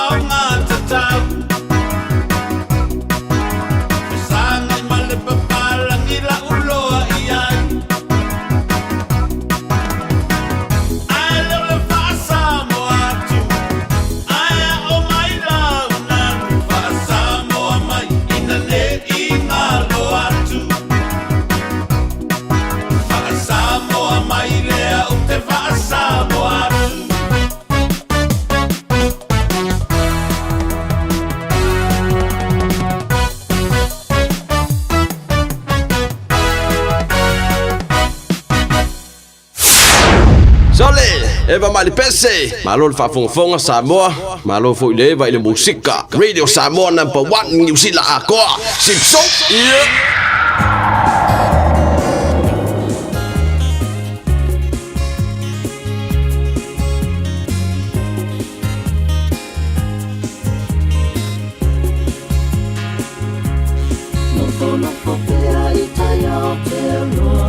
Masio uloto whaanoa noa E a umanga ai atu isia o Samoa Ulenga ua wha solo atoa Ne wha mai po i ua tau nei noa Ai ona ua e tamau ai ngā ile oa Tumua pule ai ngā mana tawa Tanga i le sami ua so o le masa Toe liu liu le whaau tanga Tangata ia o la male fia fia O ne ia so a whainga tale soi fuanga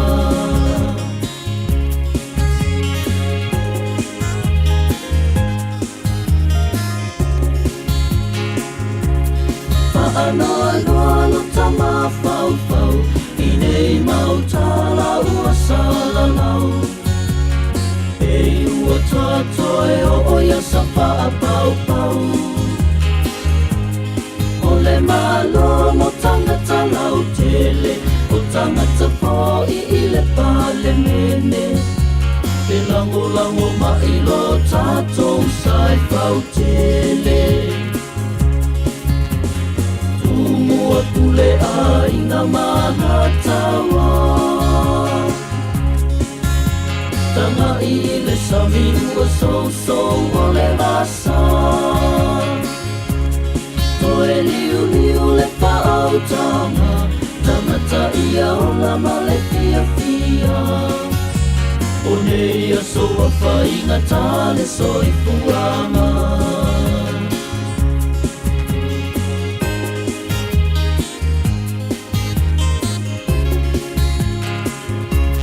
Tanga nuu fo I ua mongatu Ua tau lea I fo I se mamanu Paata sina I le ala toso paalau fala Ta e o le tamanu Alama to e sa sa ale papao Se manu I o Samoa moa tae au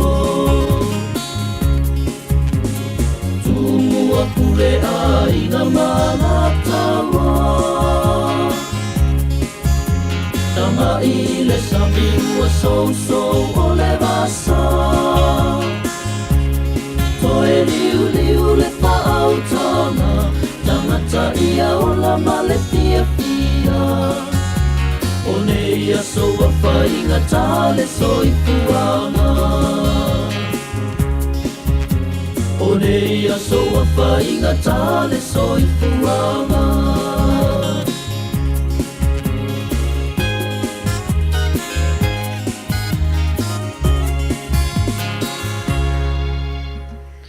Se pong malia le sunga ya jo waine yo e manatua pe Samoa. Manatua Samoa lau talo le atu nuu e pele o tō pilangala mo tātou lonto.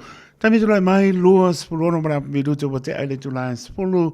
Tau tuare Radio Samoa son lima I vatoro amo. Silinga tani seul por kame pe ona pāneo atu. Le se ufonga o le tai au fō mai Amerika. Le sunga atu ila epa whaptai li o sua. Ia, palauna vai atu pa yaso le li. Nā po I vai yaso tāna soifua muriel maro le tunu ea sunga atu le epa whao wina po I le nei por klame pe masani ai. Anu nai minute tātou se atu le por klame Parkinson Bosco. Ia, patis mai po leo tumata ia Stephanie. Ia, pangasol po leo tātou por klame se epa ia le tu laes puru mare lua. Sui ai po leo le tātou no foa. Pats mai po lea o tlenga para sala fai para sunga se umano Francisione ia para tlenga pongamua ia tau te maputa se ia pai po stay mare fia te tonu lo man via la man maro ta to no te lava maputa mai ia tau tua de Radio Samoa ia la to ona pa tau ba lo to maputa tai to taloto ta to maputa se ia pai fo le oli to pa ta lofa tuai ta lofa lava ma lo fo la Samoa le ta to po si ui ole nei po ma sina lona no o le anu ka mile anu wai ke ia ko e mo markisi masima ko sampo ia au ile ia i maunga i foi ban to langa yo o foi ai me fetu leni mai so i fomro ai o lo fatu tu ai ma pana ia so o mo lo so i fomro tato bona nei se me tato te pole ai io ai po pole a pe fai atu o po pole e po pole a wa po natura leo o so i fomro lo tato e po pole a tina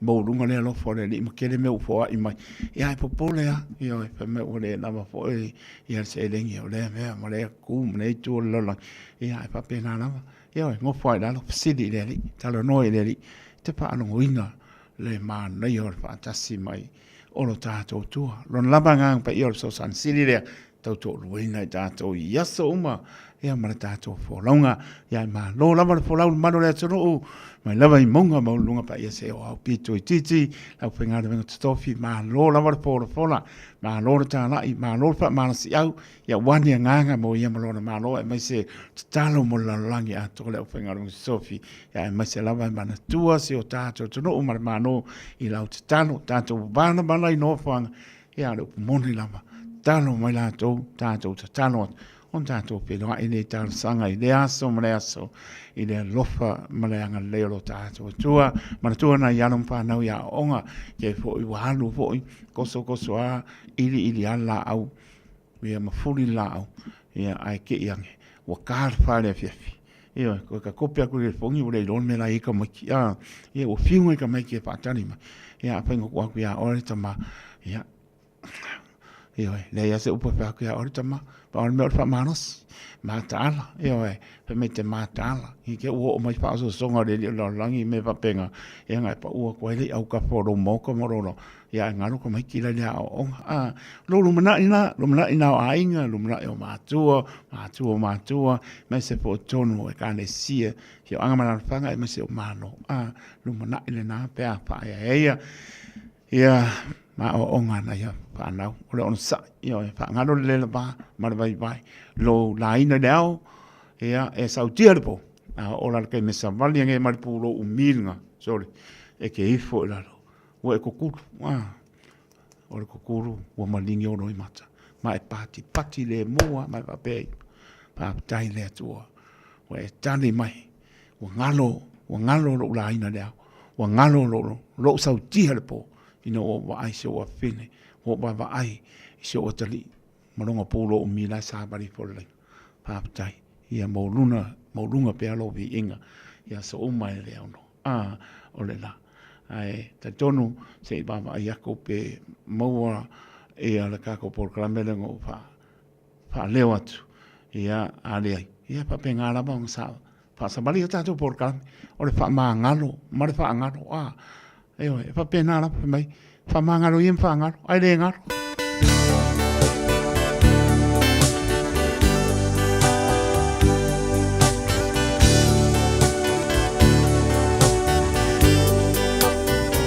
po ia mane to pai mala inga le nonu o forte ni amina pe na rieta inga ki ora e Roma sai po misa a joy mana tu ile mafuta talo fa ua motiele ai ua ia ona ole ana sala ai opte mana tu a ole Esau pea o la pele fanga lo iotina o ole mona le faina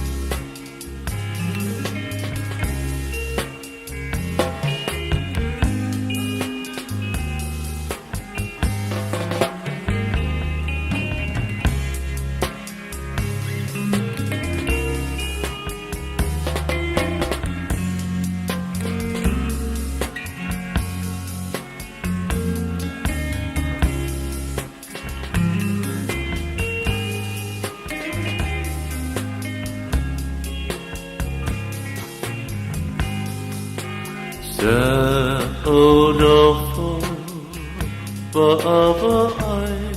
I whetu o le la Mo mai O ua hana iata whatase Ma o e lau pene Where loa au wha Ia te whaatasi Ma o e laua Hiri a so sau Lau pele ea E loina O le whaina te O le whiawa ai Whia te pai lawa whiawa Te pape whata O ngai o le E pei o le susulu Mai o le mahasina ua tu whasipa La te pele ea Se e lono mai o whatutuila Se i o se tu i pea Ua whatisisina Ola te pele ea Te ho mai e so pole Mo ita Awa oa ura te tama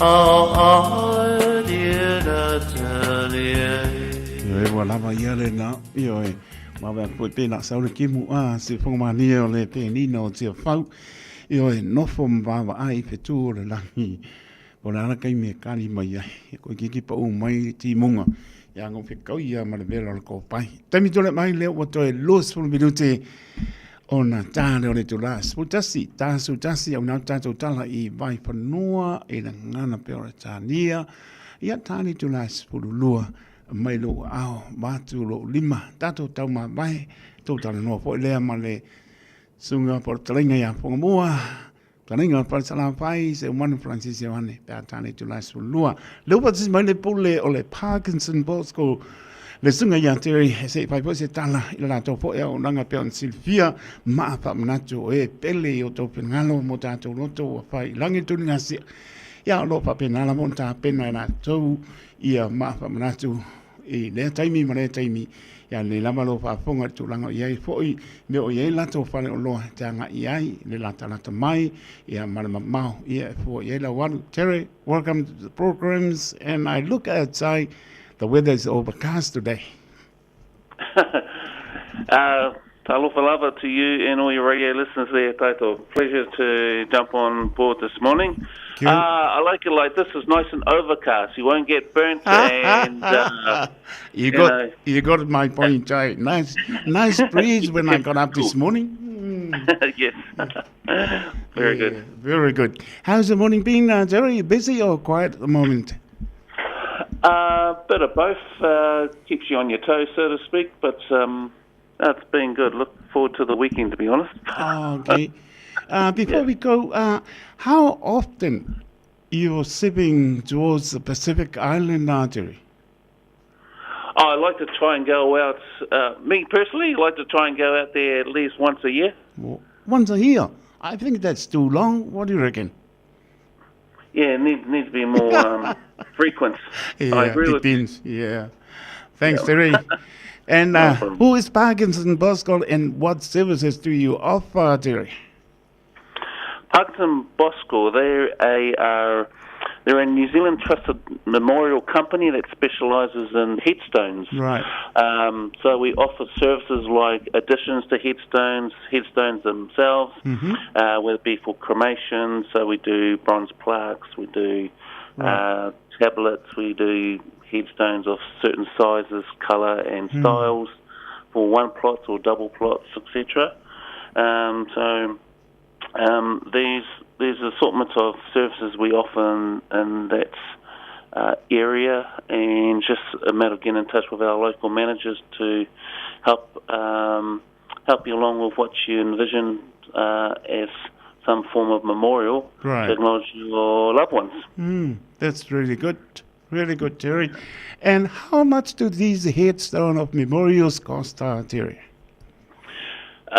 Very good question. So, depending on the size, be it a cremation as an example, they could be bronze plaques or granite plaques, tablets, size of A4, so to speak.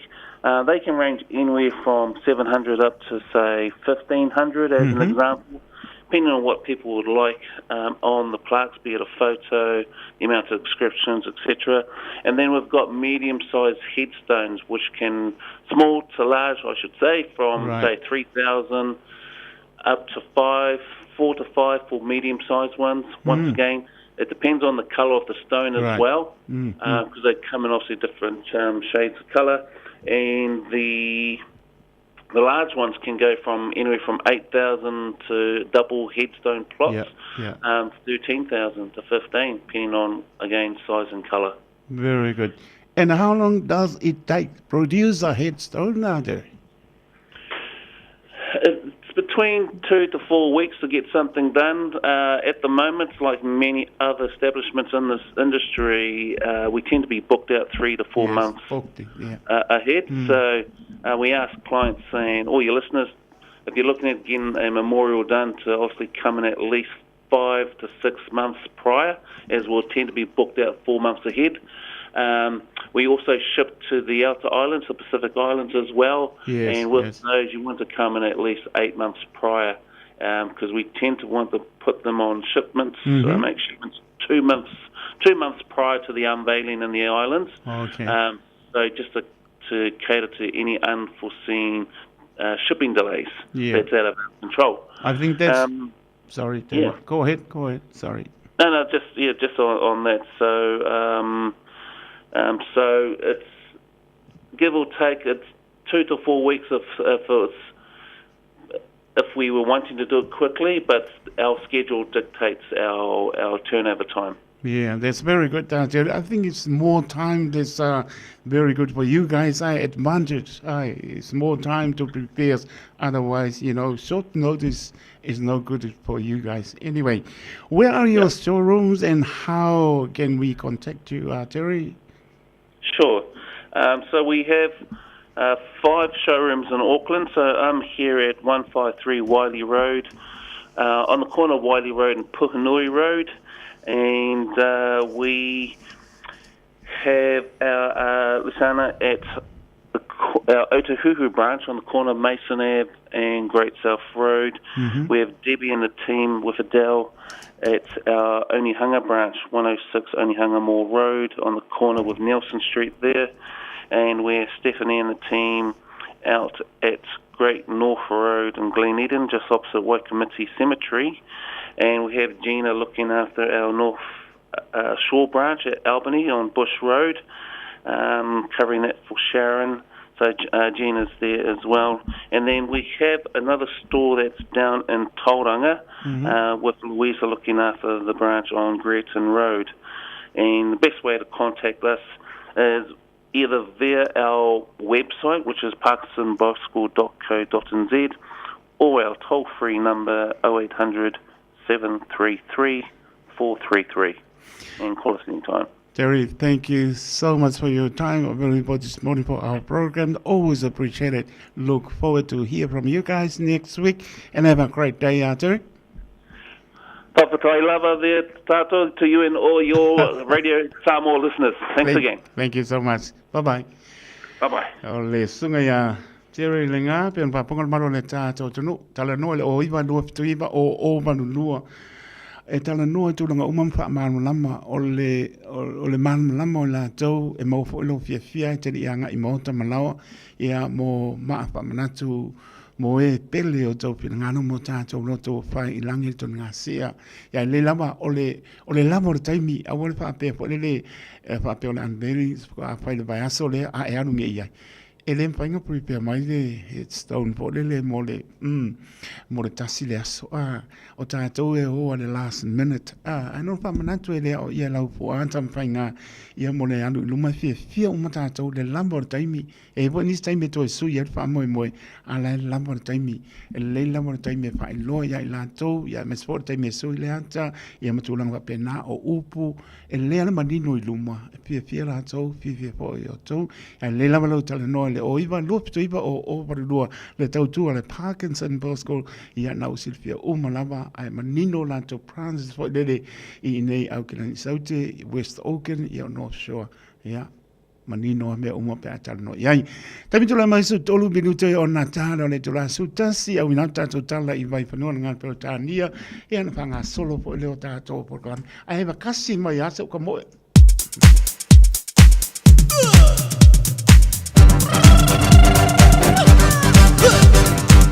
Talo watu ya kasiano sa nile maalola ma huzo pia ua nga i kakabale na Susana tano nonu wola pena po ya a helio vaenga te pora e ke roma e mai lato lava ma mai ai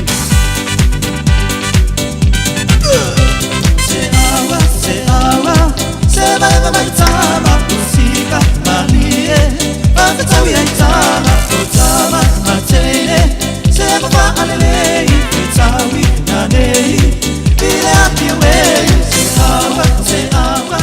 se vai tama musika manie va tawi ai tama matene se va alele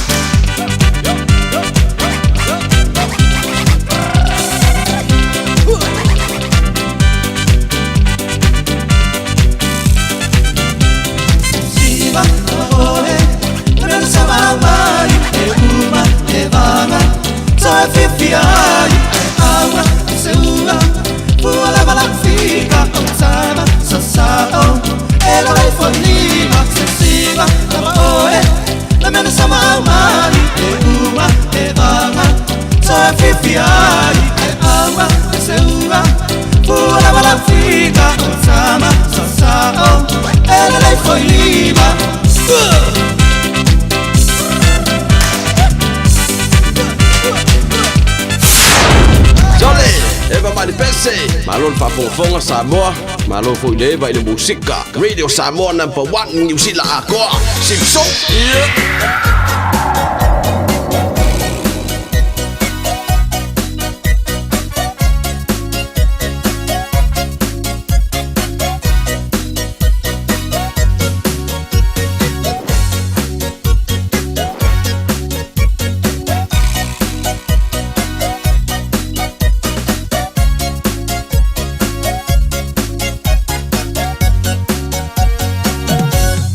Rainea o tala wa whainga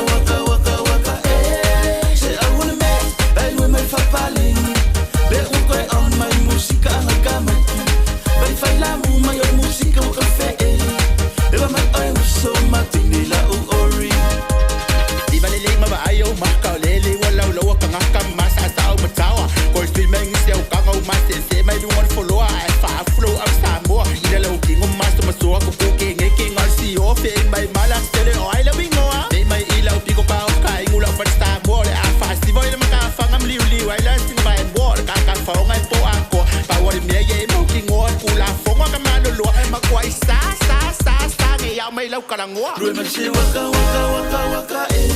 Hey, se waka waka waka waka eh. Hey, se waka waka waka waka eh. Hey, se waka waka waka waka eh. Rue man se waka waka waka waka eh. Hey, se waka waka waka waka eh.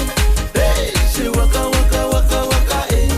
Hey, se waka waka waka waka eh. Se alume, alume fa paling. Le ukoy ang may musika ang gamaki. Bay faila mo may musika o kafe eh. Eba may ay so mating nila ang ori. Se alume fa paling. Le ukoy ang may musika ang gamaki. Bay faila mo may musika o kafe eh. Eba may ay so mating nila ang ori.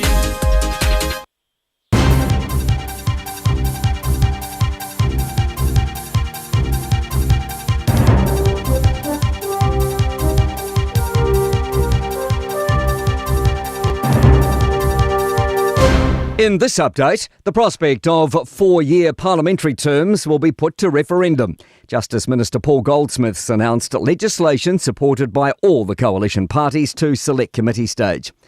It's proposing keeping standard parliamentary terms at 3 years, but allowing that to be extended to 4 years under certain conditions. Goldsmith says this would require adjustments to proportionality on certain select committees. He says that will be looked at in select committee. It may well be that a much simpler arrangement is just to have a choice simply between a 3 and a 4 year term. And so we're very much open to that, and that may be what comes out of the select committee. The Children's Commissioner is concerned as Oranga Tamariki still falls short delivering minimum requirements for children in care. Its 4th annual report to July shows Oranga Tamariki still isn't meeting national care standards formed in 2019. Issues include abuse and care rising, with 9% of children in custody being abused or neglected. Chief Children's Commissioner Claire Ahmad says there's been very little progress from successive governments. It's only been 3 months since the government's apology to survivors of historic abuse in state care. More changes are on the way for the electricity sector as power prices continue to rise. The Electricity Authority is proposing new measures to stop the big 4 electricity companies giving their own retail arms preferential treatment. The government's lifting restrictions to allow lines companies to invest more in electricity generation.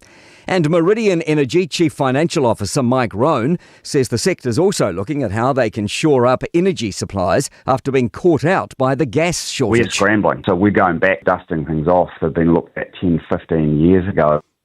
Dry conditions are expected to persist in Western Northland, not helping firefighters battling a major blaze in the Waipoua forest that broke out yesterday, covering 70 hectares by evening. And Pope Francis has shown slight improvement after 13 days in hospital being treated for double pneumonia. That's news. In sport, to the latest round of Premier League football. Leaders Liverpool have opened up a 2-0 lead over Newcastle after half-time in the late game at Anfield. Second place to Arsenal and third-ranked Nottingham Forest have finished in a goalless stalemate. Manchester City have claimed a 1-0 win at Tottenham, while Brentford and Everton finished 1-1. 10-man Manchester United held on for a 3-2 win over Ipswich Town. The Chiefs have confirmed head coach Clayton McMillan will join Irish club Munster. McMillan will depart after this season to take over at the Irish club, bringing to an end 5 seasons in charge at the Chiefs. The former Māori All Blacks coach has signed with Munster until 2028 and will link up with them in July. That's sport. I'm Malcolm Jordan. Hey, don't be that guy or that auntie ignoring a sore throat. This isn't just some drinks and lemon tea in your sweet situation. Untreated sore throats can lead to rheumatic fever. Nobody wants that for their family, eh? Go get your Pepe's sore throats checked at your GP, school nurse or pharmacy. It's quick, easy and most importantly, free.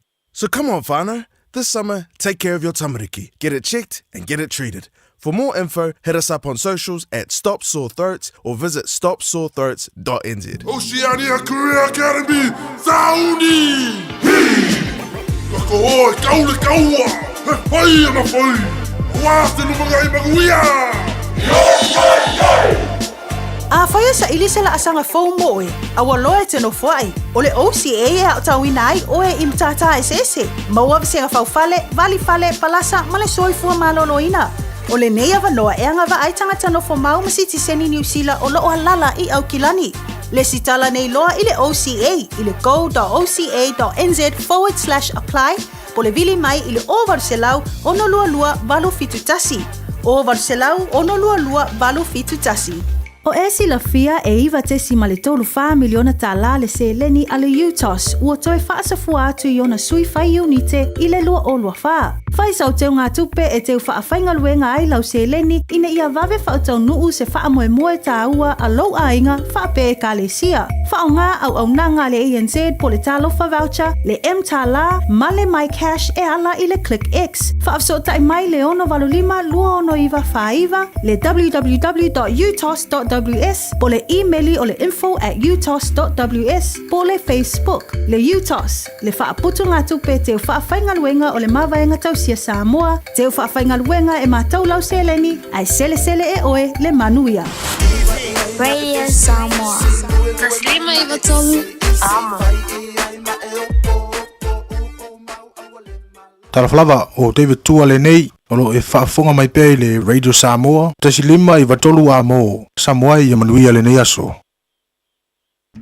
O le tawele tole mai ono minute o te ale tu la su tasi o le nau paponga le mano le tenu. Au ina tātou tala i vai whanuam tala i tā longa, au ina tātou le ngana pera tā nia. Tā tono ro murian mano le tātou tunu le poi mai ngana tā yauna stofi o le whaatapiti o ngā renga o tātou anga tūre pai unga o le nei masina ia vespo le nei vai aso lewa loa sporfitu longo ingo le aso muli muli tā yao o Februari lo olo lima ia o le aso mua le aso nai ia le whaamantunga pa ia io e mani tu natu fi le mo i le lii e le asa le asa mua le asa lua le asa mua le asa nai asa lua le asa pa mantonga pa ia tātou te mani tu natu pea i le alofa maranga leo lo tātou tua ia tātono o maria po i nai o tātou tu asin sina i le whaingofia le nofo i maota malawa ia mai se o le teimi o le manu lo alofa te le atu mo o tau tālo pea o le wha mano longa le lii pa iatu pa iane iatu o tau ia me se la tau o lo o la ngona ti ngā o le tino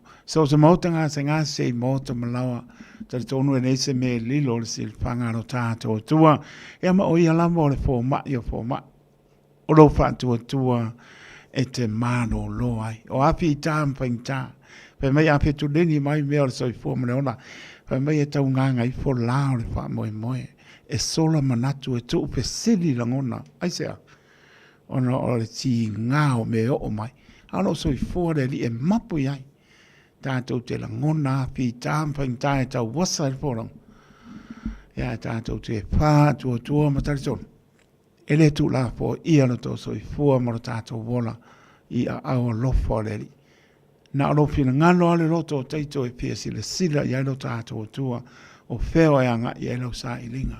Po e tau fio fi mau pia i lo silfia malo i loa. A lo soi pina ngano le li o lo patani tani mai te bala awatu. Lofa te le atu. So se mauta ngase i mauta malao lo pata o to lia le mano le atu nua. Lofa te le atu. Nise o aingo pia ngai mpa no anga o nise pele i mautanga o motsia o malanga mari pa mai se le nganga o le li. Tātou nopo tā pena m tātou sauni e ma vai le soi fua mo le ola. E ma vai mea o mo le neila lo langi o lo tātou soi fua mo lai. Tā pena tātou le ola e whaabau le no le nā wa uman saunia lo tātou ori. Pea ma vai le soi fua mo le ola tātou whaia lon whingano. Lofa te le atu. Tau tua le Radio Samoa au ki nani manu tūtua oi o atu no e ma mau. Lofa te lau te tō mō tau. Nei minute, e ana ngai me poi leo te mata i ane urua e li i a te tonu he o tātou tala o tō tonga o tala mai Samoa i a mātu no e ma mau pe a tusa i marwha moi moi.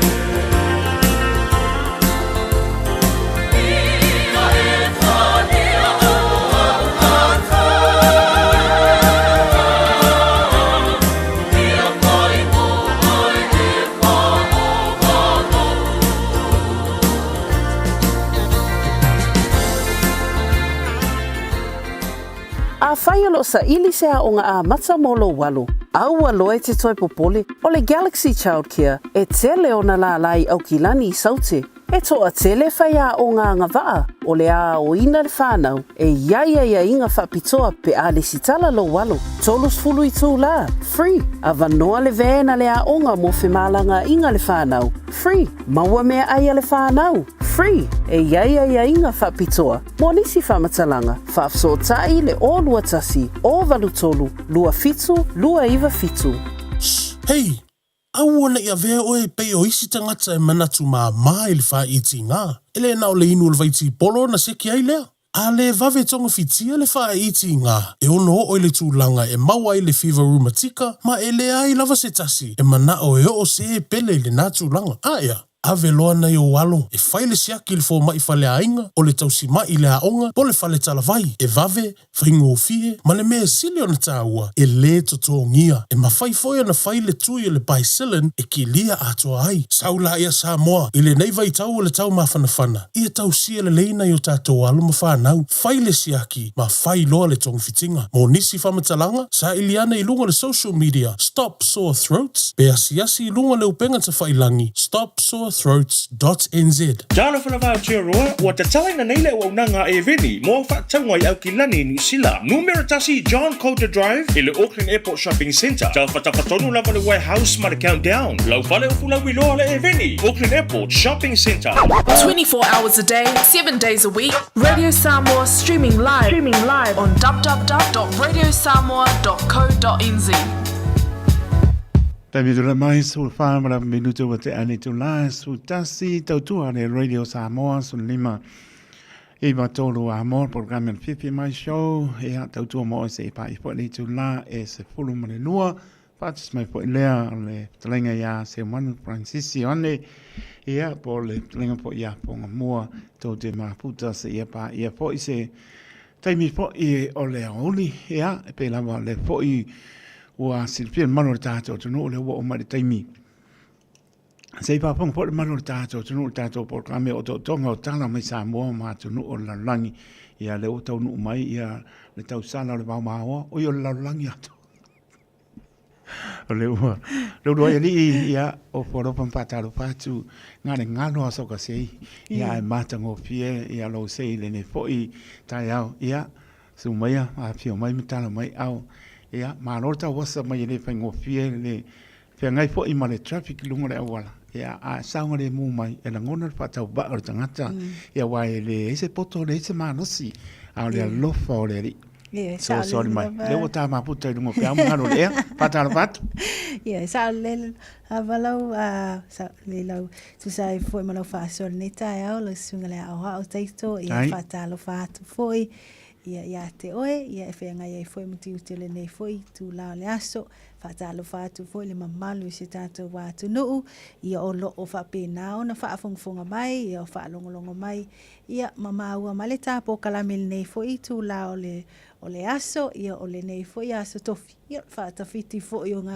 runga ma whiti ute ma whaiva, whenga ia e ma le toa tele o se tātou wātu nuu, ia le ngatai le whatalo whatu nai tinam ta mā mātutua.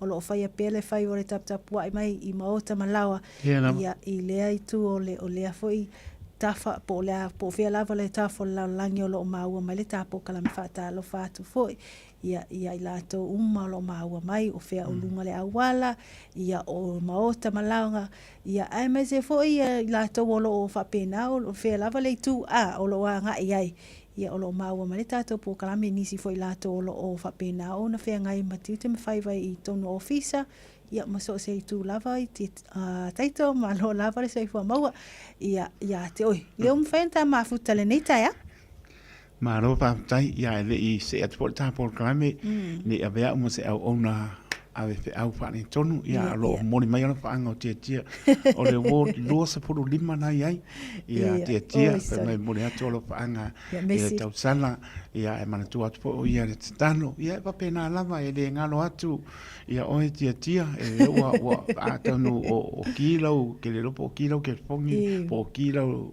leitio ia po le TV po le atu langa nai te maua mai ia le wa fa fonga mai nei lu fe lo et po se taimi nava ia so lo por clame na bato lo fanga taito ia o lau kari le ai ia nga pe le o kai ko se la o tu ai o ia bane le pa ponga mo le tunu ana o atu le e o e mai le tai au le anga mai ni tato maneia le no ili ia atu le fa silia te lo sunga taito le ni tai au ia na saunga le mu uma manuia fo ile anga mai i lungo o wala ia me se foi la le train ia me fa pena foi le pasi i tu langa ia e manuia la va fa taile li ia tu sai foi male pui mai ma ia la ia pui mai foi le anga mai foi e fa tino ia nisi foi nga luenga ia pe ona masani ai le asam le aso ia pe na eta ua ele ai lava se poto na te ia le tele foi o vaenga e ono tu lai mai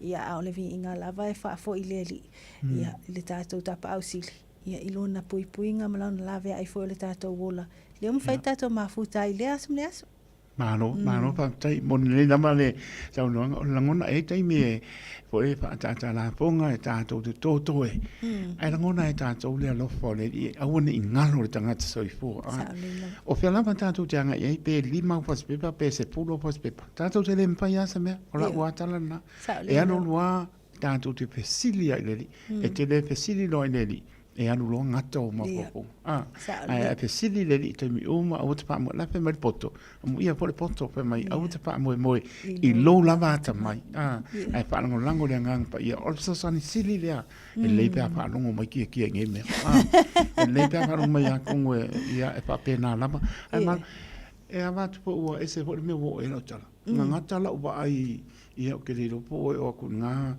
I Ponsonby Road sa pisi o ngata la uia ku nga po wono tau sanga taru wai e o po I Richmond Road mai nga I nga side streets nga ia nga I miss out Franklin Road ku sa le numera tasi nga ke mio ki mas I la ua tala Franklin Road ia e kumui mai moanga e mai se o la au kau lalo Victoria Paxone e makau kia o la se lata mai na e sila ina le na pena e ta ua fo ia e tu sa ia o le ua fa pena una mai astu ia a Sofia Fia matulanga fa pena ia o fa inga masani lava ile tumtumu i o tangata mai moa ia ma fa pena una sila fo tilo fo I mata tu langa o iai ia ta penanga fo o le na fo I tu o le na fo I tu vai I tu langa iai I la tu ta penanga I la au ki simasi ia mai se fo I la o moli ia pe o le tu langa lava le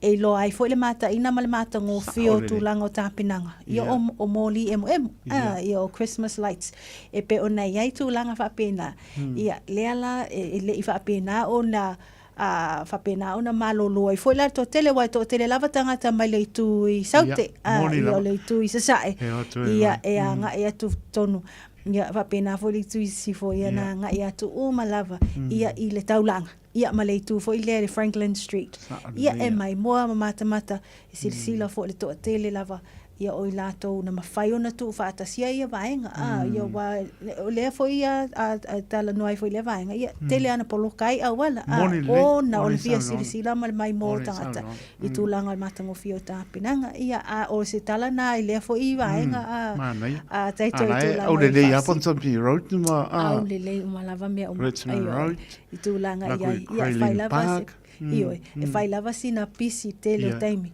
ia o lo matango film sanga le mu foi le I tu ia o le foi ai taito o tena mo tino po manatua I ale ainga le na fasea abela tu tangi ale na man malo I meio la Christmas pe o stania le sa ori tala na I le tau sanga le o le fia le ainga le o tu la tu me o moli pe mo le faina mo mo na tu ale nga osu mana tu la pa ia tu tonu le mo tona ainga na tu to mana tu na tu la ya Franklin Road manisi o wala lo va peranto tu o papia pe pa le ainga ni nga o fo le su se ainga le ia wa ko ai dalo mo dia se ai anga pa pe ia ele pesa kana o la lava I la to wala ngona na o fa me o le fa mo mo la ko ainga e fa o susulu ko mo lima ia nga le pa pe o aku la ko mauta po la to na la lava fa to tono le mauta sai ai we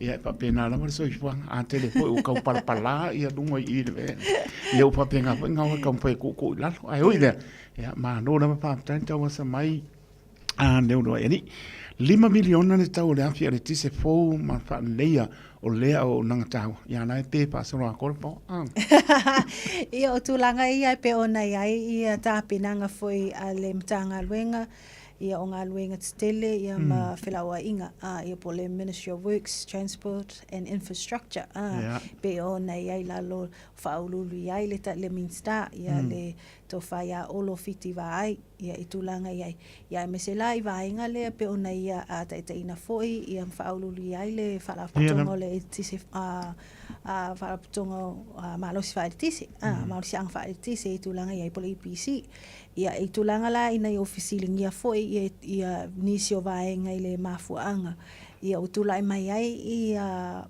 whawhitauli nei ia o loo wheta ia I pea matato tangata I Samoa ia ona ua soso o lava aso ia mawai aso o whiangai ia tangata malnei a whawhitauli o le peo le pawa ia po le motusi o le tise ia o le ala ua iai I tulanga I tato reporti o leo whaalia ia ua iai le whai unga le malo e ala I le kāpeneta ia e whaatau ai ni afi e le tise ia fōu se lua I se ia I tulanga iai ia I se tau atu sama le 5 miliona tala pe la ona e taua ia mōl whalele iai lavo le au nanga I taua I tutono se tato watunu ia ina ua pe ona taua ia mata whaasoa ai ina o tūlai mai pēr tūlanga iai le pēo le pawa po o le motusio o le tise pēo na iai ia na whianga iai tangata I le aso sā ia me se fo I le pō le aso lua ia o le nei fo I vai aso ia o le alau whailoa I le whianga le minsta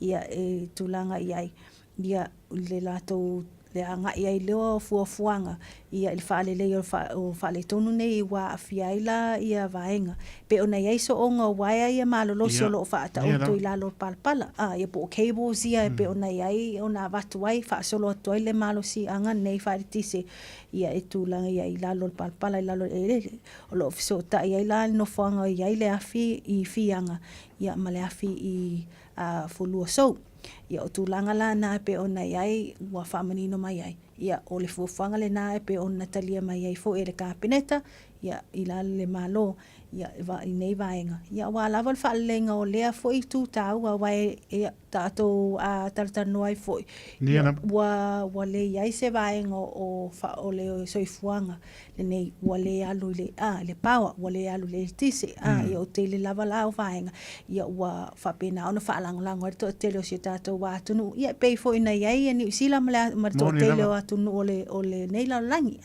a le iai se le tise ua tele lava vaenga ua le mawhai ona wha wawina ngā luenga ia ai me se fo I o aseta ia matulanga o iai I meto tino nei tangata ia wa le mawhai ona wha atino le mawhai fo ona ola ia ona o le motusia o le tise ia a leo whamanino a tono se isi vaenga le tātou te patipatia mawhia ai fo tātou whia ona ia o leo mawhai ona a whamatu mai fo I lea vaenga tupe ia e whaatino ai fo I la lea vaenga tāua o le maua ai o nisi o afi e whesoso ani I le tūlanga o ia le whaasoso o le tise le taiminei taito Malo whaatai ia ai tātou whaamoe pēr ia lo poreni ia me soe lātou taimatani ia I ngā wenga ina ia mātāna ia wai pe se me whaingata ia me se tūlola ngana I whaongaina nura ia li e me se lama me yo po saisa whonga tau mawha nai tū asinsina e me se le atoru tātou tunu e le paingo fie pe a pape o lai rilai uma e lātou e ku uma me po saisa whamanulu ia me se ai kalo fai pe mai le pa o le lo a fa pe o le ise la to a fis pe pe me ma se ne po le ka lo ma saka ka ma ia fi fa pe ia ku le ku ka po le just in case ia ai ma lo la fa tai pa mo le o ma te time te ni ai ina ia mata mai te mi mo be alert on manga ia le e le tongia ia o ma le fono fa vai se tupe ia o mangele skati fi o ia le ro ele ia o le tali le na ale minsta ia le songa ia mangele se kati fiaui I tūlanga ia I le whamanino mai le minsta o tinamta mai tai ang fsota ia utulanga ia tina mang fsota po le Ministry of Women, Community and Social Development itono si tata watu no Samoa ina we ta wale wa fa pena ona totong yatu ele tulanga ia le fai pule ia ai me se ole la to fon fa vai o fa sal anga numero lua o le tu malo le nei o le tupela le se lau fitu suli maafi ta la ia pe ona fisiling ia fo ila le fa nga ina o le seleni i tato report pe ona tu ina tu la sona nafi ia o le tali le na ale minsta ia langa aya ia le minsta o tina am tamai tai ia tulanga ia i le whaanga aina. Ia ai me se wha o ia leo uwha pina anu whamtu ia i tulanga ia i le poloketi. Le tasi miliona. Na ia ta uai. O leo uwha pina o na awatu le tupe. O toi toniatu le tupe se lau fitu sfuli maa feta la. E tu sai o na fisilingia. Pe o na fisilingia ai foi. Peitai, o leo watali mai ia le sui fai pule i o whaasa le anga numero lua. E tu sai foi ma nei foi a whamtalanga. Ia na ia ta ua. E le itotongia ia o ma le fono whaavai se tupe. Ia ua tulanga la ua fe ese ia la ia la ngona. Finanga lo le minsta lo ia ile va ai o proketi le nei. Ia e me se foi la le sui fai pule i o whaasa le anga numero lua. Ia ile mta pule nei. Ia o lea la na ia ta ua. O tulanga iai safa alia le minsta ina ofisili ngia le taimina malolo ai la ia le fono o le palemene i le nei foi vai aso ia ua toe whaamtu o ai o vai ngā tuper poloketi ma le tu malo ina upai ai la ona toe wha o la atu o le seleni nei ai peita ina wha ai loa le sui fai pule ina ofiso o tai mai. E le eise tupen la tau tongina. E ia ma le fon whaavai. Whaalia e le whiunga ia mangele, ua whaamalia ina le komiti whaafoe. Tūlanga ia li potile le tusi po le audit. I vaenga ia le whaonga ina. Ma whaamtala ino le whaonga ino le se lau fitu suli maafile nei. Ai ele i whaapea na toi tutongi se tupe. Io vaenga la ia. Lea na toi whaamanino mai. Ia ato no leo wa whapena o na fofola mai fo ilana e finangalo. I tūlanga o ia il whaanga solonga ma le whaatino ai o latonga luenga ai mese o le fonu whaavai. Ia ile se lengi la le nei se lau fitu suli maafeta la. Ia lena whapena o na atu inatu. O nea na whaanganga mo le tutongi no i lato o ngā lue. Le tutono le fonu whaavai ia ma i tūlanga o ia i alauni. Ia ma tutongi ia o vaenga la ia. Leo wa whapena o na whamanino mai fo ila el minsta. Ia mangele e tu sai ele whapena o na ele o se tūlanga lea na tūlai mai. Ia ai peitai. O vaenga la ia o le avatu o le whamtalanga o le talo le tupe ma vaenga whapena. E pe ona ia tāua. O le whaamanino ina o le se leni. Lena whaonga, o le se leni le se lau fitu suli maafe. Ia ilona whaonga ina ai le whaape ona toi tutongi. Ele se tupe lai titi. Ele se tupe lai titi. Ia au tūlanga foilina. A tono, lena whapena ona tu ina mai le finanga lo le minsta o tina amta mai tai. Le o lo whapena ona whaululi ai tūlanga o ia le poloketi tasi miliona. Ia o lea foi waftali le minsta. Ia o whai pule foi whaasala le anga numero lua. Ia tu sai foi la ma le whaaminonga o le vaenga a taito? Malo whaamtai, manino mea uma saunoanga leo noa eri, malo lama whaamtai. Lewa mea tau nuul polanga le past, la tau te solo ia, te unga o le whaamai maratu la whono whaamsinonga whanuam swapa le lua o. Ia, tūlanga iai mai tau foi o lea na whaasolo le le whono usu o le tātou malo le nei foi vai aso. Ia pe ona whaatino foi le nei aso. Le tūlanga iai taulanga masani. Le tāo fianga. Ia pe la ona iai le amtanga le nei vai aso na amatali ai foi la i nisio o lafo.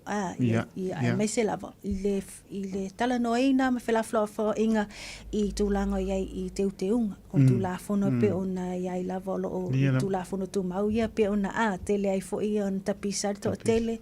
Ia mai se foi tūlanga iai leanga i tua e whaatino ia consultations po whaatatanoanga i le malo i latanu i tūlanga iai i nei a teuteunga. Ia pe ila o le nei vai aso le na fai ona fa tino ai ia felaflafo inga sui ia mai lato o mai tulanga ia le mata upu matula fono nei te ngo tula fono nei ia peta ila ia le u fa pena ona manino mai ia ma u fa ta no uina i foi la le folanga le vaenga fa fai ia po fa tu fo ia le fast pe ona tula mai taimi nei le foi i le taitaina ia o le tato malo ia o vaenga la ia i tulanga o ia i te unga tula fono fa vai na fausia le tula fono fa msinongo lena fausia le tula fono fa msinongo fa no mswafa ia le tausanga lo ia le o tau no ina ua maua le fai numera ia le tolsfulo ono lea na palota ono foa lima su tolo le pai inga lona sumal fitu o ia le pale mene nei o sui fai pule uma ia le vaenga fai o lo tau aveina le pulenga o le malo ia e au fia ila ma le fonga fetala i peo nei to mul mawina le na fa pena no tu ina tu foi lona e palota i vaenga fa pena ia i tu langa ia ai me se foi la le tu o le tua ngai le na fa pena ona to tasi le na le sui le na fa pena ona palota au ai i le tu langa o ia lango foi lona fina ngalo ia pe ona ia le sui o sanga nga numero lu ia le fionga ia foi ia maulolo tavita mosa ia o tu langa ia pe ona tato fa fonga ele malo se tato watu no ia tato fa longa ai foi i tu langa ia i lona foi fa amnino mai ia o le mafu anga na ia na li fai foi lona ia fina ngalo i tu langa ia i le lango i le foi mata au ia o tu langa i le nei foi te ngo tu la fono ia o vaenga na pe ona ia o leo ato no leo si la fia o mo foi tato malo si tato watu no tu sai foi ia maleta o fianga o le fono uso se tato malo le nei foi vai aso tu langa ia mata o lumanga uma ia o le filaflafo inga ia o nei foi tu langa ia po fea nga ia fina ngalo o sui fai pule ia o le kapeneta foi ia i tu langa ia nei ia te ngo tu la fono taito matango fe manino me uma ia me so fa pon ma se tato no no ia ma no la vale fonga ano pai pe ia se pe o ke longa pai la ke lenga la be mai longa ba ni le i tau ranga o rai le mo tanga sanga se e tai mini e mai se le o e se passe se sa le ia o tu langa ia o le me fa tai o le na fa pena ona ma fai ona la ve ina mai le soifua po le ola o le a pai late le po po ina o la fa pena ona la ve le lana vale le va le like titi le i le o tu lau ele mala vale le tauranga le na mafai ona au atu ia le mai tauina o le tu le pelata le tu la e valu le pona po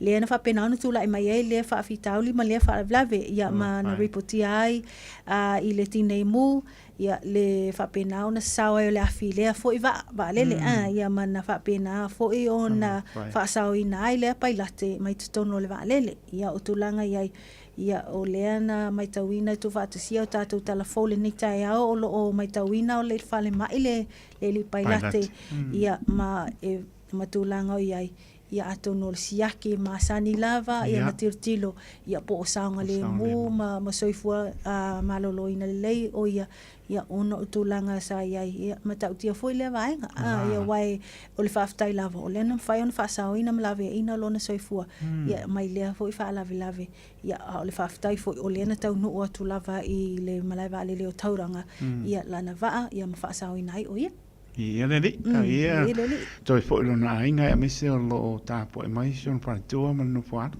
sa le lava ia le wa tu fa o ina pe le sa le mu i Northland ma tu sai fit sulu e ka le ma wo o ia e ma ka ki pe uma America la wa mai le anu le filia ia o de tu langa na e ma o fai fo ia ile tele o mu fa pena on tu lai mai o nisi foi o mala ia pe ona tato fa long ai foi ia initial report i vai aso tu na ia tu le tele o tu foi o New Zealand ua mai tawina le sasao ai o le afi i nisi o vao matua ia matulanga whapena, ia alela u whamawina, ia o lo sa sao pea, ia po sa sao pea le po o whapena ona solo atu fo i le tusa ma le fitus fulu kale le te le, ia ma le mamau le afo o le solo le afi, ia pe ona iai i Northland, ia o le mai tauino le lua le awa uli o le aswana nafi le na ripoti ai le mu le nei, i le ofiso ti nei mu,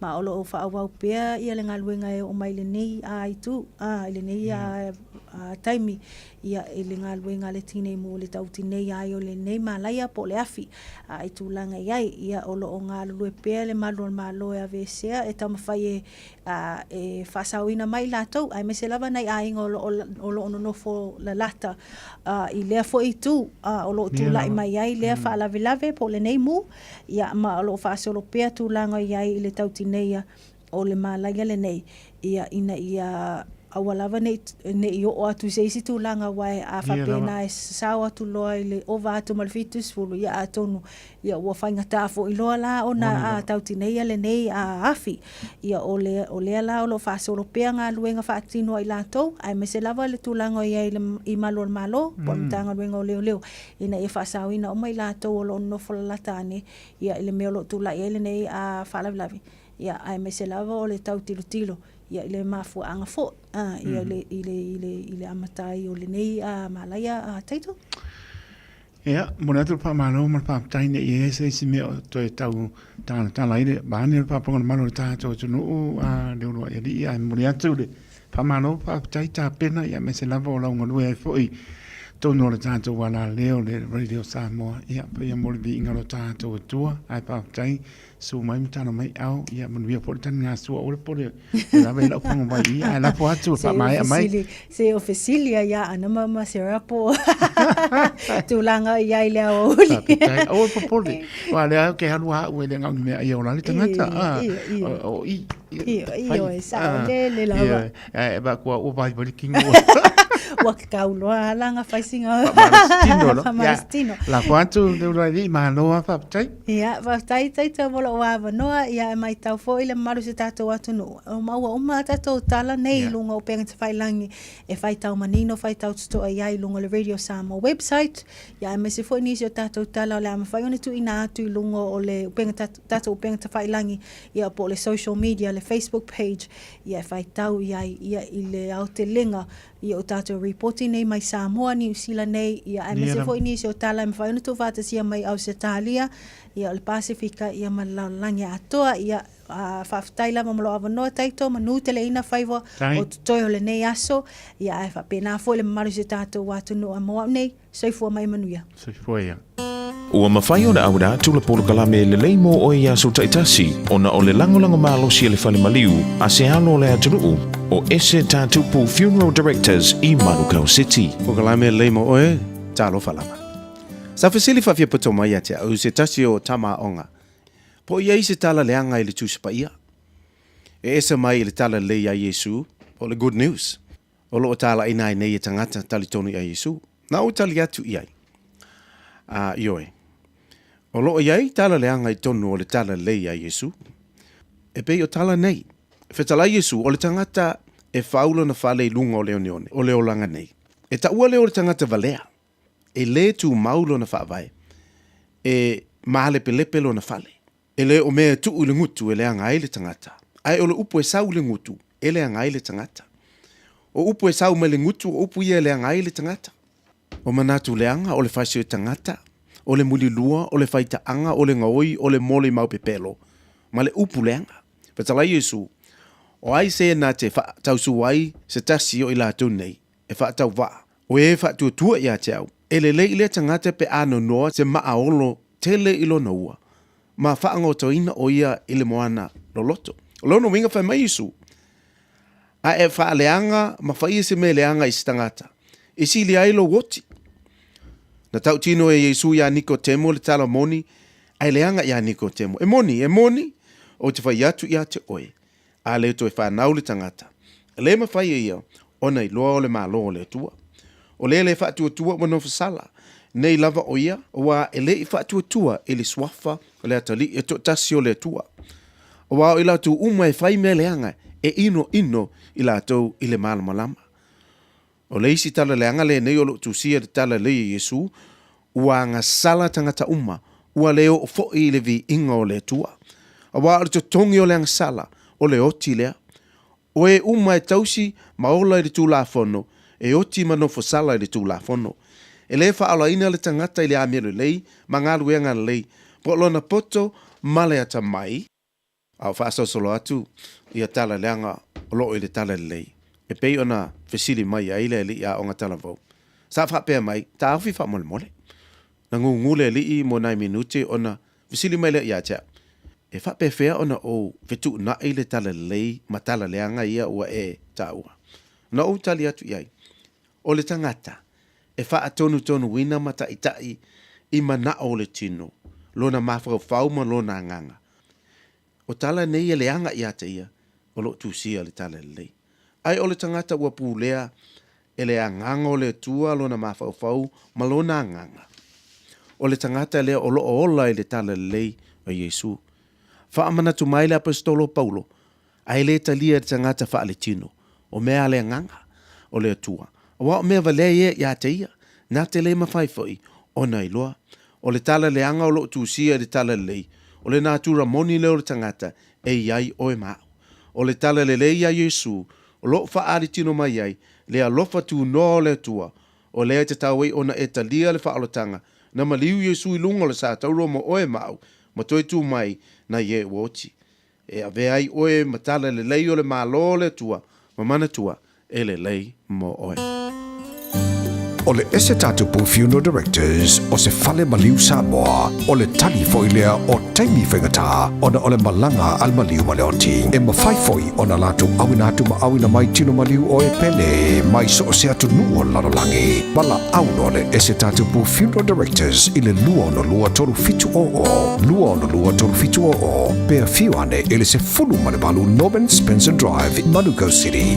E le whaingofi ala toi fwy anto whanau ia onga ona o le taunga tau le sui fuanga wai nei. Ai o te pera ina e le Digicel te whaapitoa e te ono marumalo ai i whailonga ta i 5 se lautala cash e se fulu e se ina yaso for Waylay te tasi e 5 whailonga ta i 5 se lautala mo risila 5 whailonga ta i 5 se lautala mo au se talia la fone lonsa top up lusu tala pe siniatu mo soa varoa i te ono marumalo ai e te anga wa fo ipe a whaongale au nanga le ClickX e lafo ai le sele ni i le MyCash a le Digicel i Samoa Fiti Tonga Mavaruatu ia inga o le rei whaapitoa mo nisi whaamtalanga asiasiane i le digicelpacific.com Sekia Digicel. Hey, don't be that guy or that auntie ignoring a sore throat. This isn't just some drinks and lemon tea in your sweet situation. Untreated sore throats can lead to rheumatic fever. Nobody wants that for their family, eh?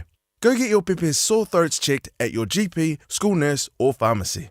It's quick, easy and most importantly, free.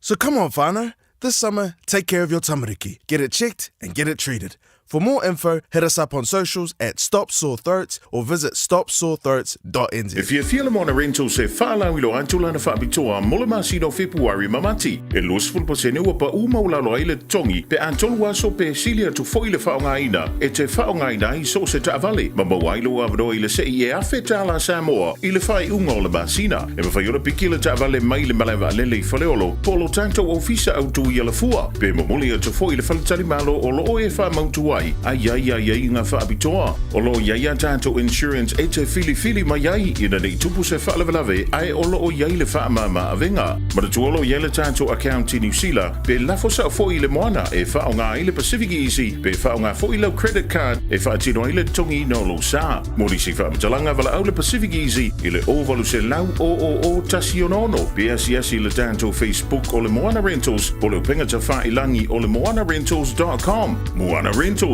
o lau paanga e taitoloina oe a o e malanga siasi i Samoa. A whaialo sa ili sea o ngā a matsa molo walu. Aua loe te toi popole o le Galaxy Childcare e tele o na la lai au kilani i saute. E toa tele whaia o ngā ngawaa o le a o ina le whānau e iaia inga whapitoa pe a le sitala lo walo. Tolus fulu i tū la, free. A vanoa le vēna le a onga mo whemalanga inga le whānau, free. Maua mea ai le whānau, free e ia inga whapitoa. Mo nisi whamatalanga, whaafsotai le o lua tasi, o valutolu, lua fitu, lua iwa fitu.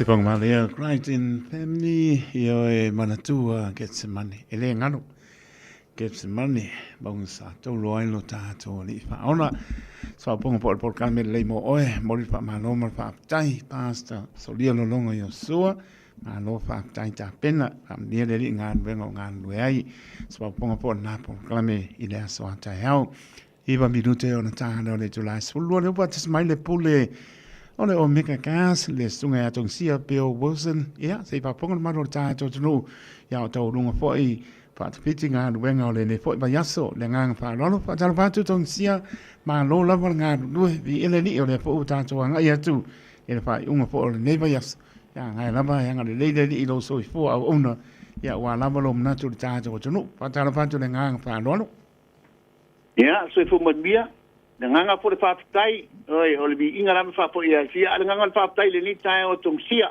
po mo fo le ni lao o se ava nu le au mo ia fa ta lo fa ke lava tu amra ba mo le fa lo fa ma lo so fu mo bia pa ma lo to wa tai lo sona o tai cho pa ma lo to tu atinu oi e te mata mo le poro kalame le poro kalame le leimo oi a tai to moni lava ora lava poro fola ole fola sia ile asu mere asu ale fai upu te fia fata weina ele leimo oi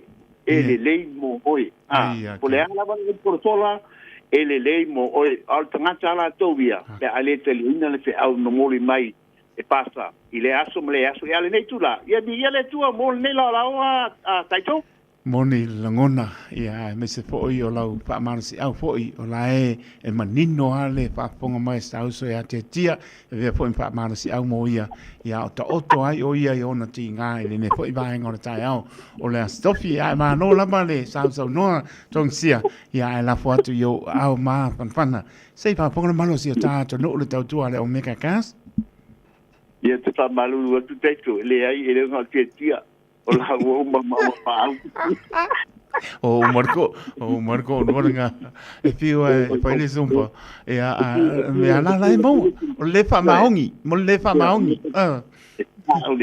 e fa maongi mai lumo le TV ia o por TV e o pi a le do a coisa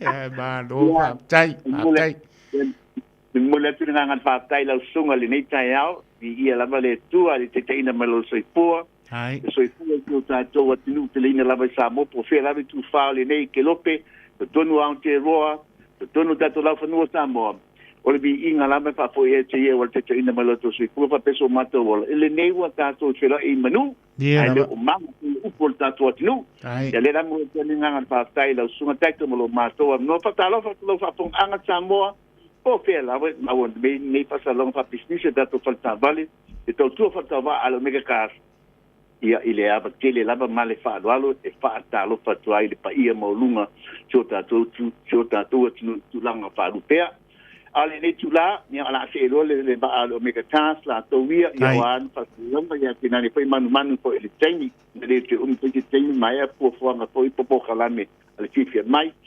ai na le fa atino ngale fa ai lo tu ai tomsia yo pe afa to fifa to sita vale yo wa tele na wa ta to ta vale wa tele fol ta to stock tu ai ngan ta vale ese yo ba mau tino la msambo ele tu li to msiele ta unga lunga fa malama bo tele la ba ta tanga le ba ta wa se asa to mo volumi ni ta sanga yo i ta sanga foi atu mai ai ole me mata ngofi ia e fe tu ngai la be to msia e tawol ta vale according ni le tupe ua mafai mai le tato finance o nisi langa na tu ti man mai e pe tele tong sia e fai lo atu ma fo ile tato tua ia fa mal mama tu tau finance ai le fai ala fai tunga e fai tal sanga pe fa wow ona fai le tal sanga le tu fa tau le tato falta vale e mana tua fo isa mo o le tele fa mama abenga io fenga na rofa e ala le tato fi yo o tatu vi fe le tu pe to tongia o tu pe so sa bai la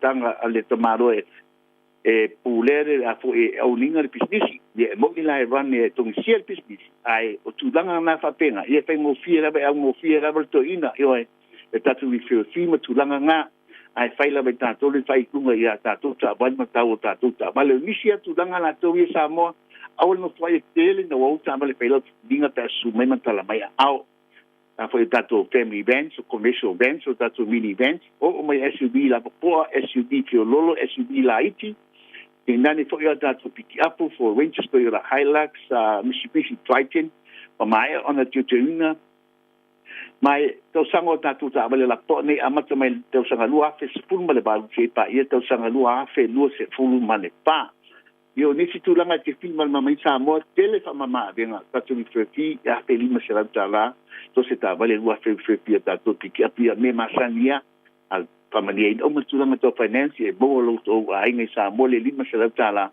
e fai la tu fa tonga mo le weekend pole le yaso O nisi tulanga tifi malma mai ya sumai matala mai fa ta tala ile lu se lau kemi sta ngi manukau pena fai foi nai bala amal tatole nai ile oriva lua fitfitu lima balu tasilua oriva lua fitfitu lima balu tasilua al telefone tensia ole olua tasi papituono lima fatasi olua tasi papituono lima fatasi ya mania fai vol fin manea sa taito via le tu por terminei pato pam fa soi fu taito soi fu ia mania foi o fai botoni aston sia alo fatu soi fu so nga tong sia Bill Wilson olua tasi papituono lima fatasi olua tasi papituono lima fatasi por o iva lua fitu lima valu tasi lua o iva lua fitu lima valu tasi lua salau Cavendish Drive i Manukau City mo le lama patalo bantu ia confessi e pa ona pe po ia tu spepa tu mafono po marainga patu ia Maria le sina tava e malo lama leanga upu to muli my birth ia pe mai lo apa le lima le pa so le kaukia le malupio malo lama pa tai le mai ia pena po tina to ia na lau tawasa pepe tuli mai Hidden Avenue i Mount Albert alo fatina alo tenatu ma lo lama mo famnianga ya mesoi lato o lo ma puta mai lunga le apia polinga ya malunga le YouTube channel pa pe po ya Maria Tapi ya ma lo lama pa tai malo le tolo wa to lunga po sta tua in le po yaso la po se ngana o le tau tamali ya po o sala le ngana sala ya bana po le tolo pa mo lo nganga ke siano ya ma ngaro la to ona e pa pe tai tele le to wang le lei tani ai no lo fa tau wa i mo to mala to lo sa pu ngan benga ia sia pe ta to pan pani o fin ngalo le lo ta to tua pa dis mai po talinga ia ponga mo po talinga se man Francisco ane to te ma puta se ia pa ia po se tai mi o le oli tai to ta lo to le ona sai fo ma ia manuia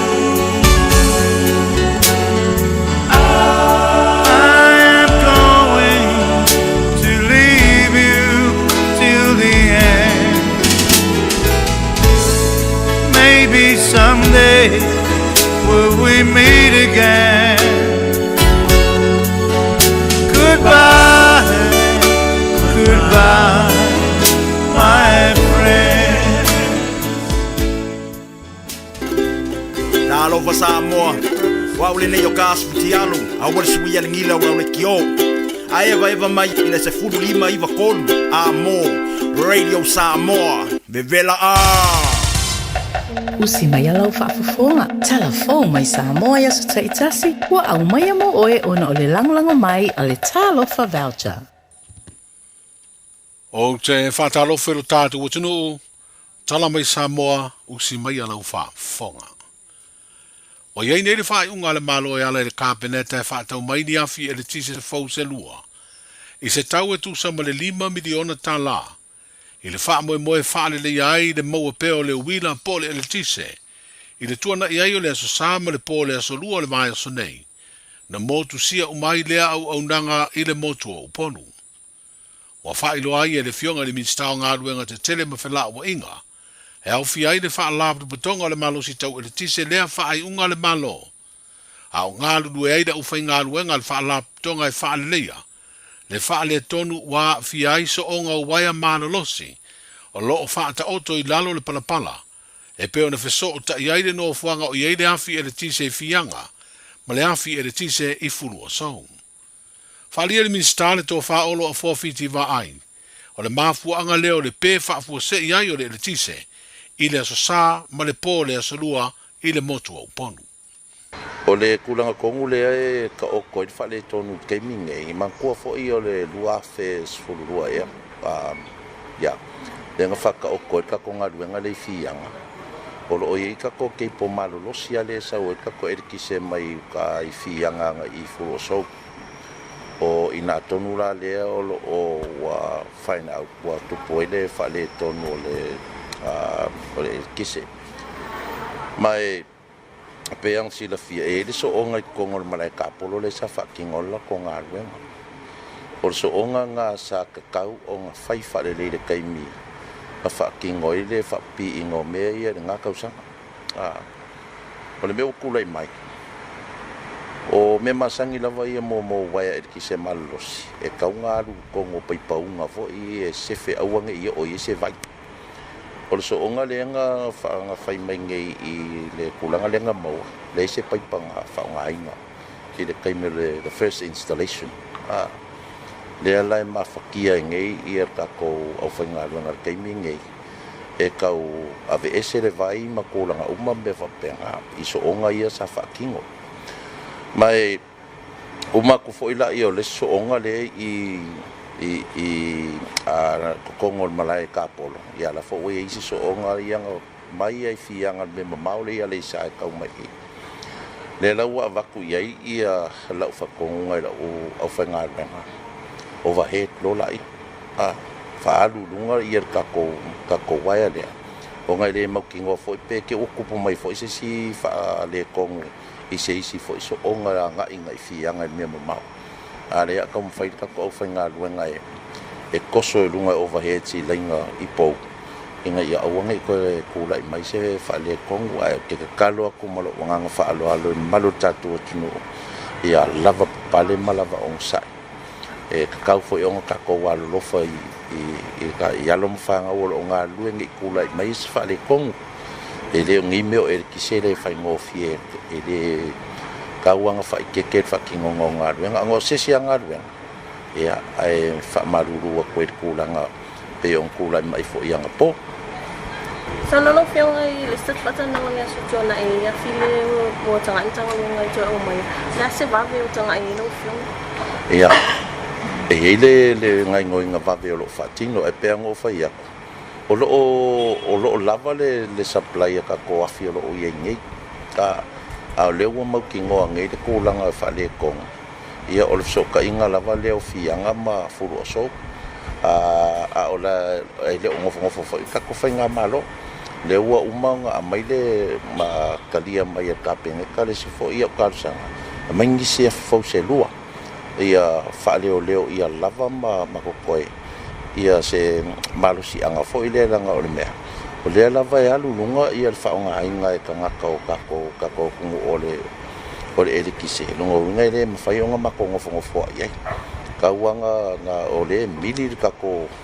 whaonga erikise i manga onga o kako wakungu le tō whaolo a 450 wa ai o le minstao ngā ruenga te tele ma whala wa inga heo fi ai le whaalapu te putonga o le malosi tau e le tise.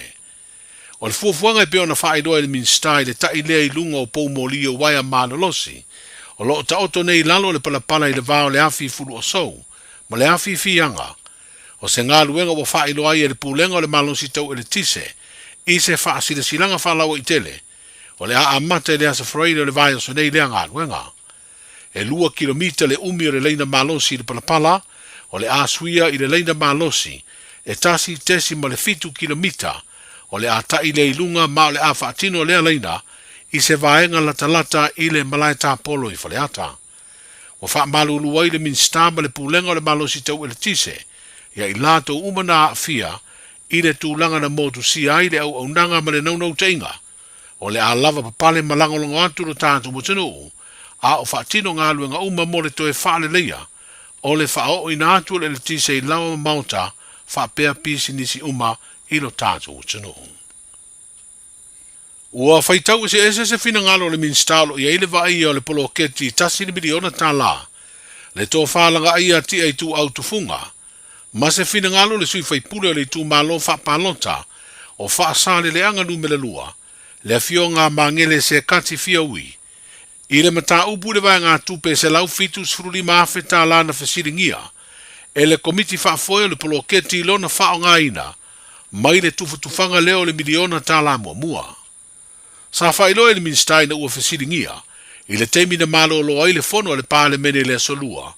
Ua toe wha matu uwai ngā tupe le polo keti mo le tu malo, ina ua mai ai o na toe wha o la atu le teitei fono, ma le fono wha vaya wha asare le anga lua, lea vai ngā tupe sa whasiringia. Peitai ua whailo le sui whaipule, ina ua whaso tai mai, e le aise tupe na toe tutongi ina ia ma le fono wha vai.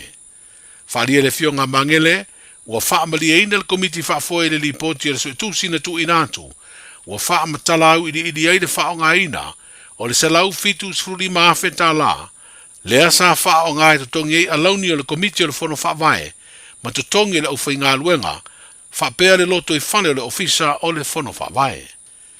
O le whaamalia ina o le komiti whaafoe le lipoti sa tu inatu iai, ua whaamutai ma le fisiringia o le whao ngā ina o lea se leni, mai le miliona tā la mua. O isi vai ngā tupe le miliona tā la na lua na whaalia le whaipule, na wha matu inatu e au noa ma se whaale tonu. O le fola ai e le vai ngā wha upu whai o le wha tuatua i le atua sambo ua tasi. A tu la i e pule le malo le ala tu toe solo ia, teu ungo le tu la fono wha vai, na fausi ai le tu la fono wha amsinonga whanua maswafo le tau sanga lua o. O lea ua tau nuu, ina ua maua le foinu mela e tolu se fulu ono no foa e lima se fulu tolu o le paya inga, lona se fulu fitu o le pale mene o iei nei.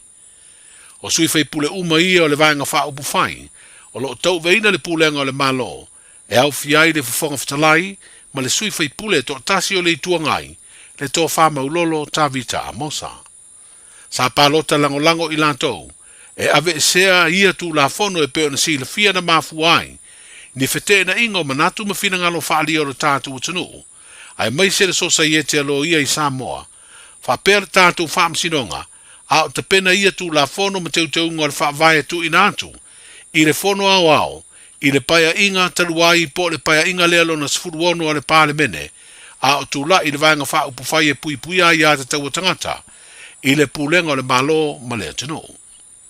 O le ausi ai o le lua vai tolu, e peo na sao fi ai le pasia, o teu ngor whaavae lua o lua lima, ua pasia i foi ma teu ngor tu la fono, o whaamsinonga o whanua maswafo le tau sanga lua o lua lima. O se tu singa i le tu lau o le mtanga luenga o whaamsinonga, ma le whaafoina o unanga tau whaamsinonga lo whaai lo ai. O le a amata whaamamalu le tu la fono o teu ngor whaavae lua o lua lima, i se aso e whiriwhiria, e le taitai o le tātu malo le fionga i le pāle mia. A o le tū la fono o teuteunga o le tū la fono o whaamsinonga whanua masuafa lua o lua lima, e whaamamalu i se aso e whiriwhiria, e le fionga i le minstao mtanga aluenga, o whaamsinonga ma le whaafoina o tūlanga tau whaamsinonga. O whaailoa fo i le mtanga aluenga le a whaasana lau whaalawa i tele, mo le sila fiai o le tātu o tunuu, aso le a whaamamalu ai ia tū la fono o pasia. O le alatu whaatino foi, le whaasolo o polkalame whaalawi loa le mtanga aluenga i nuu mafi o anga male atunu atoa, ina ia nofo sida fiai ia tū la fono teu, e peo na tautino le mtanga aluenga o whaamsinonga ma le whaafoina, o tūlanga tau whaamsinonga lato te whaia, a o whaanga solo whaatalitala o ia tū la fono, e peo na sa savali airo tātu o tunuu, e sa iri ni o lato finangalo. O whailo ele sui whaipule whale ata tolu i le pāle mene, le tō whale ala i le pule rimoni e yafi, O le whaamasinoga e o i ai le whaai unga le pāle mene ua pāsi ai le lua vai tonu. Teu unga le whaavai lua o lua lima e whaasino i le whaamasinoga o whanua maswafa. O le finangalo lea sui whai pule sini o le itua ngai. E mafua mai le tau whaamanino ino ai e ingo le whaavae. I le nu mela e te tau ana maua ai le lua vai tolu ana fua e lima sifuru tolu o le pāle mene. Le ana whaalia le whonga whatalai. E tolu sifuru lima tesi ma le tolu. Ai na saunoa le ala le pule wa iei se whaai unga le whaamasinonga. I le whaawinga ina o vai ngā mea tau fuainu mela. E peo le whaai unga le whaamasinonga o le sefulu pasene ono fua o tamatai. Wa uma ona whai unga a le highest court, the appeal court. I mea ni o whaingo mela i decimus. Wa uma. E le traisi sika mo sesi whaamasinonga i lunga atu whaamasinonga uma na maia. Le mea whaonga e le whaonga inga decimo. Le whaonga mo objects. Tangata. O le whautuanga na taunga watu i lau fionga. E pui e le manu ni fua. O le tata mta upu le so. E o ofo whaamsinonga. O le mea moni le. E o whaamsinonga. O le tano atu le ma le awa e whai alofa e lau fionga. Ia whaafitai. E whaamsinonga uma tata whaamsinonga whaavai. Na maro le tune. Al whai alofa na e lau fionga. Anai sila fia o e loia. Wa o mar ko fa pion ta ku ma fa lo tira vai so yo nga gaif mo ngon motor yo e la ufionga le fta uma ta to lot ama ire na salani e le so e la ngola ngo tu pea o le pule tu tasio le mota e te fa winga ina tu la fo tu ma uma le fa vai ale u fa o poporta ya ne wa yai mal fa tuanga le lo yesili Lawa fionga o ai la se si o toi sili. O le foi na saulo ma le lenga nei tai o na te tai o le tua mai. Ma le fionga tu mai tai pari. Ala me le go fa ye le fa wa mata na langa. Ma li li sui. Tato wo i le fa to lunga o le wa mai fo. E fa no ai upuia threatening. E vola mata na fa ta fa fe la wo fionga fam sinonga. Se le taunta to fa pena. Tia le wa sa no le fonga vetela a mai lago no fa moi male fionga le lo ye siri o ise se foto ina le malo o ise si lo ye siri atu foto nga lo ye siri o le mali le sui che io mal mele la fa solo o ai la tanga te fia le ave fam sino a wala mai o puna e le fa pele matapia manaya le sui foi pule o nga i fumbongo tolu le sunga la audi le wa te polata e va fosi smith ma le fai pule o whalea te tolu, le tō whale ala i le pule rimoni e iafi ni o la finangalo, a o sauni le pāne mene le pālota e sā i di aide lua vai tolu, e pāsi aide fai taunga lona tolu o teu taunga le whaavai o le tau sanga lua o lua lima. O le pālota tau wala au na pālota langolongo ai le whonga whatalai, ina ua ia talia le whautuanga whaale tū la whono, mai le loa ia sili ale malo.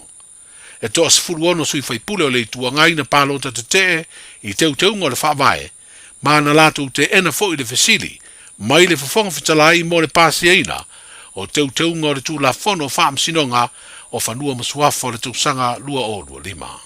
E au tala i o le whātu fitio le ngā luenga le nei vai aso, wheroa i a tai au mo le taualunga, saifua.